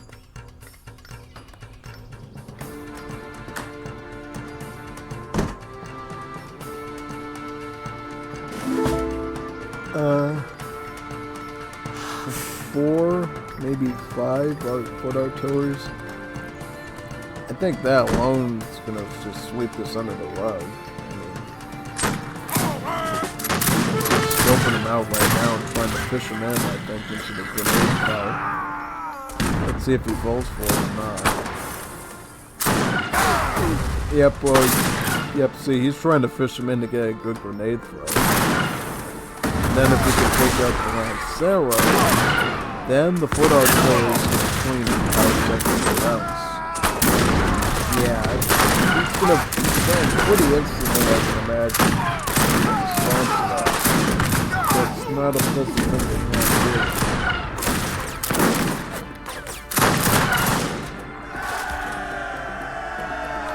Yeah, it's really not a pleasant thing to deal with at all.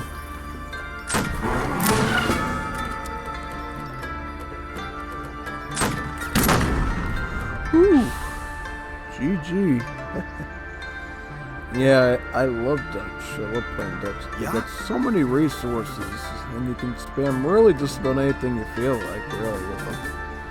I love going mercenaries with them, though, that's for sure. Doesn't matter if it's vanilla or wool, you definitely get some good mercenary play with them. So why isn't this closing? Alright. I was wondering why the Wars of Liberty wasn't closing.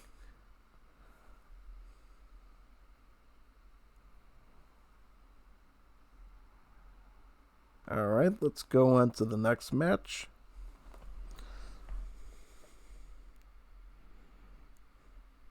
Next match, here we go.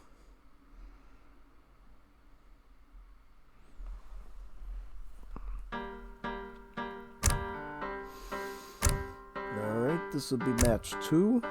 Match 2, here we go.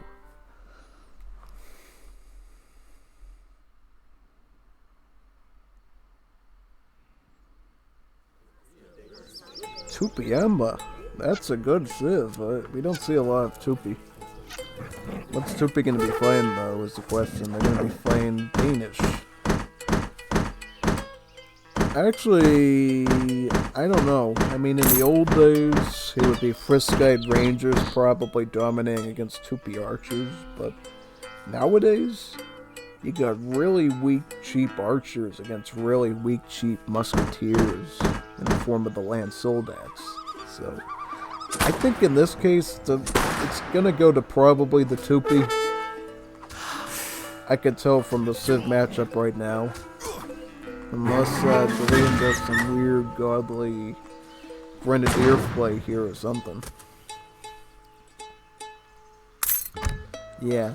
Or if he, yeah. I mean, he doesn't have the early artillery card, so we're definitely not seeing any sort of foot artillery falconet play here.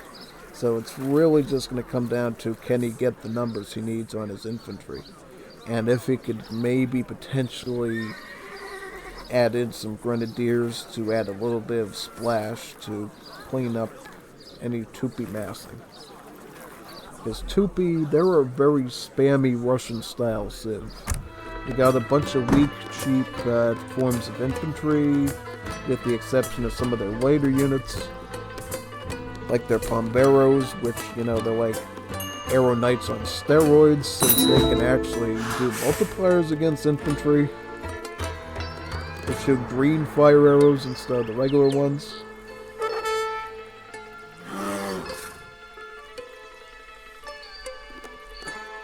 Yeah, it's actually quite interesting because when you really think about it, Tupi actually do a better spamming job than even the Russians do. Because, I'll show you, well, he doesn't have it yet, but there's actually 2 ways to train your infantry as the Tupi. You got the War Hut, which, unfortunately, if I recall, doesn't fire any arrows, I believe. It might. But the other option is the Longhouse, which can train Tupi raiding parties, which comes with 2 archers, 2 axemen, which are basically just spearmen. They're melee anti-cav, and then they get 2 clubmen, which are the hussars, the coyote runners. So it's a mixed arms. It's a combined arms type of game, and it just does a lot of damage. Looks like the Leon's gonna get some Colbertism for a nice food trickle. It's a nice little bonus to have.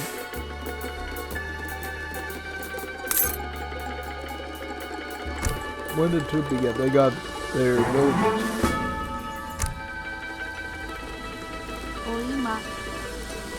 It's a little bit more stable to play Tupi now that they just have, like, you know, regular villagers. In the past, you had the male hunters, which would, you know, get their gathering from, like, trees or animals. And fishing, apparently, if they could reach fish, they could actually net it in. Whereas the censored females, who are NSFW, would be good against gathering fruit, basically, and from farming.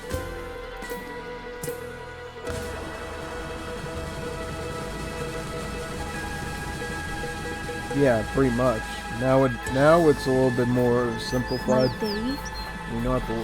They still got actually their praying villager, the Page. The Page is still part of the Civ, which is kind of interesting. It's like a priest that can heal, but it can also dance at the monument for praying.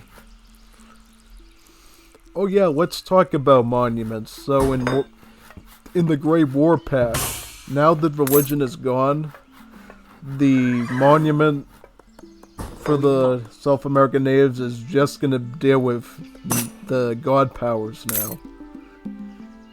And instead of obviously getting faith to pay to get access to the god powers, you're going to use, I think it's going to be food or coin. Yeah. And obviously if it's coin, it would probably be wood for the Tupi.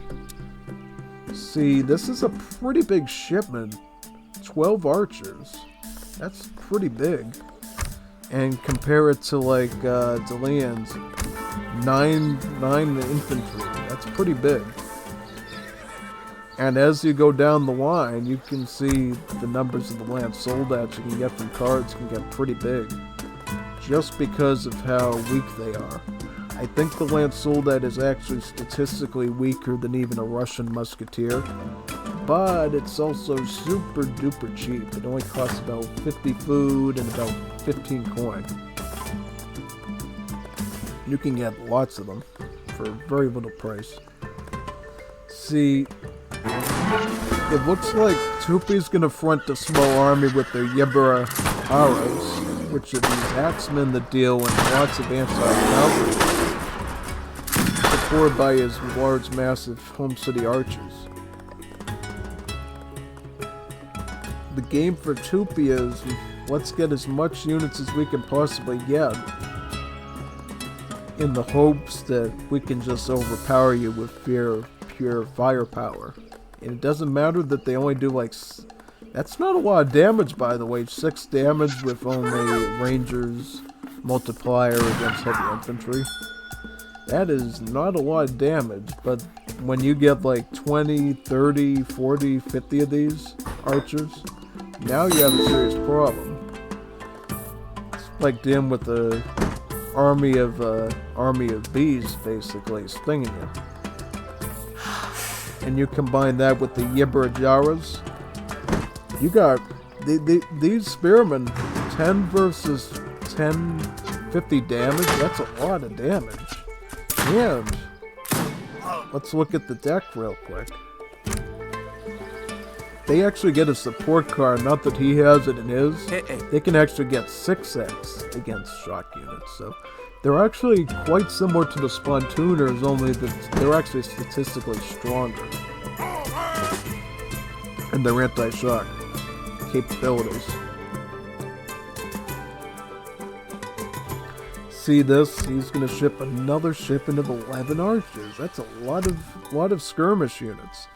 And if he wants to, he could even send the Renegade Brazilians, which sends about 15 Voluntario de Patrias, which, as you know, is a Brazilian Ranger unit. It's been around since the Woda days. Given Tupi a pretty easy early spam of anti-heavy infantry madness. With the rest of those resources, they can just shell it out on the Yibarajaras, or they can even get some Maratikoras, which are the clubman unit, which is cavalry, anti-cavalry. And as you see here, they even get an anti-artillery bonus later with the card, which is actually really insane. See, I don't know what Delian's doing here. He's going for a stable. You don't want to go a stable, man. You need to build a barracks, and you need to get grenadiers. Or you need a lot of these Lance Soldats, like a lot of these things. You should be inundating the map with these Lance Soldats.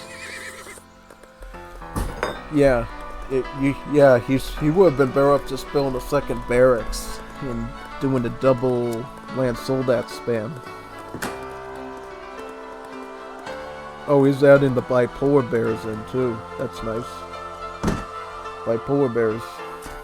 Definitely are bipolar if you end up in a fight with them. I saw this in one of the earlier weeks. These polar bears actually have some merit in a 1v1. Because what they end up doing is they end up soaking up so much HP in the volley bell, where you have infantry shooting at each other, that they can actually tank a lot of damage for your infantry to just get an edge on the enemy. I should definitely try to do it when I do Danish next time myself.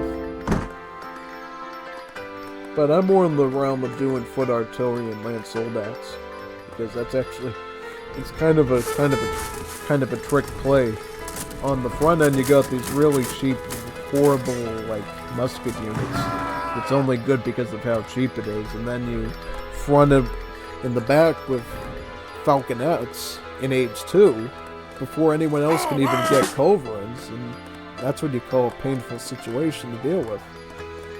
Because it's not like you're never going to run out of, like, protective anti-cav, because you can just mass these to the moon. This is very affordable. Looks like Tupi's playing Ring Around the Rosie around the Knave settlement for a while, so... I mean, I'll be honest, it's really going to come down to if Tupi can get those numbers out. Right now he has just enough Yebrazaras to discourage a direct Hussar confrontation. Yeah, see this right here, he's snaring one down. He's gonna snare... This is really a bad fight for him, because, see, he's using the trees to his advantage. He's becoming one with nature, and basically getting his free cuts out of his shock units. Completely free. And now he's gonna start shooting them to death with these arrows, as if he was like a Mongol army. Because, hey, it doesn't matter that you're only doing such and such, like, what is that, like 6.25 damage? It doesn't even matter. Especially when you consider the fact that these only have 100 HP. That adds up quickly if you have it for archers. Yep, see, as I predicted, these archers are just gonna make it out in the end. And also, since they are archers, they do get a better rate of fire than the land soldats do. They have to obviously keep rolling on their firearms. So, yeah, that's all it really has to do.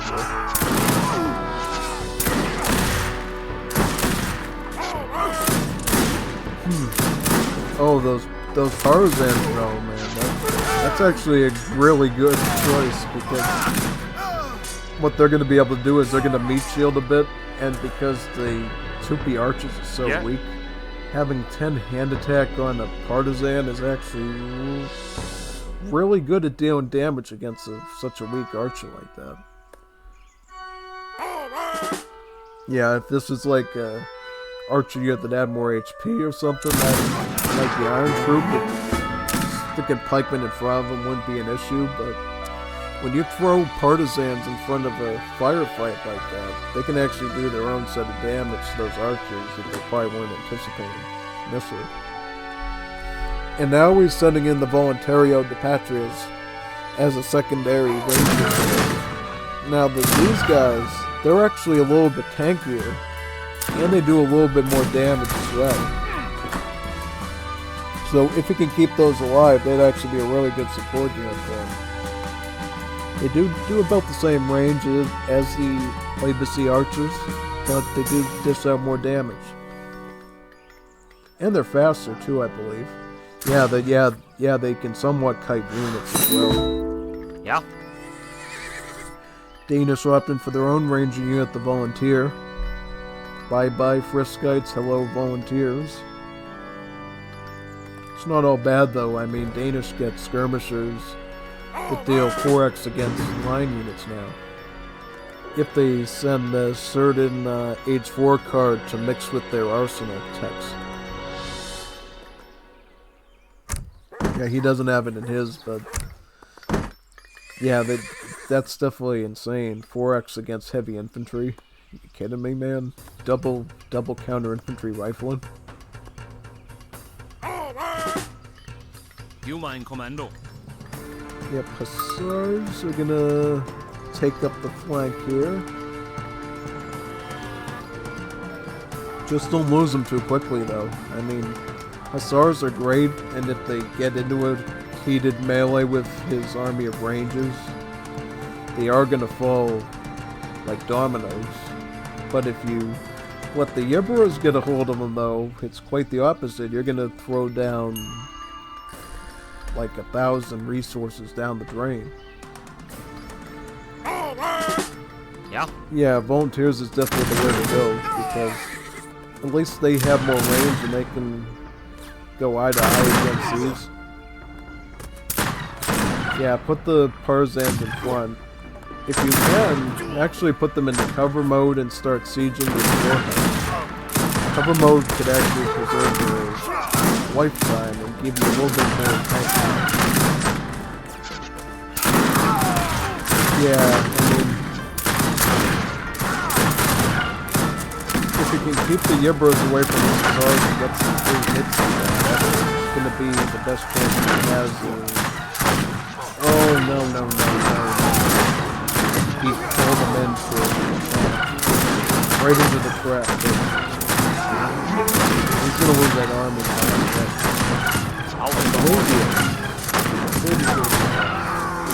He might. Well, the thing is, volunteers are statistically stronger than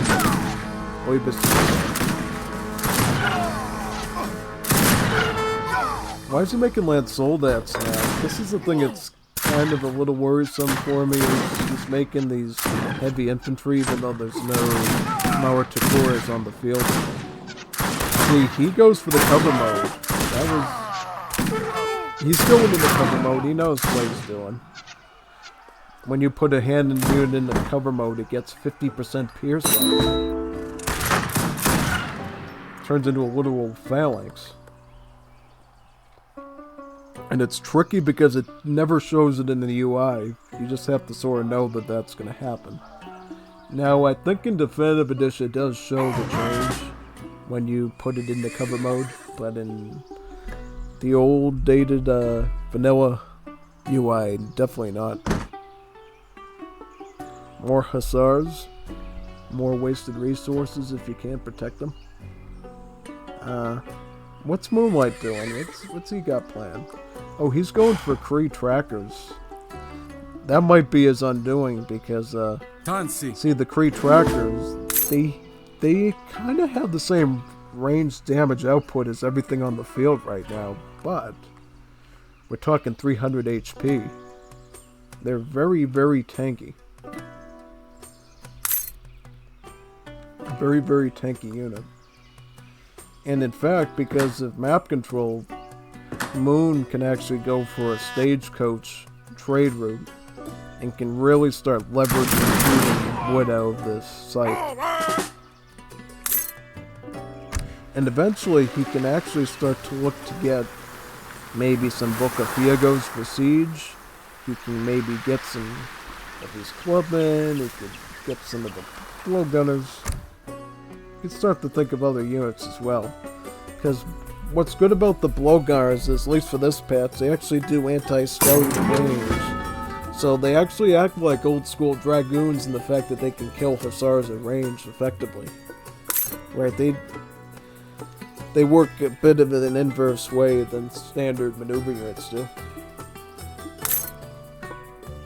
He's actually going to upgrade his war chief, it looks like. Is he plan on doing the special slow dance thing that the war chief does where he starts stomping up and down, shoots a big giant green explosive arrow at his armies? Yeah, that's always fun.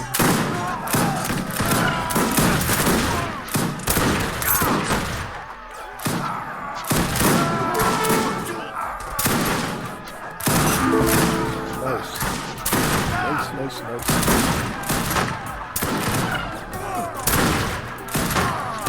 Yeah, I mean, yeah, then he can obviously keep those in cover mode, just take up whatever sort of pierce damage that's coming left. And in fact, he can age up right now too and get some more archers for free from that and start to upgrade stuff too. Oh, he's going for the messenger, so he's going for the quick age up like the Exiled Prince. And how's Delian doing in resources? He's not doing too good. You know, he's kind of hemorrhaging a bit. Yeah? Hi. What you might need to do is start thinking about next age already against some foot artilleries. Because foot artilleries would technically clean up your problem here. It's obvious from what I see that DeLeon just doesn't know how to deal with the pike and shot combination. And what he might be able to do is get some either A, foot artillery, or B, cuirassiers from the stable as an assault unit to sort of close the gap and equalize his chances a bit. See, the power of the cuirassier is that it has hand armor, so it is more impervious to the attacks of the Yibras, and it deals splash damage, which can actually reach in the back and penetrate these skirmish units. If you can surround his army with them, even better. You can get even more damage out of it. All depends on you though, and if you can macro your way there. But I feel like it's a little bit too late for that at this point. It's just going to be a matter of when Moon either gets Pomberos or the Book of Fiegos and goes right for the town center here in the redoubts.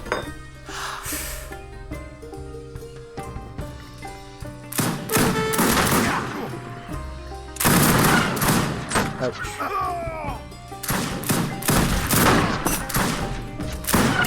Brutal.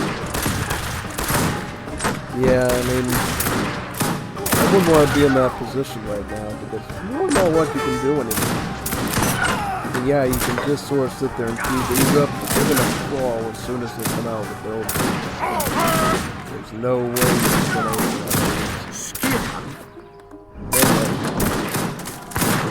In fact, I would probably say just stop making the land soldats and start making grenadiers just to get those critical information that you might need to start cleaning out. Yeah, but that's actually good. Yep, here's the blowgunners, the anti-scout and anti-assault.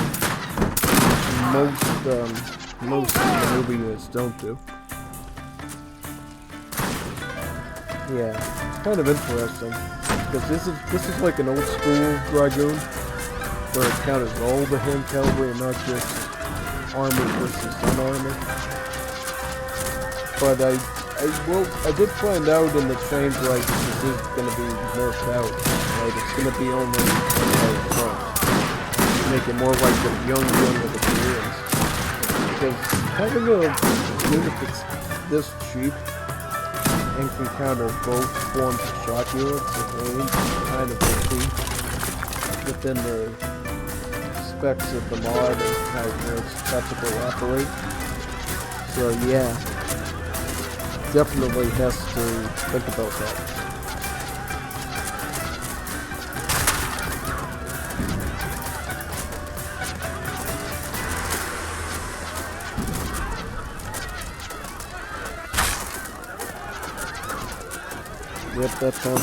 Yep, that Pomberos. Yep, he's got the Pomberos with the lovely green fire arrows. Yep, they got cool colors when they fire stuff.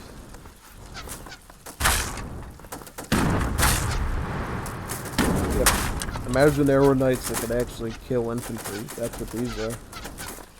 Crush damage and anti-infantry. But a lot more expensive. Because remember, they don't... Well, they actually do get a form of artillery. They get the thunder gun. And it's sort of like almost like a heavy cannon, but it only fires once and then it dies after it shoots.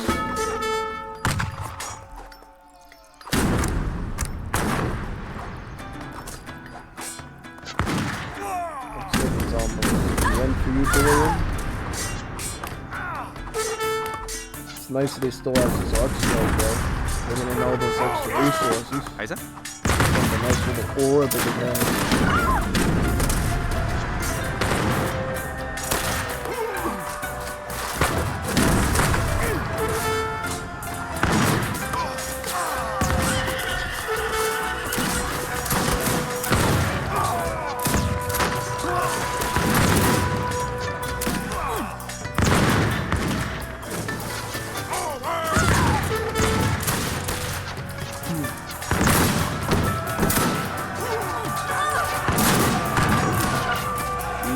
looks like GG. Just a second. GG. I don't know what miracle you're hoping for, my friend. It's not happening. Unless you pull out a monster truck, though. Yep, GG. GG. Good match.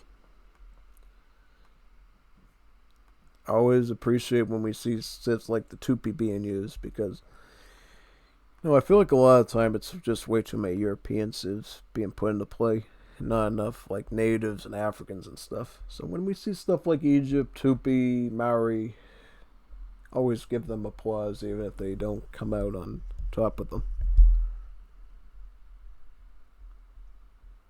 I mean, I should technically be using Zulu at some point, but it's a competitive event, so I don't want to risk because I don't want the tag rework coming back to bite me with the Zulu because it's not necessarily the old game with the old logics and so forth.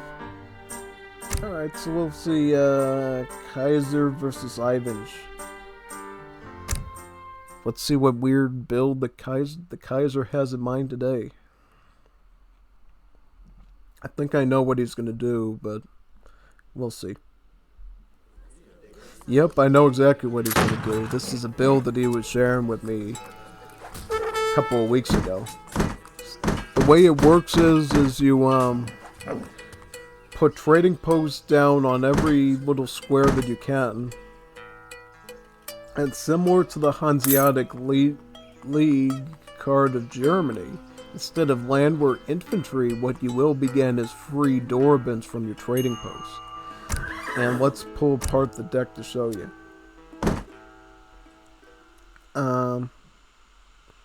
Let me see, is it this one? It might be, it doesn't matter, I mean, it's one of those decks. So the concept is you got this card called the King Carol Bridge. Gives you one trading post wagon and lets you receive Dorabante in them. And with that, what you can end up doing is getting large armies of like 4 Dorabante every few seconds. Which is really, really scary. Mainly because it's independent of population. Right? It ignores your pop cap. So what you can end up doing is you could have like a 100 population army down here. You could have that card pumping out Dorabante on top of your normal pop limit.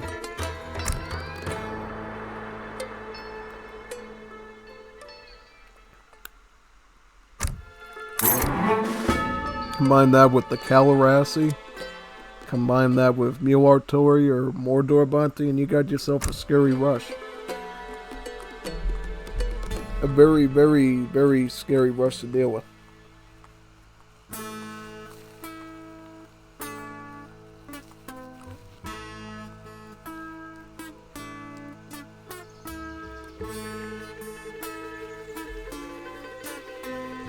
He's gonna be starting out with the Verdun wagon though, just to get some villagers out.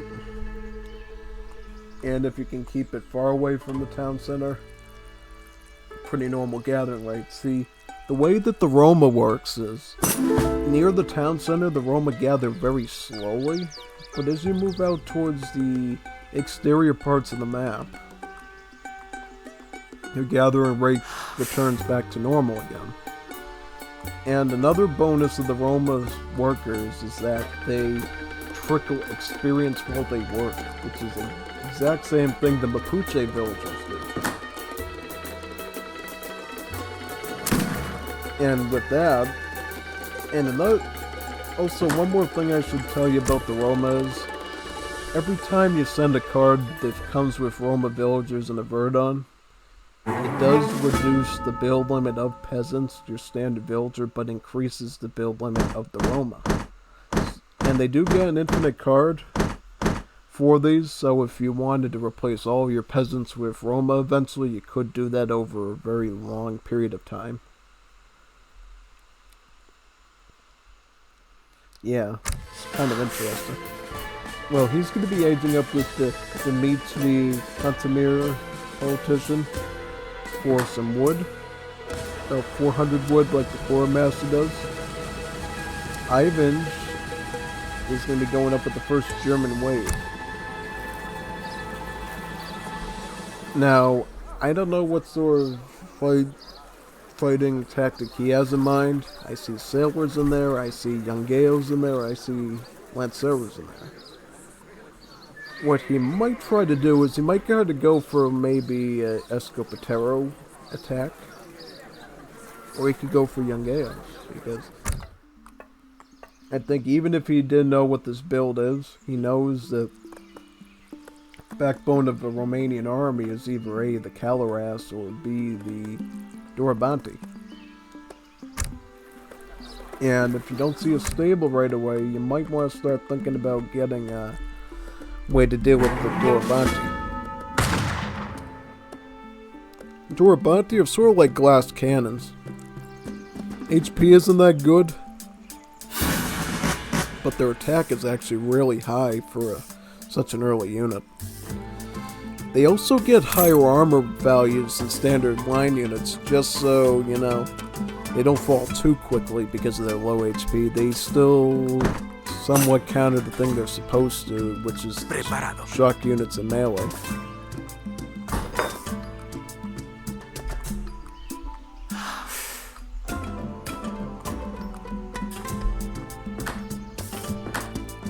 German colony going up. Comandante.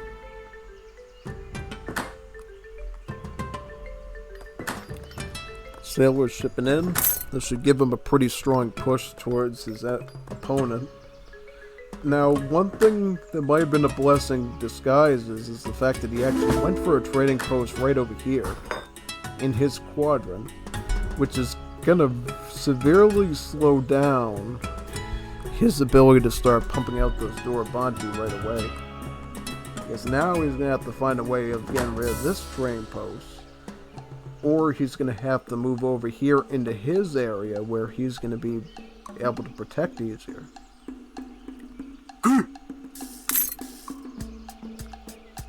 So in that sense, he might have just got himself into a real sticky situation by letting him put a train post here.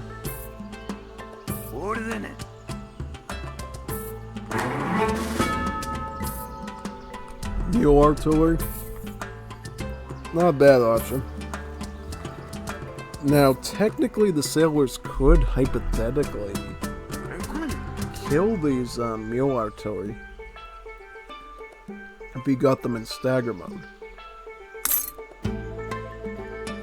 Oh, and he's going to add Brummers as well. It's actually kind of good, these Brummers. The Brummers actually have like the old school Landwehr stats where they don't have necessarily as much attack, but they do have extra range. So yeah, that's going to be sort of the angle that Ivan's just going to try to work towards. What cards does Kaiser have?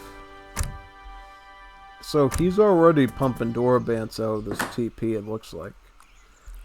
He's going to go for some food now, probably so he can maybe get some more forces out to defend this area. Oh, he's going to go for probably this TP right here. I mean, if Ivan somehow manages to build on that TP right there, that would actually be kind of nasty and gnarly to do one, because I would really bounce even more. Woo! Awesome. Good work. You just saved yourself a lot of trouble, my friend, and I even think you even know how much trouble you just saved yourself from. Atento. A lot of trouble was saved from that, because now, unfortunately for Kaiser, he has to move all his Dorobanti all over the map here to a central point, which could hypothetically be roadblocked by Ivan at any point with his army, because this is literally in his space. So yeah, that's basically like denying him 2 TPs almost, if you can guard it well. If you can't guard it that well, then at least you've denied him another TP at the very least. And by the fact that he doesn't have 2 train posts in any of the trade routes yet, you've actually sort of deterred him from actually getting stagecoach, which would have made the trade route even faster for him. So in that sense, you've stalled him even more than you thought, because in addition to not having another TP, now he's lost the value of stagecoach, which would have made these arrivals of these Dorobanti even faster.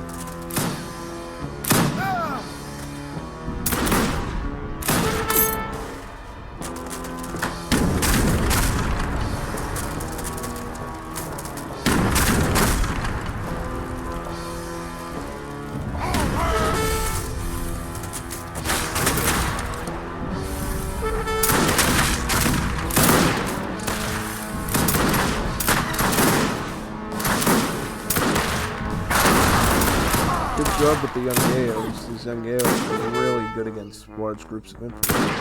Now, what I'm trying to remember, I think I actually did a match of Chileans against these Romanians. What I found is going young Gao and Galego is actually a solid way of dealing with this Romanian mass. But what I did find out though that was an issue was, eventually it seems like Romania does seem to grow on you and does manage to beat you somehow, sometimes.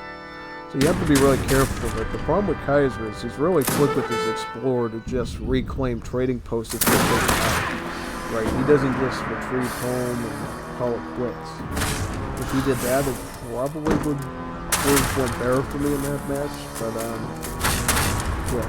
The only reason you're not seeing it is because Kaiser, when he does builds and tries to teach me different builds, he says, do me a favor and don't put this on the channel until I do my match, because, well, I don't want them to know what civ I'm going to go with, what strategy I'm going to go with, because that basically gives them a biased counterpick to my strategy, which is really not fair, you know what I mean?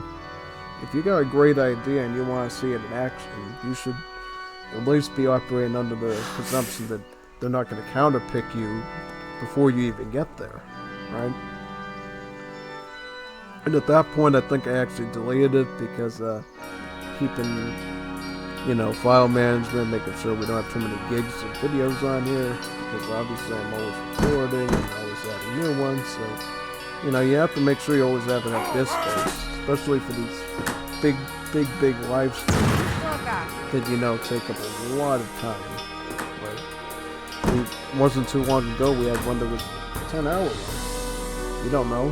I mean, the biggest a file can really get is up to like a 12-hour MP4, because obviously YouTube doesn't let you really put anything on that is over that 12-hour limit for whatever reason. I don't know why they put that rule in place, because to me, I think if when it comes to like live streaming stuff, you should be able to make as long as you needed to without having those partition stuff that last like half a day. I don't think, yeah, this is definitely not going to be a half a day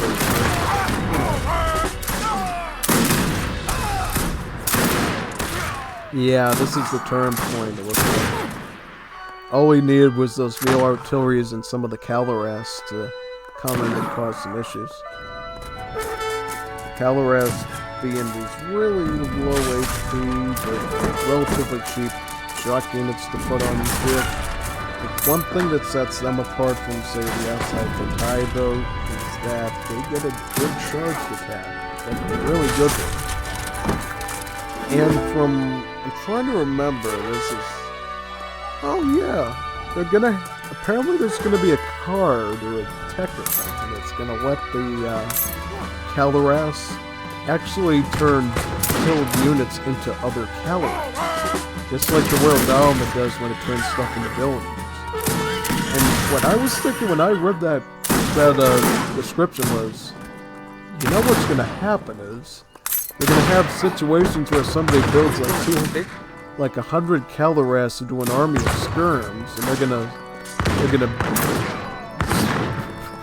gonna reproduce like cockroaches, you know what I mean? It's gonna be like having a nasty infection, because they're gonna wipe out a large group of them and probably come back with bigger numbers than they had initially. So if that is end up being the card that they do, make sure you have lots of line units and maybe even some maneuver units. If you were to let a mass like that get way too big, you'd be looking at a serious cockroach problem on the field. And I don't think no can of race can clean that off. I don't think so. Steel traps. You're in a trap. You're trapped for good, it looks like. Yeah, a lot of changes to nation states too in the coming patch. Like, they were changed where their upgrades work normally now with like unit build and military build. So you're trained to upgrade the units separately, like you do with Europe. You no longer have to like upgrade all the units at the same time together. I don't know why that was done. Maybe some people complained, "Oh, this is so expensive." Yeah. I don't know why they did that. I was fine with having to upgrade multiple units at once in a building, because at least I knew I was always taken care of, right? Once you get that over the hump.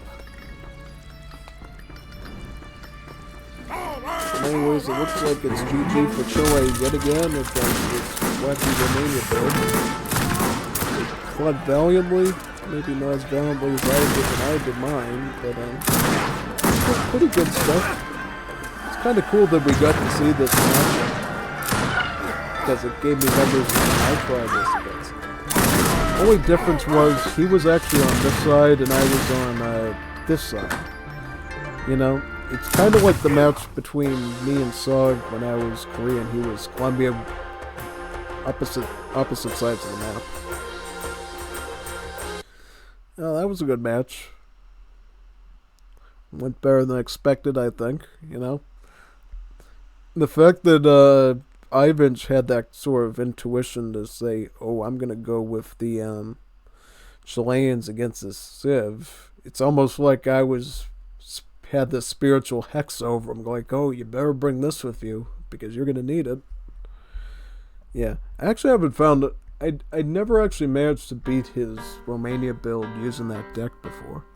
I quite haven't found it yet. The closest I've ever gone is Belgium. Like, take up all the train posts and literally just deny him the whole strategy. That's the best answer I've had so far with it. Here's their match 2. We'll see what they got in mind. Imagining Kaiser's just going to go Germany or something, or Haiti. Oh, Brazil. Right. Unexpected. I like it. Do we have ourselves a Brazil mirror? We have ourselves a Brazil mirror, it looks like. Wow. A Brazil mirror. I'm kind of excited to see how this one goes. Yeah, see, I'm looking at the little clocky thing on the... looking at the little timer, and I'm saying, alright, when do you really see it start to fill in? Because, it would be really cool if you literally saw both sides go for, like, a slave boom. And then they start duking it out in Age 3 and 4 with all sorts of wacky card shipments and, you know, units. But it does look like it's a rather shorter match from the looks of it anyways. Yeah. Let's look at the decks though. I'm curious to see what sorts of philosophies they use with the Brazil save. For me, I would use Brazil in a team game to do a slave boom, or in a very long distance 1v1. Like, you know, when I play against Hishi or, his name, Frantic Fred on ESO, I'll love to use Brazil there because I know he's not going to be able to touch me for that early in the match, so I can do a full slave boom without too much worry about defending with voluntarios that much. Yeah, it's a powerful build. Yeah. There are actually some changes coming to Brazil in the coming patch with Great War as well. See, there's been some changes to the abolition system, actually. Yeah. And that's what it was, yeah, the abolition system. So basically, they're going to have these really more powerful effects now than they did before, but what they'll do is they'll make the slave trade more expensive. 1 second, I have to pick up a call. Somebody's calling me.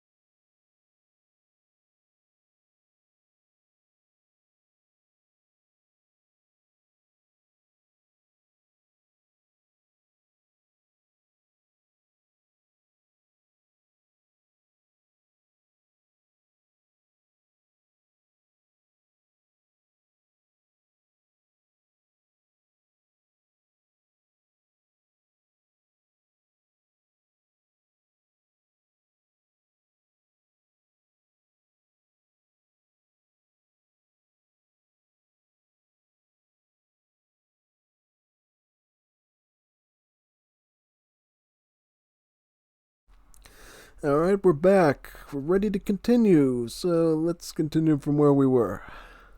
Let's unpause this baby and keep going. We got some slave trading going. Qual é a sua ordem? Got some bondage. Oi. About 5 slaves. Nice. Yep, and 3 slaves coming in from the HC. Nice. Sim. Oi. 15 slaves here. I kind of wish that they kept the old slave cards though that gave them like super kung fu fighting abilities and stuff. They can still sort of do it, but not that good anymore. What you could do in the old days is you could actually rush players with just slaves and kill them with them.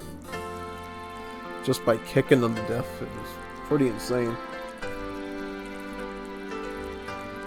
Many of you probably still remember my slave rushes back in the day before I could record them.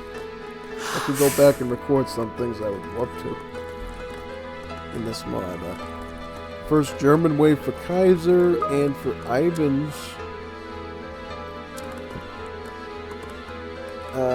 Germany. Alright, Germany.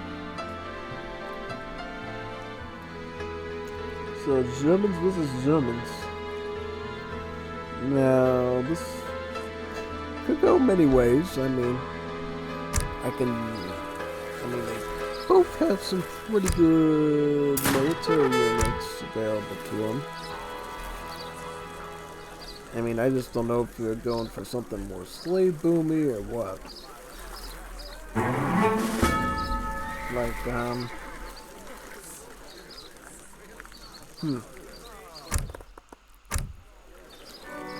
yeah, or if they're gonna go Caplage and Dependenles Nuevos Dianos. Yeah, those are pretty good. They're just like the French Web, by the way. An anti-infantry ranged assault unit.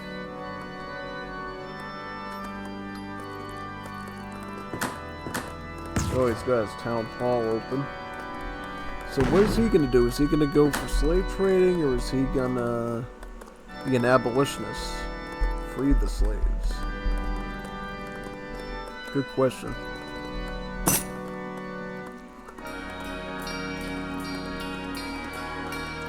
Qual é a sua ordem?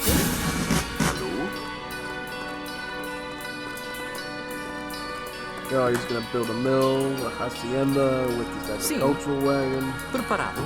German colony going down. Frontier wagon going forward. He can do that really wherever he wants.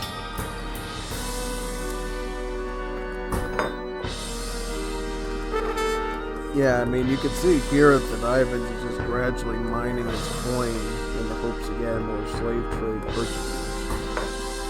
And he's not necessarily getting his town hall up to do abolition stuff. So what you might see is, Ivan's just going for like slave trades only. Well, right now, it might be because he's housed, but I don't see any bill queue on him. There goes the house. Now he's gonna start spamming Voluntario de Patrias. Voluntario de Patrias being a pretty good cheap ranger unit. They're great at hit and run, actually, which is really impressive. I remember the old days when these were just like generic skirmishers. Yeah, these were really good back in the day. Yeah, they're still pretty good, but just a different way now. The Cacador Matada was more of the standard skirmishers. That was on horseback. A little bit like France, actually. They got rangers and then their main skirmish on horseback.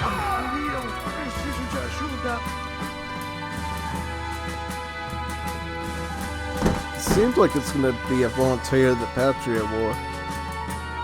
If whoever can support with the most units probably coming on top. Yeah, let's see how these Voluntarios do. Right, yep, he's gonna get hit. Oh, you could have probably gone that one. You gotta get some good hits in there, man, especially when you got the numbers right now. While you got the numbers game advantage, you really should be trying to get those hits in. I don't quite see what you're gonna get out of the conscriptos. Maybe you should have gone with the Machetros first. Just some food for thought, but Quais são suas ordens? another consequence of having conscriptos in your army is they're gonna slow down your voluntarios. Right, their movement speed's effectively 4 now because they have to walk with the slower unit. So if you're gonna have the conscriptos, maybe keep them off to the side until you see Machetros coming out. And maybe that's where you make a real impact with them.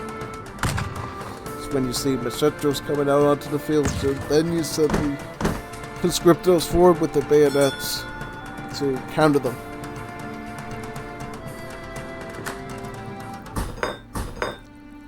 Qual é a sua ordem? So is this what this is going to be? It's going to be like a voluntary of the Patria War or something?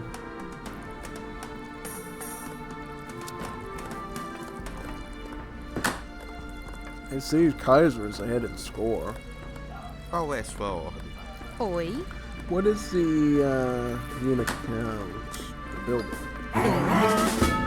See, oh wow, he's really behind. So yeah.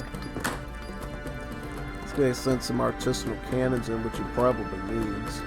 He's gonna send another. See, I think he's doing the slave trade all wrong here.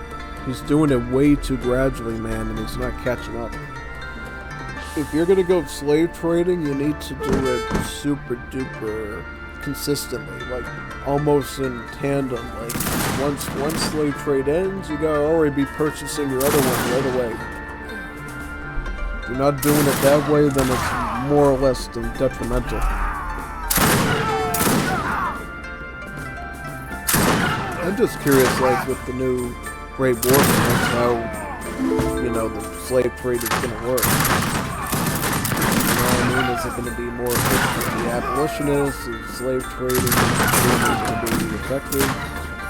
Qual é a sua ordem? Villagers. Look at those coming. Villagers.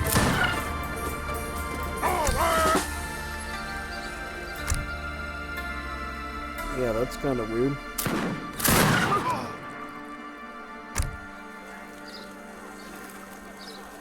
Yeah, where did those come?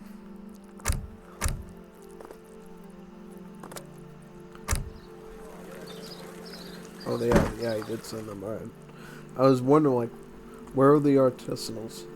Oh, he got them out here, so he probably, yeah.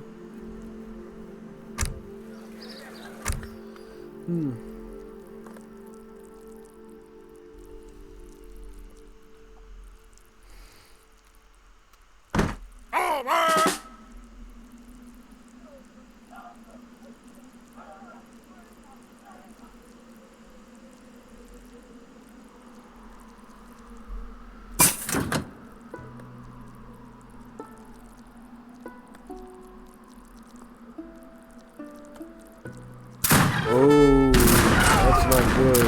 Retros, no, I don't like that. I don't like that at all for Dive. He's in big trouble now. That Machetro mass is just really too big to do. Yeah, you can't overcome that. The Machetros are gonna win when they're not doing. See, the problem is the big problem is that they have that splash. Splash makes them really dangerous, and the speed too. They can actually outrun the Voluntarios, so fighting them is not as effective. He's going to be shipping his own Machetos now, and queuing up more Voluntarios. Not that it'll make much of a difference, because I think at this point he's got way too much of a mass to deal with it. It's just a matter of time at this point. Yeah, see, yep. This isn't predicted. I think it's about the end for him, I think.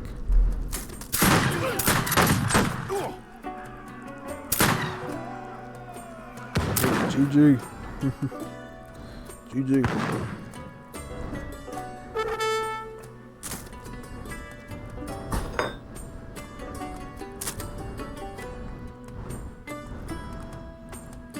Quais são suas ordens?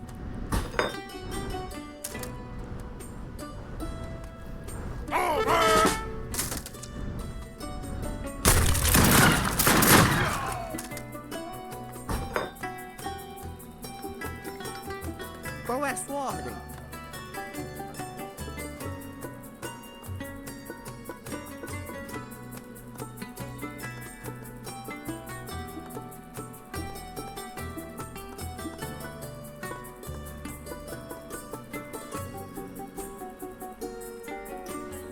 Oh, nice.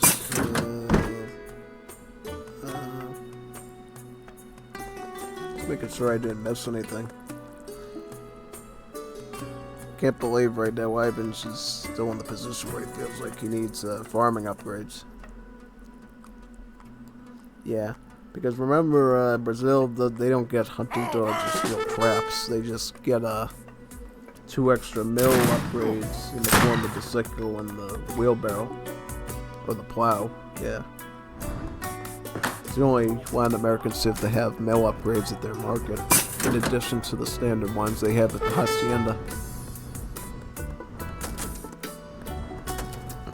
Oh yeah, by the way, after this stream, and as the pod is uploading for tomorrow, I will be doing a tutorial series today, where I'm going to be teaching you how to do stuff in the Great War Age.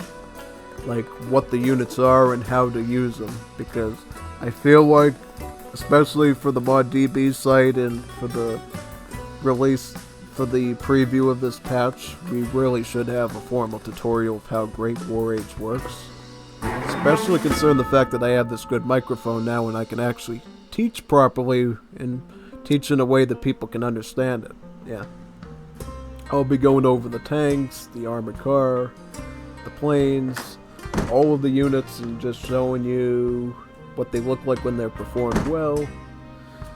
So you sort of get an idea of when you might want to use those units, right? Because it's practically like a new game mode in a sense, because yeah, all your old Wars of Liberty tags are going to be there, but you know, they're just going to work in these really wacky ways.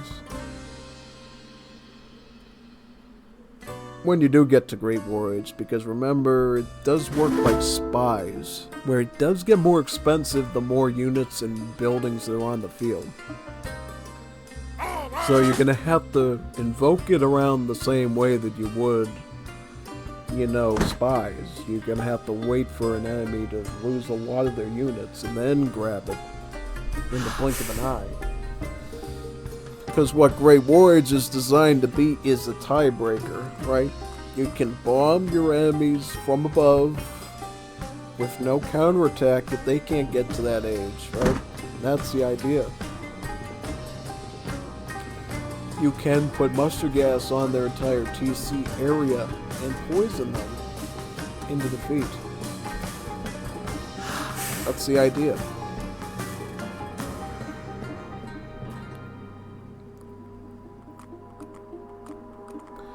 And as you can see right here, Ivan's just completely screwed. Yeah, I'll be looking forward to doing that tonight. You know, I built a custom map for it, so we're all gonna have fun watching it. It's gonna be really fun. Hopefully everybody learns, you know, what they need to do when that patch is released, about how to use those different units properly. It's not quite as obvious up front until you delve into the multipliers and some of the attributes.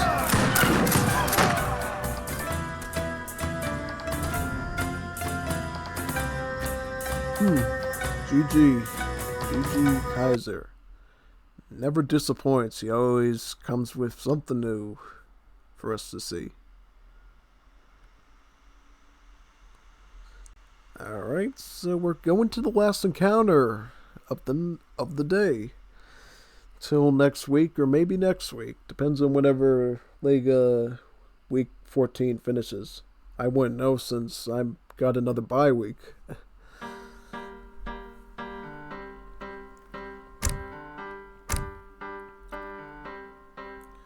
So this is gonna be Sog versus Elton John. Elton. Well, you know what he is. You'll probably see it on the. I go back. So this is Suggs.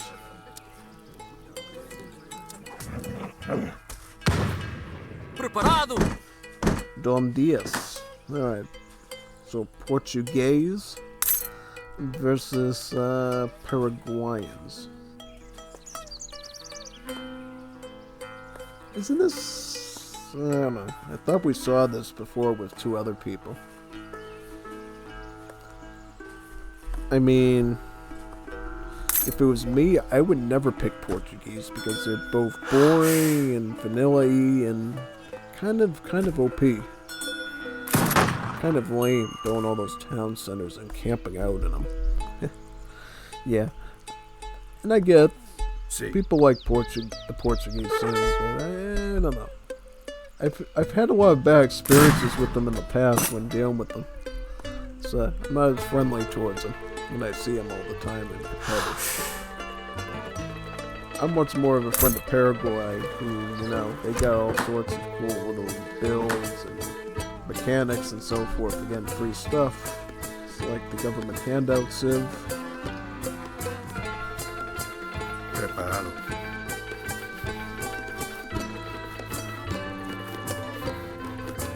He's going to be doing a food works again, some free comida. And comida muy barata.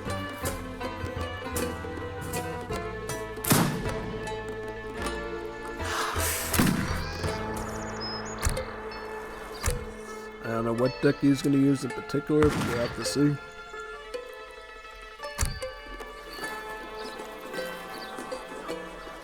Furrier.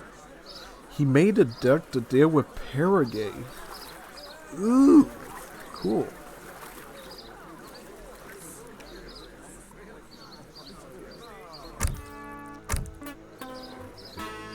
You rarely ever see Furrier in a Portuguese deck like that, so that's kind of interesting.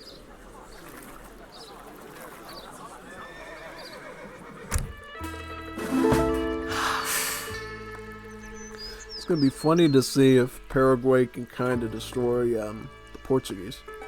Because Paraguay is one of those wild cards against Portuguese that they can actually punish them kind of hard if they want to. Right? They can swarm around their base for long enough that they might actually get to kill one of their covered wagons. Which is kind of cool, you know what I mean? It's fun after how many times I've dealt with the camping Portuguese in an FFA or something, and to see them get utterly destroyed by a spammy civ like Paraguay, it's always fun.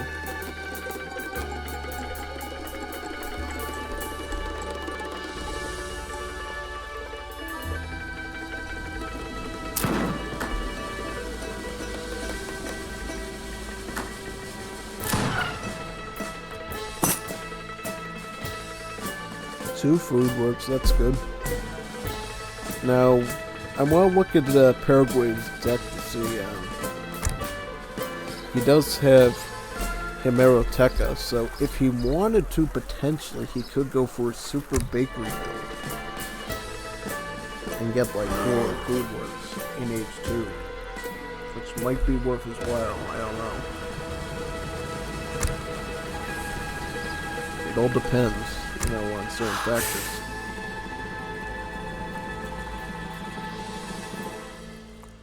It does look like a lengthy match, though, so it's anyone's guess how it turns out in the end.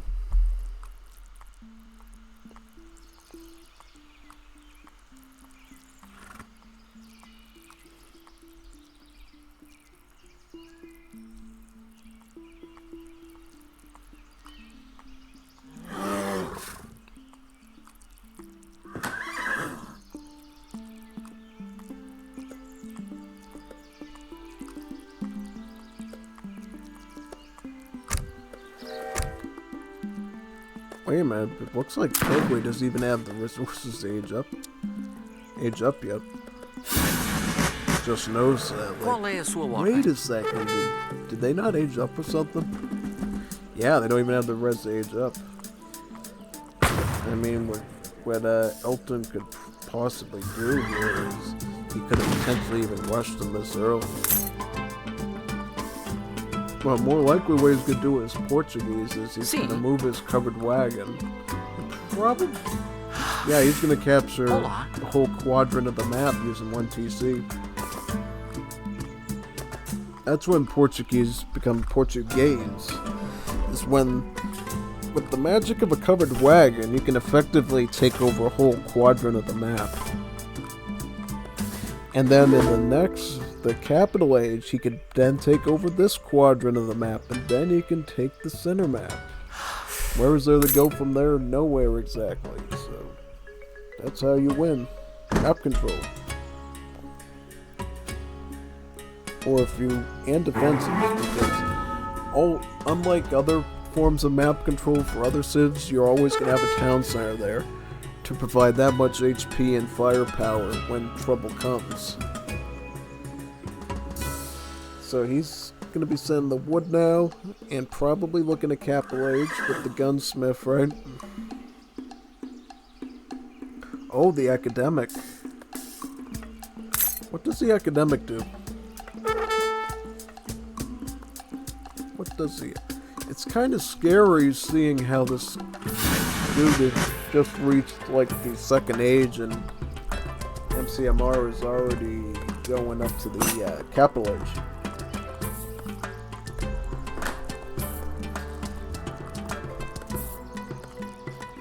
French colony. Interesting. Logging. I'm gonna be watching this building to see what the academic actually does for him. I mean, he could probably even go fat FI if he wanted to, which would be super insane. Imagine doing a fast industrial and then spamming out like steel guns and stuff. Yeah, he's in a position where he could probably handle that, honestly. But better not risk it against Paraguay because, of course, they got free units. Yeah, so he's just starting to get that production out now with the starting barracks.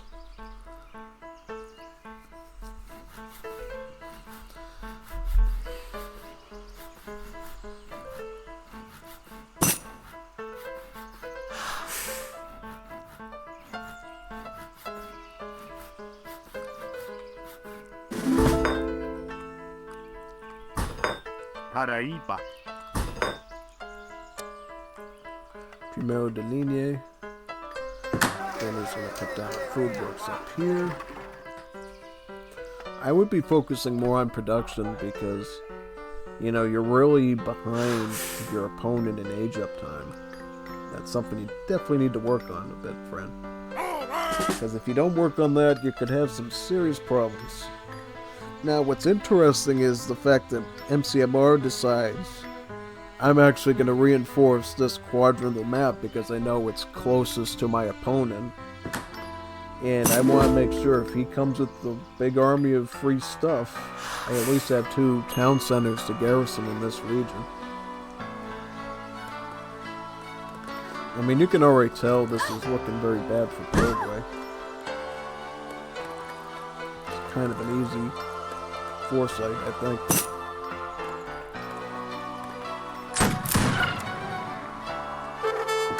Yeah, and he's even starting to cue in the... Look at that! Hola. Wait a second, is he really killing Marcos Akami with just 1 Primo de Linea? Sim. That's actually kind of scary.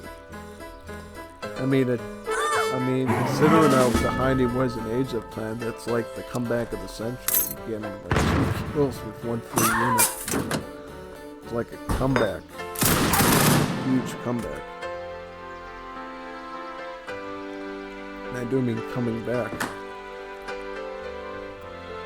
Preparado. Vou fazer.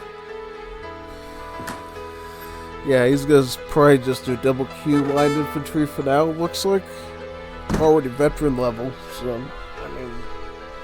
I was Paraguay right now, I wouldn't be feeling too happy. Be kind of scared for my life, actually. Yeah, I totally would. Definitely would. Qual é a sua ordem?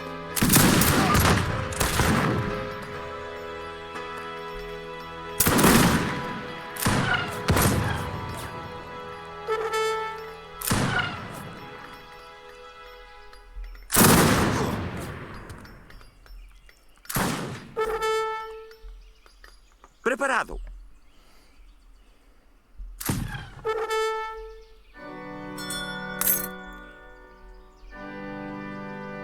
Cool.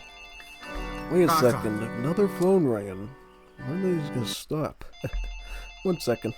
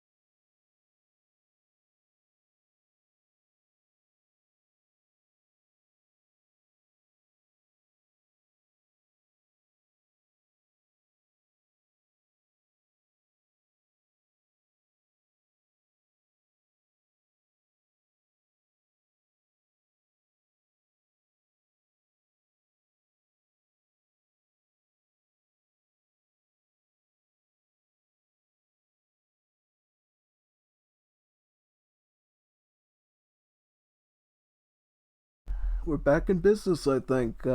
Let's continue. Hopefully we can get through this last encounter, no problem. You know, wait a sec. Stupid pop-up for Game Ranger. Alright, let's continue. Sorry about that. It seems to always strike when you're almost at the end, too. People start calling and ask for stuff. It's like, really? Yeah. No process is perfect, I guess. Anyways, we were seeing the Portuguese slowly starting to build their booming advantage over their opponent. Sim?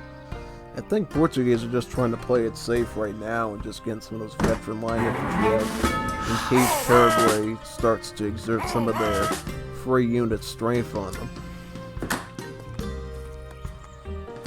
Oh, he's gonna send some spice trade as well, so he can actually keep up with his Vilcues while he's making military. Pretty smart idea.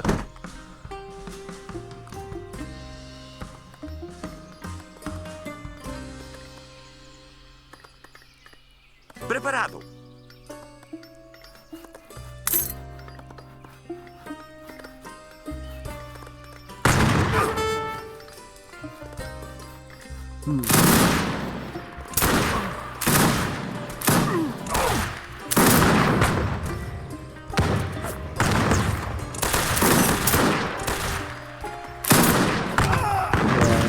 Gets a little dicey when you're doing desperate spells, but as long as you can keep them spreading the right sort of way, the line infantry should be up at the game in most cases.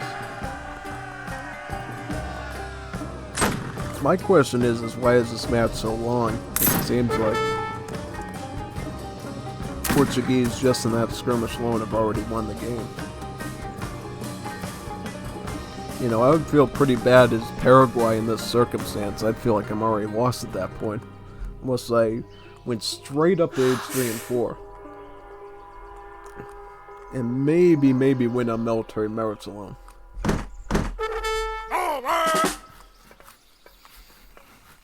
I mean, at this rate, you kind of lose any chance of winning on purely economic means. Yeah, that goes out the window when you're in this situation. It's kind of a done deal. And refrigeration. So yeah, Marcus is definitely going to be able to keep up his build queue. Yeah. Definitely.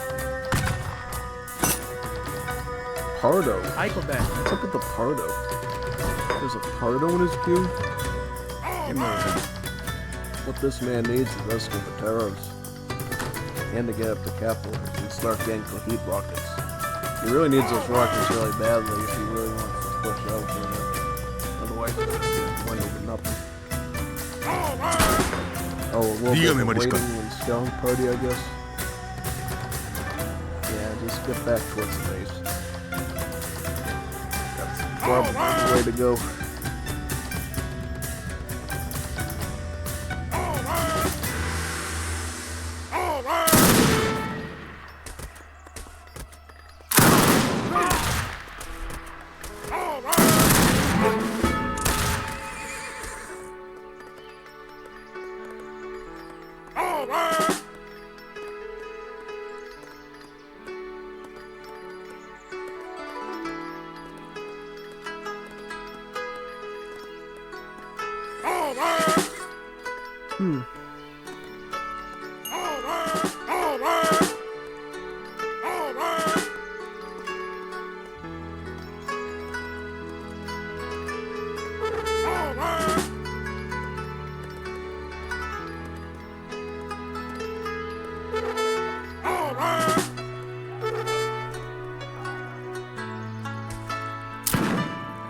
Oima.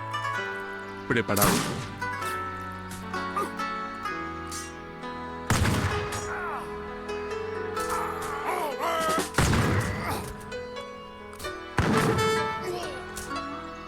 Sim?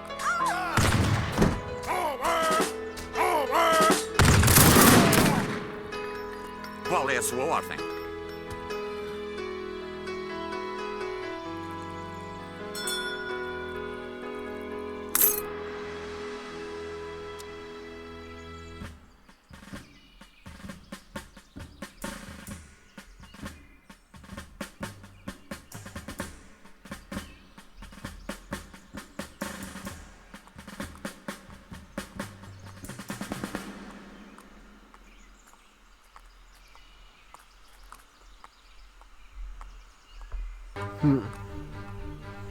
Now this is going to be a pretty spicy situation because these Pardos are obviously going to get sprayed.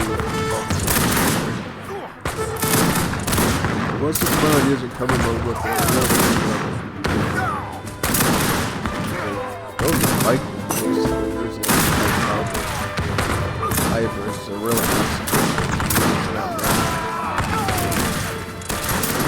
and there's hussars, numbers for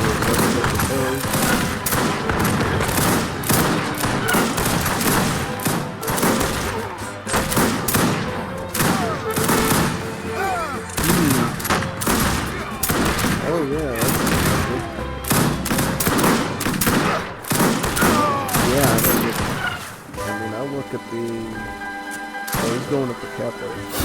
Demo. He's gonna get his heavy works next, right? Yeah. For your sake, man, did you get that?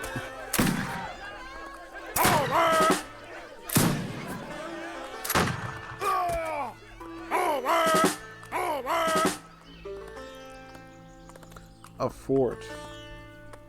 Better off just getting like the heavy works and getting some compute rockets. Because the rockets are really going to be the only thing that's going to give you a major pressing advantage against those infantry. Yeah.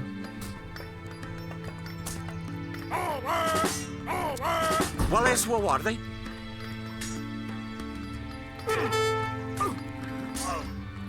Sim.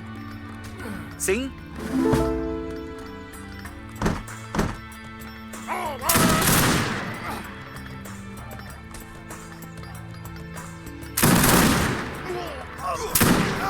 Yep, good fight. For Portuguese, that is. Finally getting veteran Hussar as well. Very useful technology to get.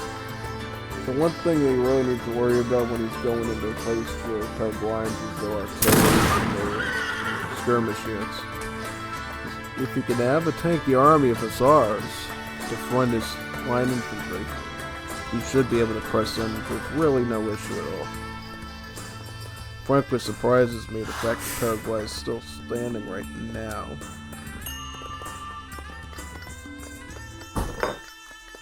I mean, he's building a fort thinking that's going to save him. Might say I'm a bit of trouble, but I don't think in the long haul the fort's going to help him. See, with the bigger issue, which is the more advanced and economically producing army.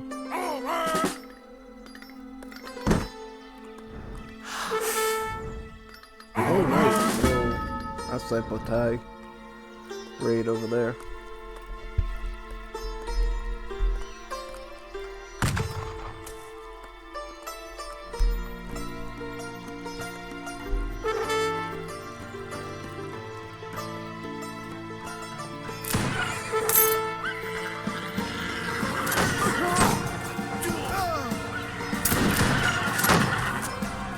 Yeah, that's a lot of stars and line it. Especially in a situation where you want to just get the terrorists caught out in.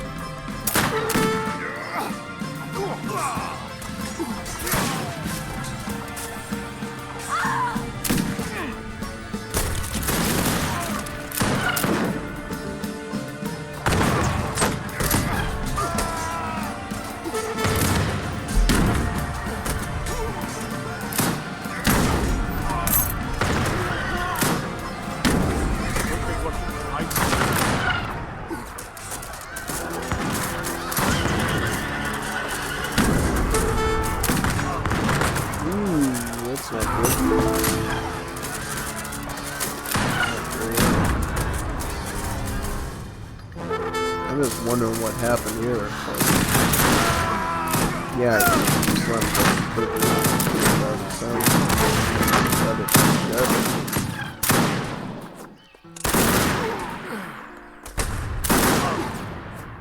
maybe it takes another few more waves. Maybe. Because it seems like he's basically just one pass multiple times in Portugal. Killing armies, taking out the town center, really just cleaning house with them. Wondering what the whole stalling thing is all about.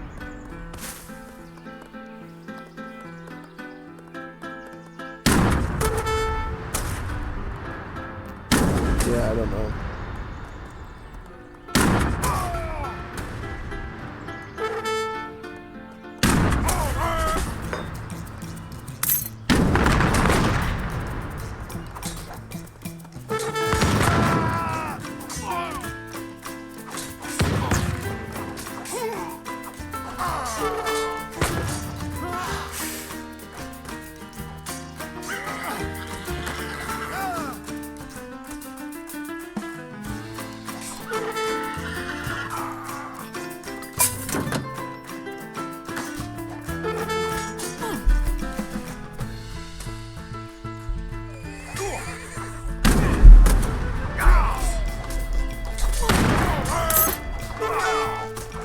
Safe for now, I guess. Don't know how long I can count on that, though.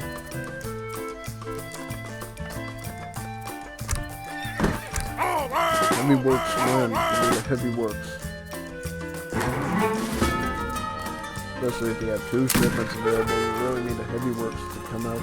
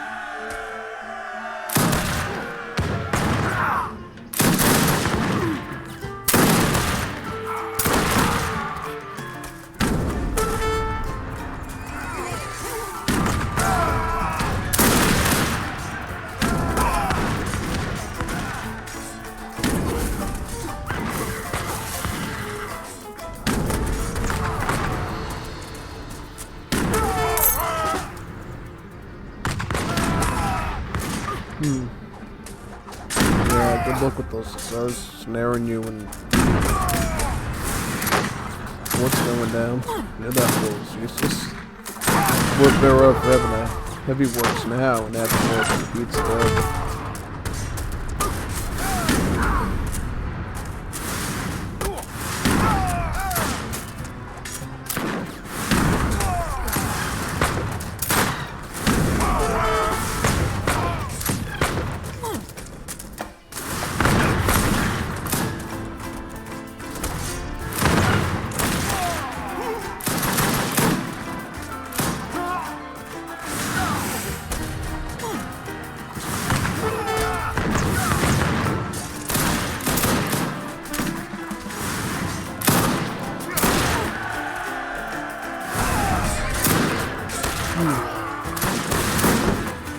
Interesting.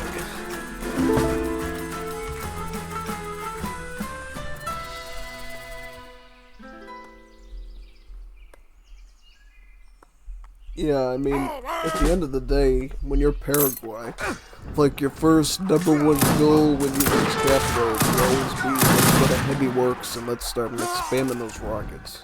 Because the longer we wait, the more unnecessary disadvantage presents you. Especially right here, when you know you're dealing with a very upgraded form of infantry. It's good against both your shock units and can go toe-to-toe with even your ranger unit, Fiesco. So you definitely need some sort of artillery to force them back. That is always ideal. One second, I have to pick up another line.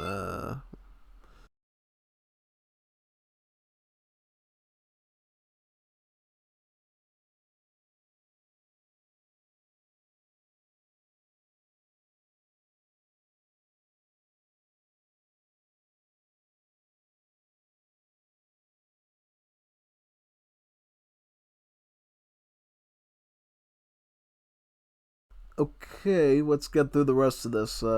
Probably have a little bit of 2 minutes. I have to go do something for a couple minutes after this match, and then we'll finish up the next one within so many minutes. Alright, so let's get this one done first.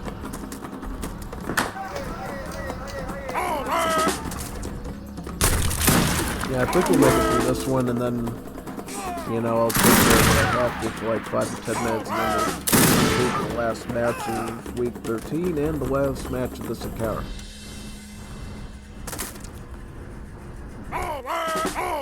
See, I think it's great that he's actually filling up his own defeats right now. That's probably really helpful for him. They're doing a lot of good.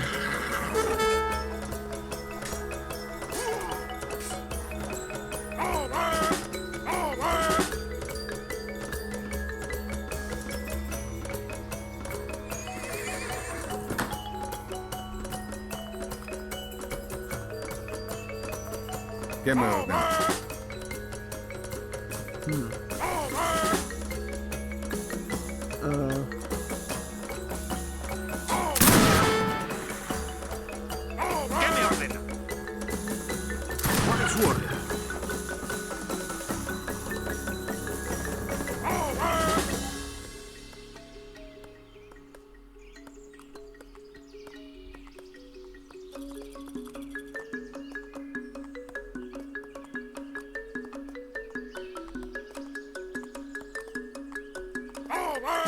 Upgrading the good old woodworks, it looks like, with the defined measures.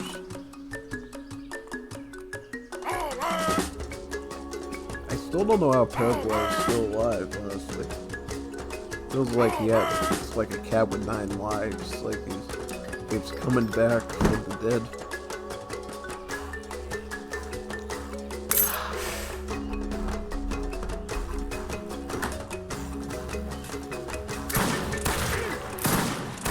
I'd be pretty shocked if Paraguay just magically came back and beat it.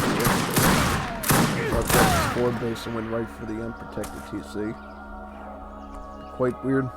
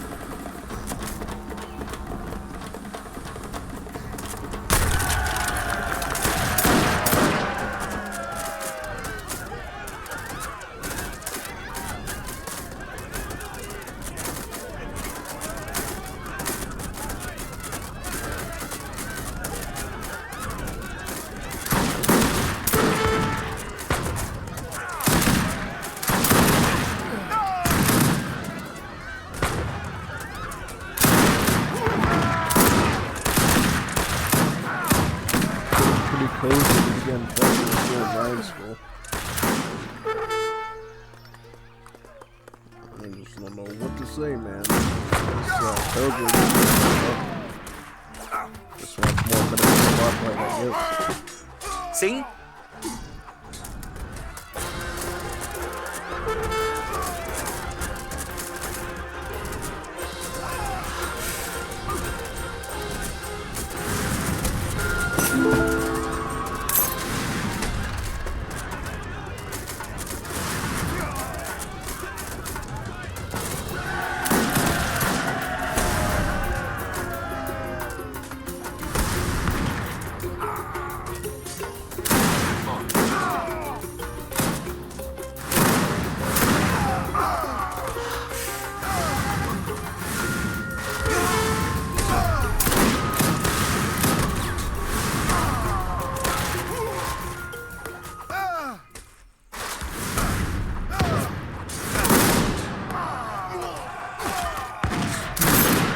Just take down that heavy works and you're all good.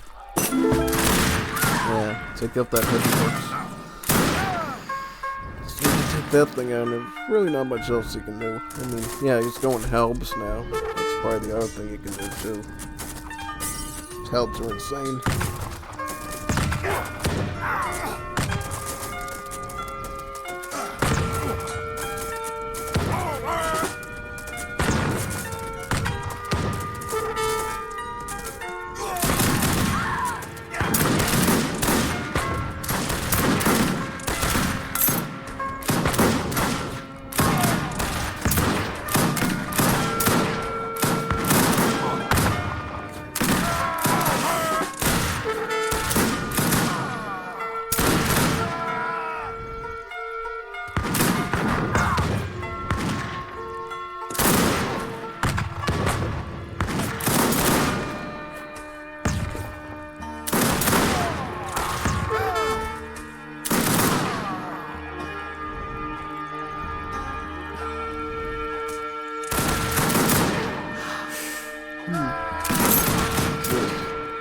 Oh, that's the halberdier mass.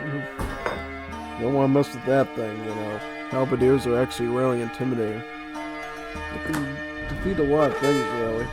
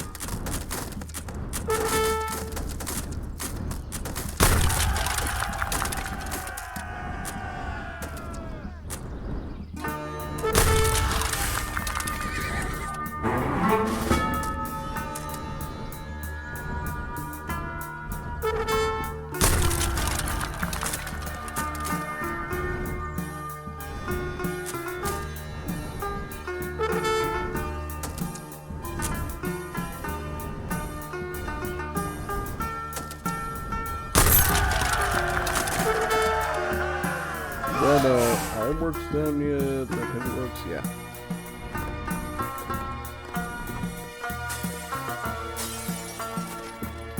I really don't know why he's holding on here because he's actually completely defeated. And he's getting industrial socialite. But even the 900 coin. Quite a bit.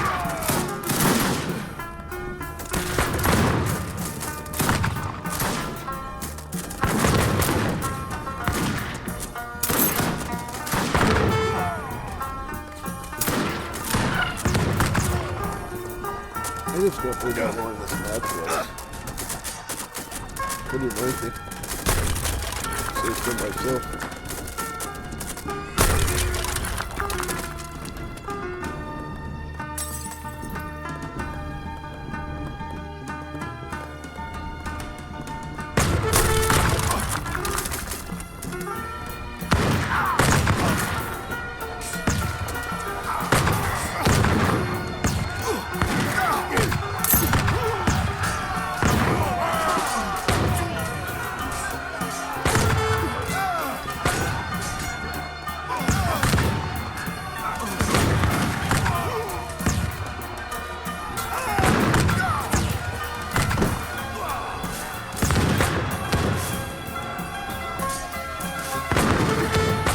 expect some RG line infantry and RG halberdiers, and just guard the halberdiers coming out.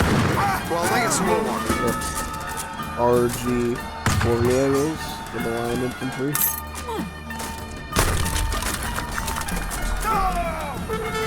Also gonna start getting those combat cards. He waited so long to get his Portuguese for the gunfire units.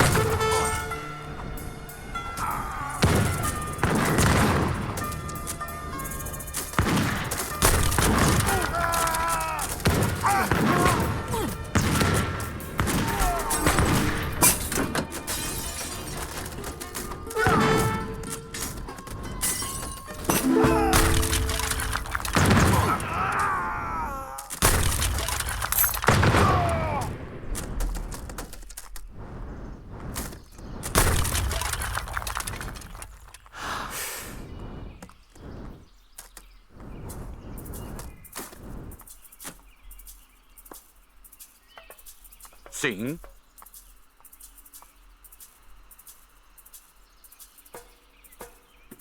Yeah, I mean, let me, you know what I'm gonna do? I'm probably just gonna pause this here and go do what I have to do and then come back within 5 or so minutes.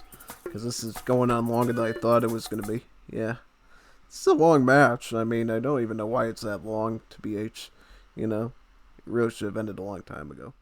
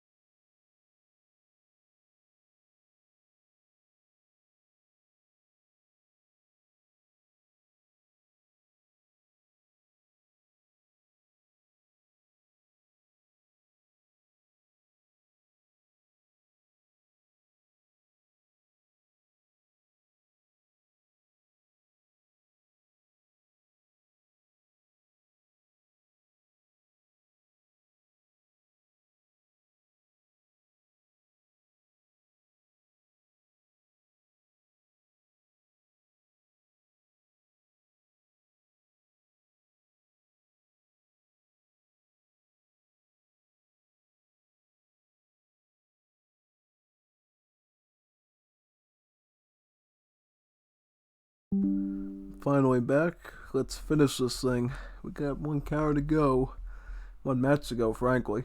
I don't even know how the match we're on right now is even still going on. Such a lengthy match. Alright. Let's see whatever weird little interesting things happen, shall we, in the last part of this match.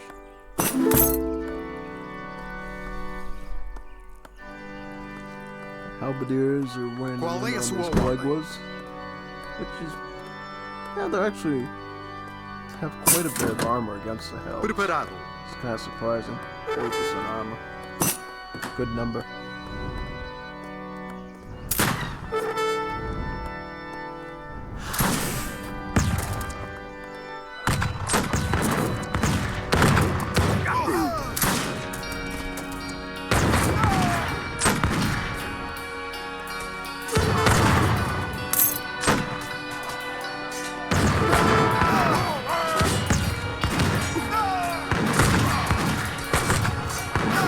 This is what I help with are actually really impressive units.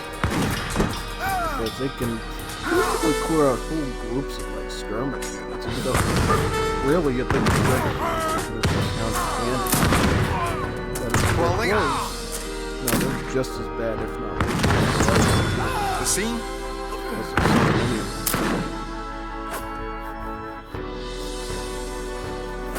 Is this kid gonna resign or something? We've been here for a while, waiting for him to quit. Preparado.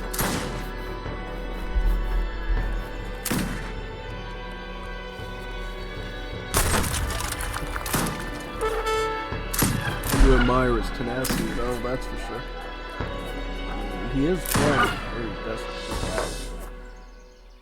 And he's really trying his best to survive.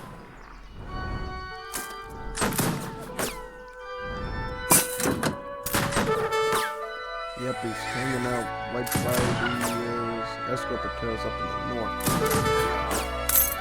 Yes,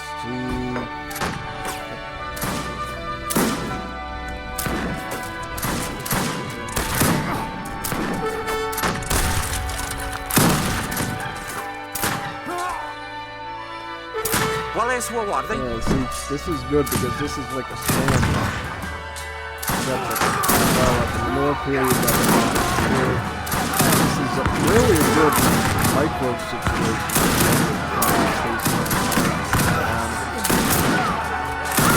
Good way to good way to end on this. Sim?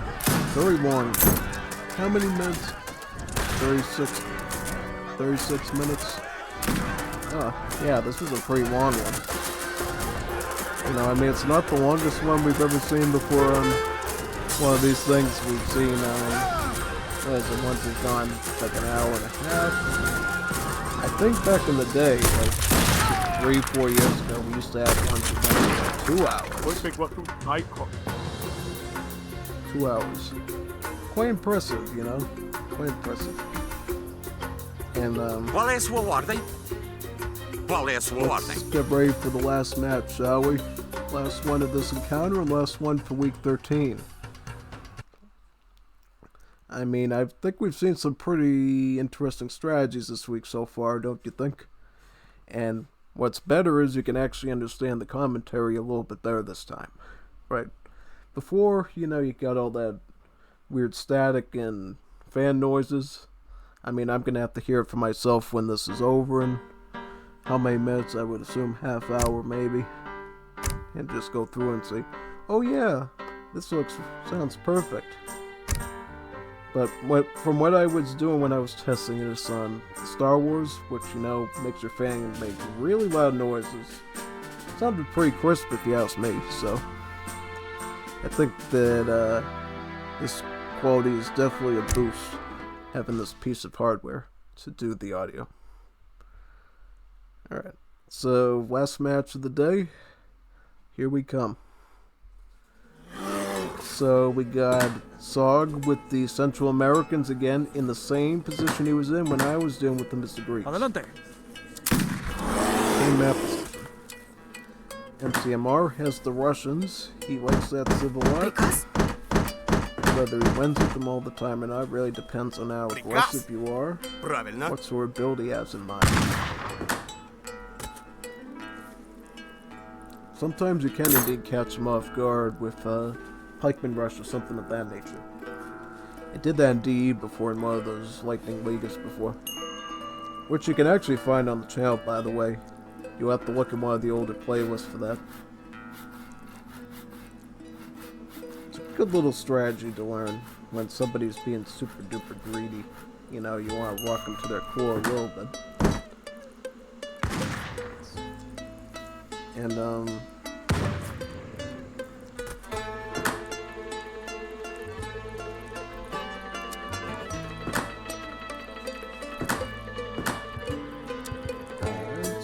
let's look at the decks. So, this is the Sog deck, the Guatemala deck. He has United Fruit Company, which really doesn't come into play until really, really late. Like, super duper late. And at best, if you wait 30 minutes, you can actually get up to like 6 plantations out of this, which is super good value. He has the Casa de Molina and refrigeration, so standard food coin upgrades. Regimento Cornero. This lets you train your villagers for native embassies, which is quite similar to the Native American civilizations, which has a similar card called Kinship Ties.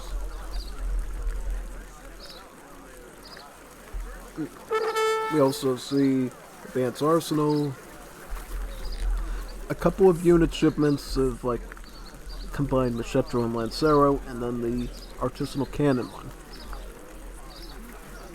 He does have like an infinite Pedrero card in the end, in the late game, which is nice. You could call that pretty constantly. So Elton went for a fish boomy deck for Russia. He brought schooners with him. Whether we see a dock from him or not will really depend on how comfortable he feels getting one.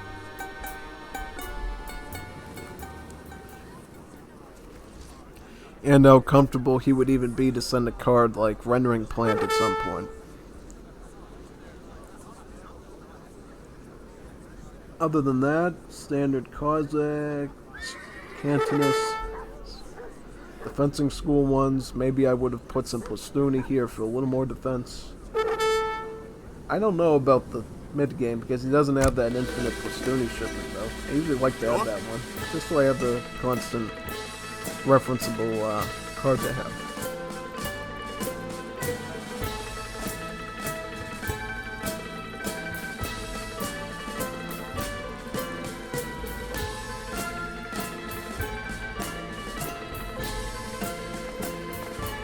So Russia will be aging up with the Artisan, 400 wood. That's good. Central America will be aging up with the Confederacy. Rednecks.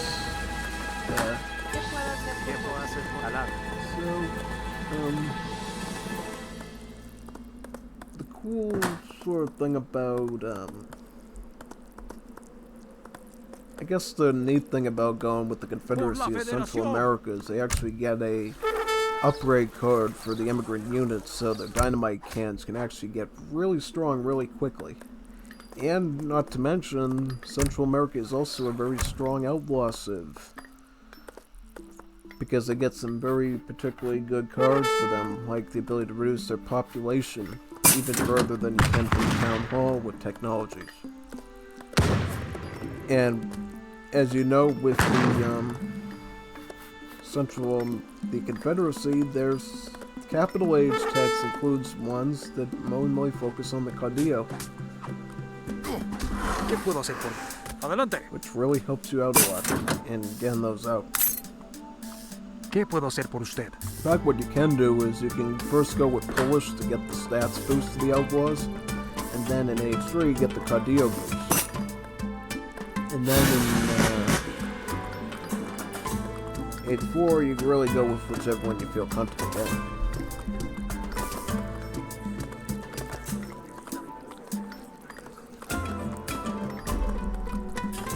Town Hall wagon. So maybe we're gonna see some Caudillos. Who knows? Well, Caudillo. Well, you only see caudillos when you hit capital H and you get that text. Yes. Caudillo build limit is 1 unless you have a technology that increases it, which Confederates likely have.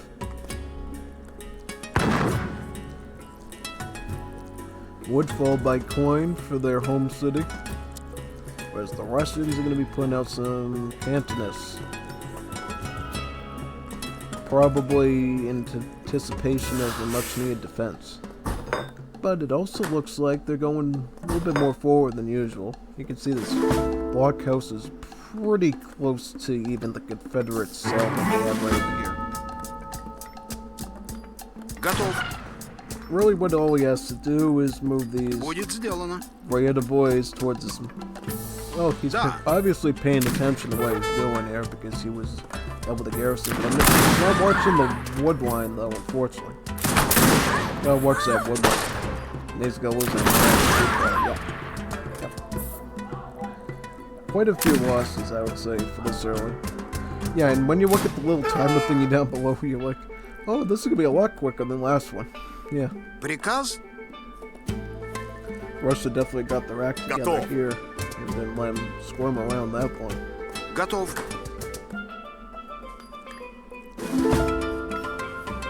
I'm just gonna keep. Oh yeah, that. I remember when you're Central America now, when you pick your different nations, it actually changes the home city flag to the new nation. Yeah, and if you break with the Union and you want to pick another one, then the flag would change to that one. Which makes the Central American UI pretty colorful in reverse, I would say.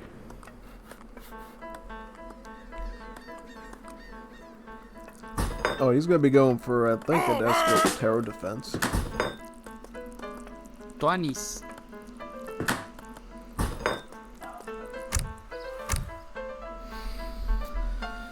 Actually, he's getting a second wood upgrade at the market. Also an artillery foundry, so we can expect artisanal cannons with escopeteros, maybe. It's all good until Cossacks show up. And yes, indeed, we are going to see Russia going for that fishing boom. It's double docking. He's going to wait until he gets schooners, though, just to get the most optimal discount for each fishing ship. Because why spend all that extra wood when you could be putting it into partisans or Cantonists? Which, since Russia is the rushing civ. Placer mines, okay. Well, looks like we got ourselves a very tight competition here. I mean, in theory, if he just went right in with the Cantonists here, Что? it's totally possible that he could mass a lot of artisanal cans out. And, how you could take a large group of artisanal cannons, put them on the defensive line, and then start shooting into these groups of infantry.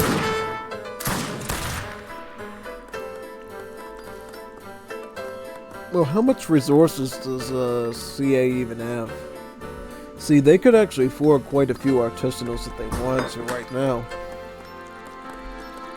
About 2 right now, probably could mine for another 1 or 2. Yeah. This would have to rearrange the macro a bit.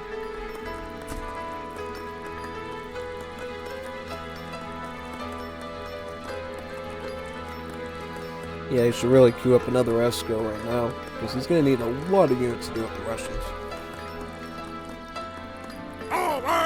And maybe move your Carretera over to the mine to get the best ore that you can on coin, since you're going to really want to have a lot of artillery when you're pushing.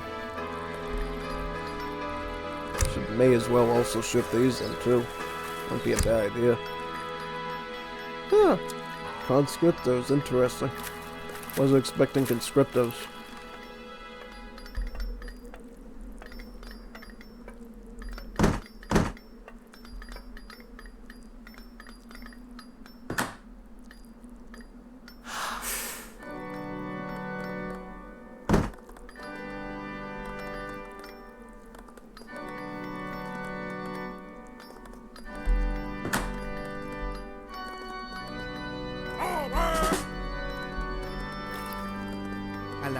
señor. Listo. ¿Qué puedo hacer por usted?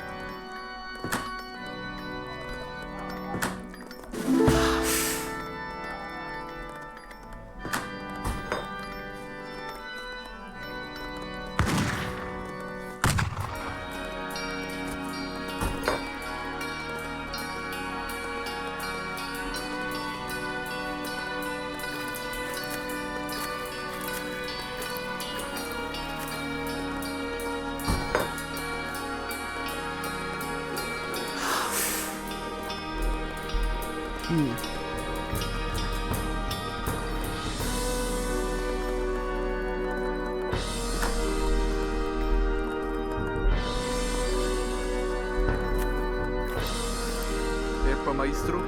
Casi se chingaron. ¿Qué pasa, señor? Sin soluciones.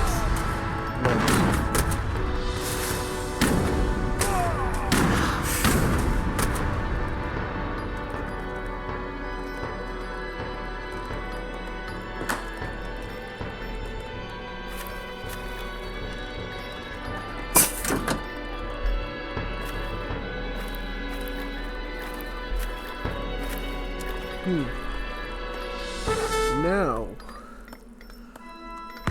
I think at this, well, the thing that's surprising me is the fact that Central America still has a higher score count over MCMR, especially considering the fact that he's almost going to start getting gill nets with these fishing ships. He's already ready to start upgrading, I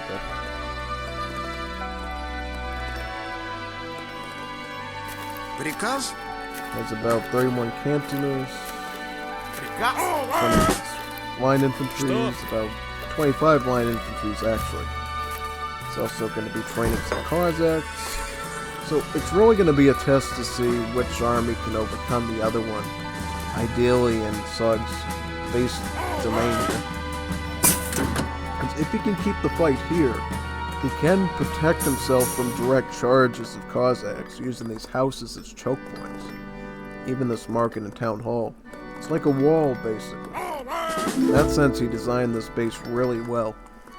And he's going to add some redoubts in as well, just to provide a little bit of cover fire. Particularly against those Cossacks. Listo.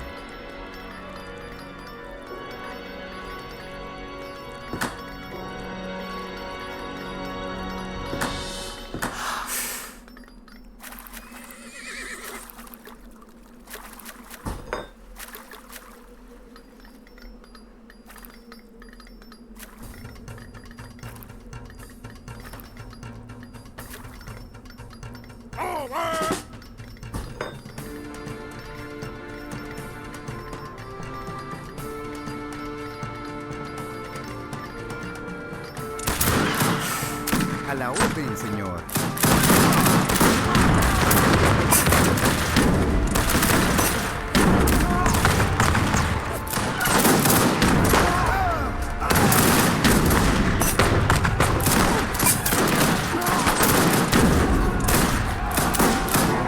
Yeah, good job keeping the Cossacks up.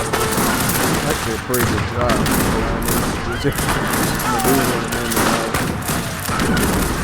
Now, once he gets through that wall of the Cossacks, he's going to start to be able to shoot with them.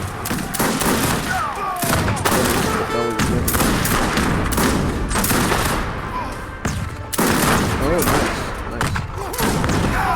Good job. Good job, Sarge. You did very good there. He's mostly defeated. He's going to retreat with what little he has left. Back to the blockhouse.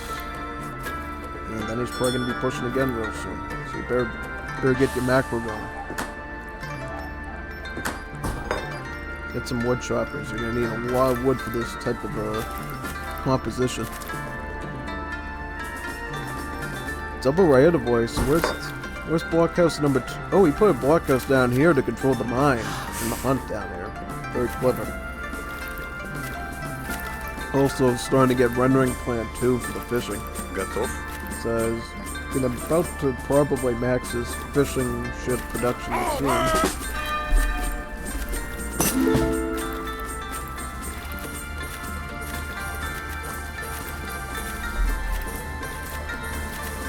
This has been a pretty good day of matches, I think. I mean, some were a little questionable, but what can you say? I mean, I'm glad that we even have Wars of Liberty tournaments these days, you know? We have a dedicated community of players that plays constantly, trying the best that they can learn, seeing what sorts of civs they want to try, and, you know, discovering things that not only entertain, but also inform the development team of things that might need to be fixed or balanced or so forth. Say this is probably one of the more balanced matches, I would say, because, well, both sides are pretty going back and forth, right? Because? Not too much deadly, overwhelming stuff going on. So Russia's going to be aging up with the Merchant Captain. If I recall, the Merchant Captain deals with an aviso in the water, which he could actually use to train Marines on to this coastline here, pressure this hunt area really badly, and some wood as well. It's similar to the Gentleman Pirate, I believe. No, it's not the Gentleman Pirate, it's, trying to remember which politician that is from Vanilla, if it exists.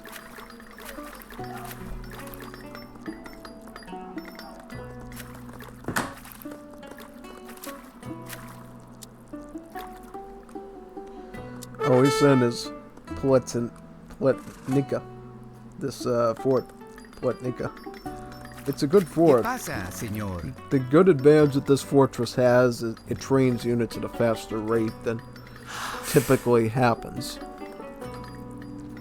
Not too long ago, this building was actually a standard replacement to both the barracks and the stable, making it sort of like a Central American blockhouse, which was more tanky, did a lot more damage, and trained both infantry and cavalry. But, seeing as it is a little limiting, you know, not being able to, only being able to build like, I don't know, 6 barracks and stables combined in only certain spots, Dev Team decided, you know what, we really need to give them barracks and stables back and move this to being more of a fort building. It could also be OP too if you turtled, and you obviously have 6 cannonballs working in tandem before most people can even, you know, upgrade their towers to even the first upgrade. It makes it like an impenetrable fortress. It'll be interesting to see if he really utilizes this lead board. I remember one time somebody colored it pink to make it look like a Barbie's dollhouse. That was pretty funny. It did look accurate though, gotta say.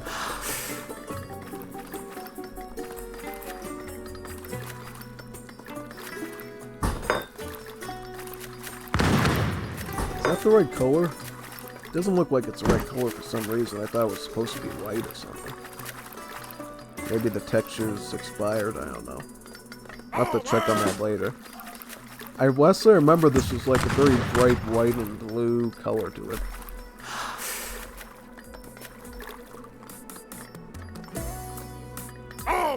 Ven, señor. Épale. ¿Qué pasa, señor?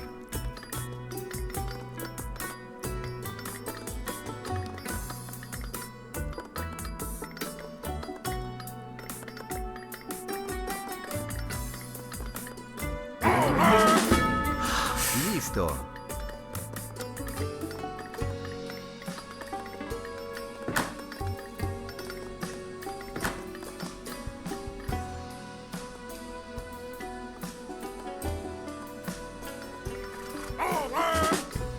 Dígame, señor.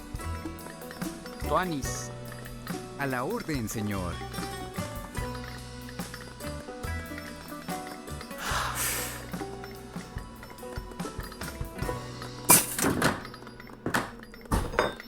Dígame, señor. Tuanis.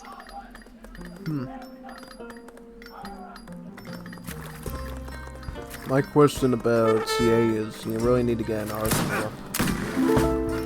Get buckshot, Fiesta, Pateros. It's like really important, actually. Oh, I mean, I guess may as well get veteran Pardos. Would be a bad idea. Now, is MCMR actually doing Marines? That would be, Because? He could. It would probably be very beneficial to him. Well, it looks like he's going double faction. Because? Oh, he did do some Marines, actually. I just saw him. Yep. So he did play that. Very good.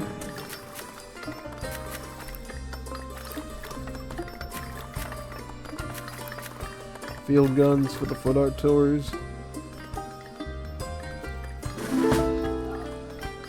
Yeah, I mean, unfortunately, I think Russia has the upper advantage here with all these cannons that are now going to be upgraded even more.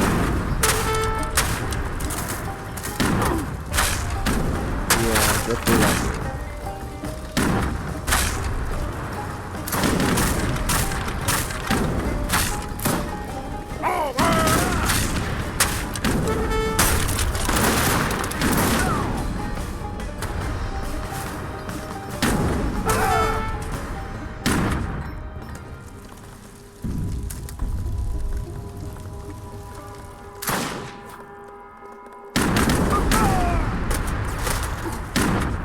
Yeah, see, he just has way too many foot artilleries firing at him.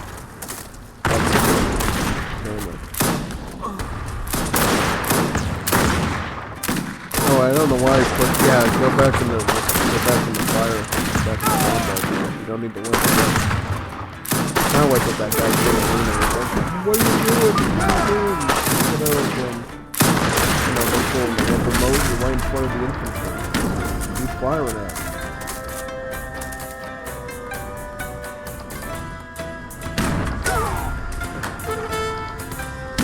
Yeah, I mean, it looks like at least he decided a little bit earlier here and realized, I see all this artillery in front of my base, I'm not getting out of that mess. Getting out of that mess. Got some even more foot artilleries. And I bet you he could probably even ship... No, he actually didn't put the steel guns in there. Because Russia gets both 2 steel guns and they get a Darnell's gun called a Tsar cannon, which is basically just a regular ornamented great bonfire with bluish tint to it. It's nice.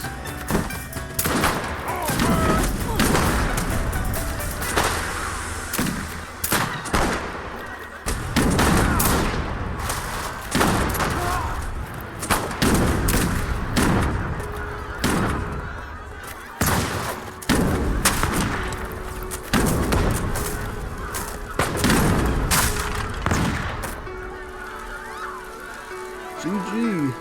Good job. GG to everyone, actually.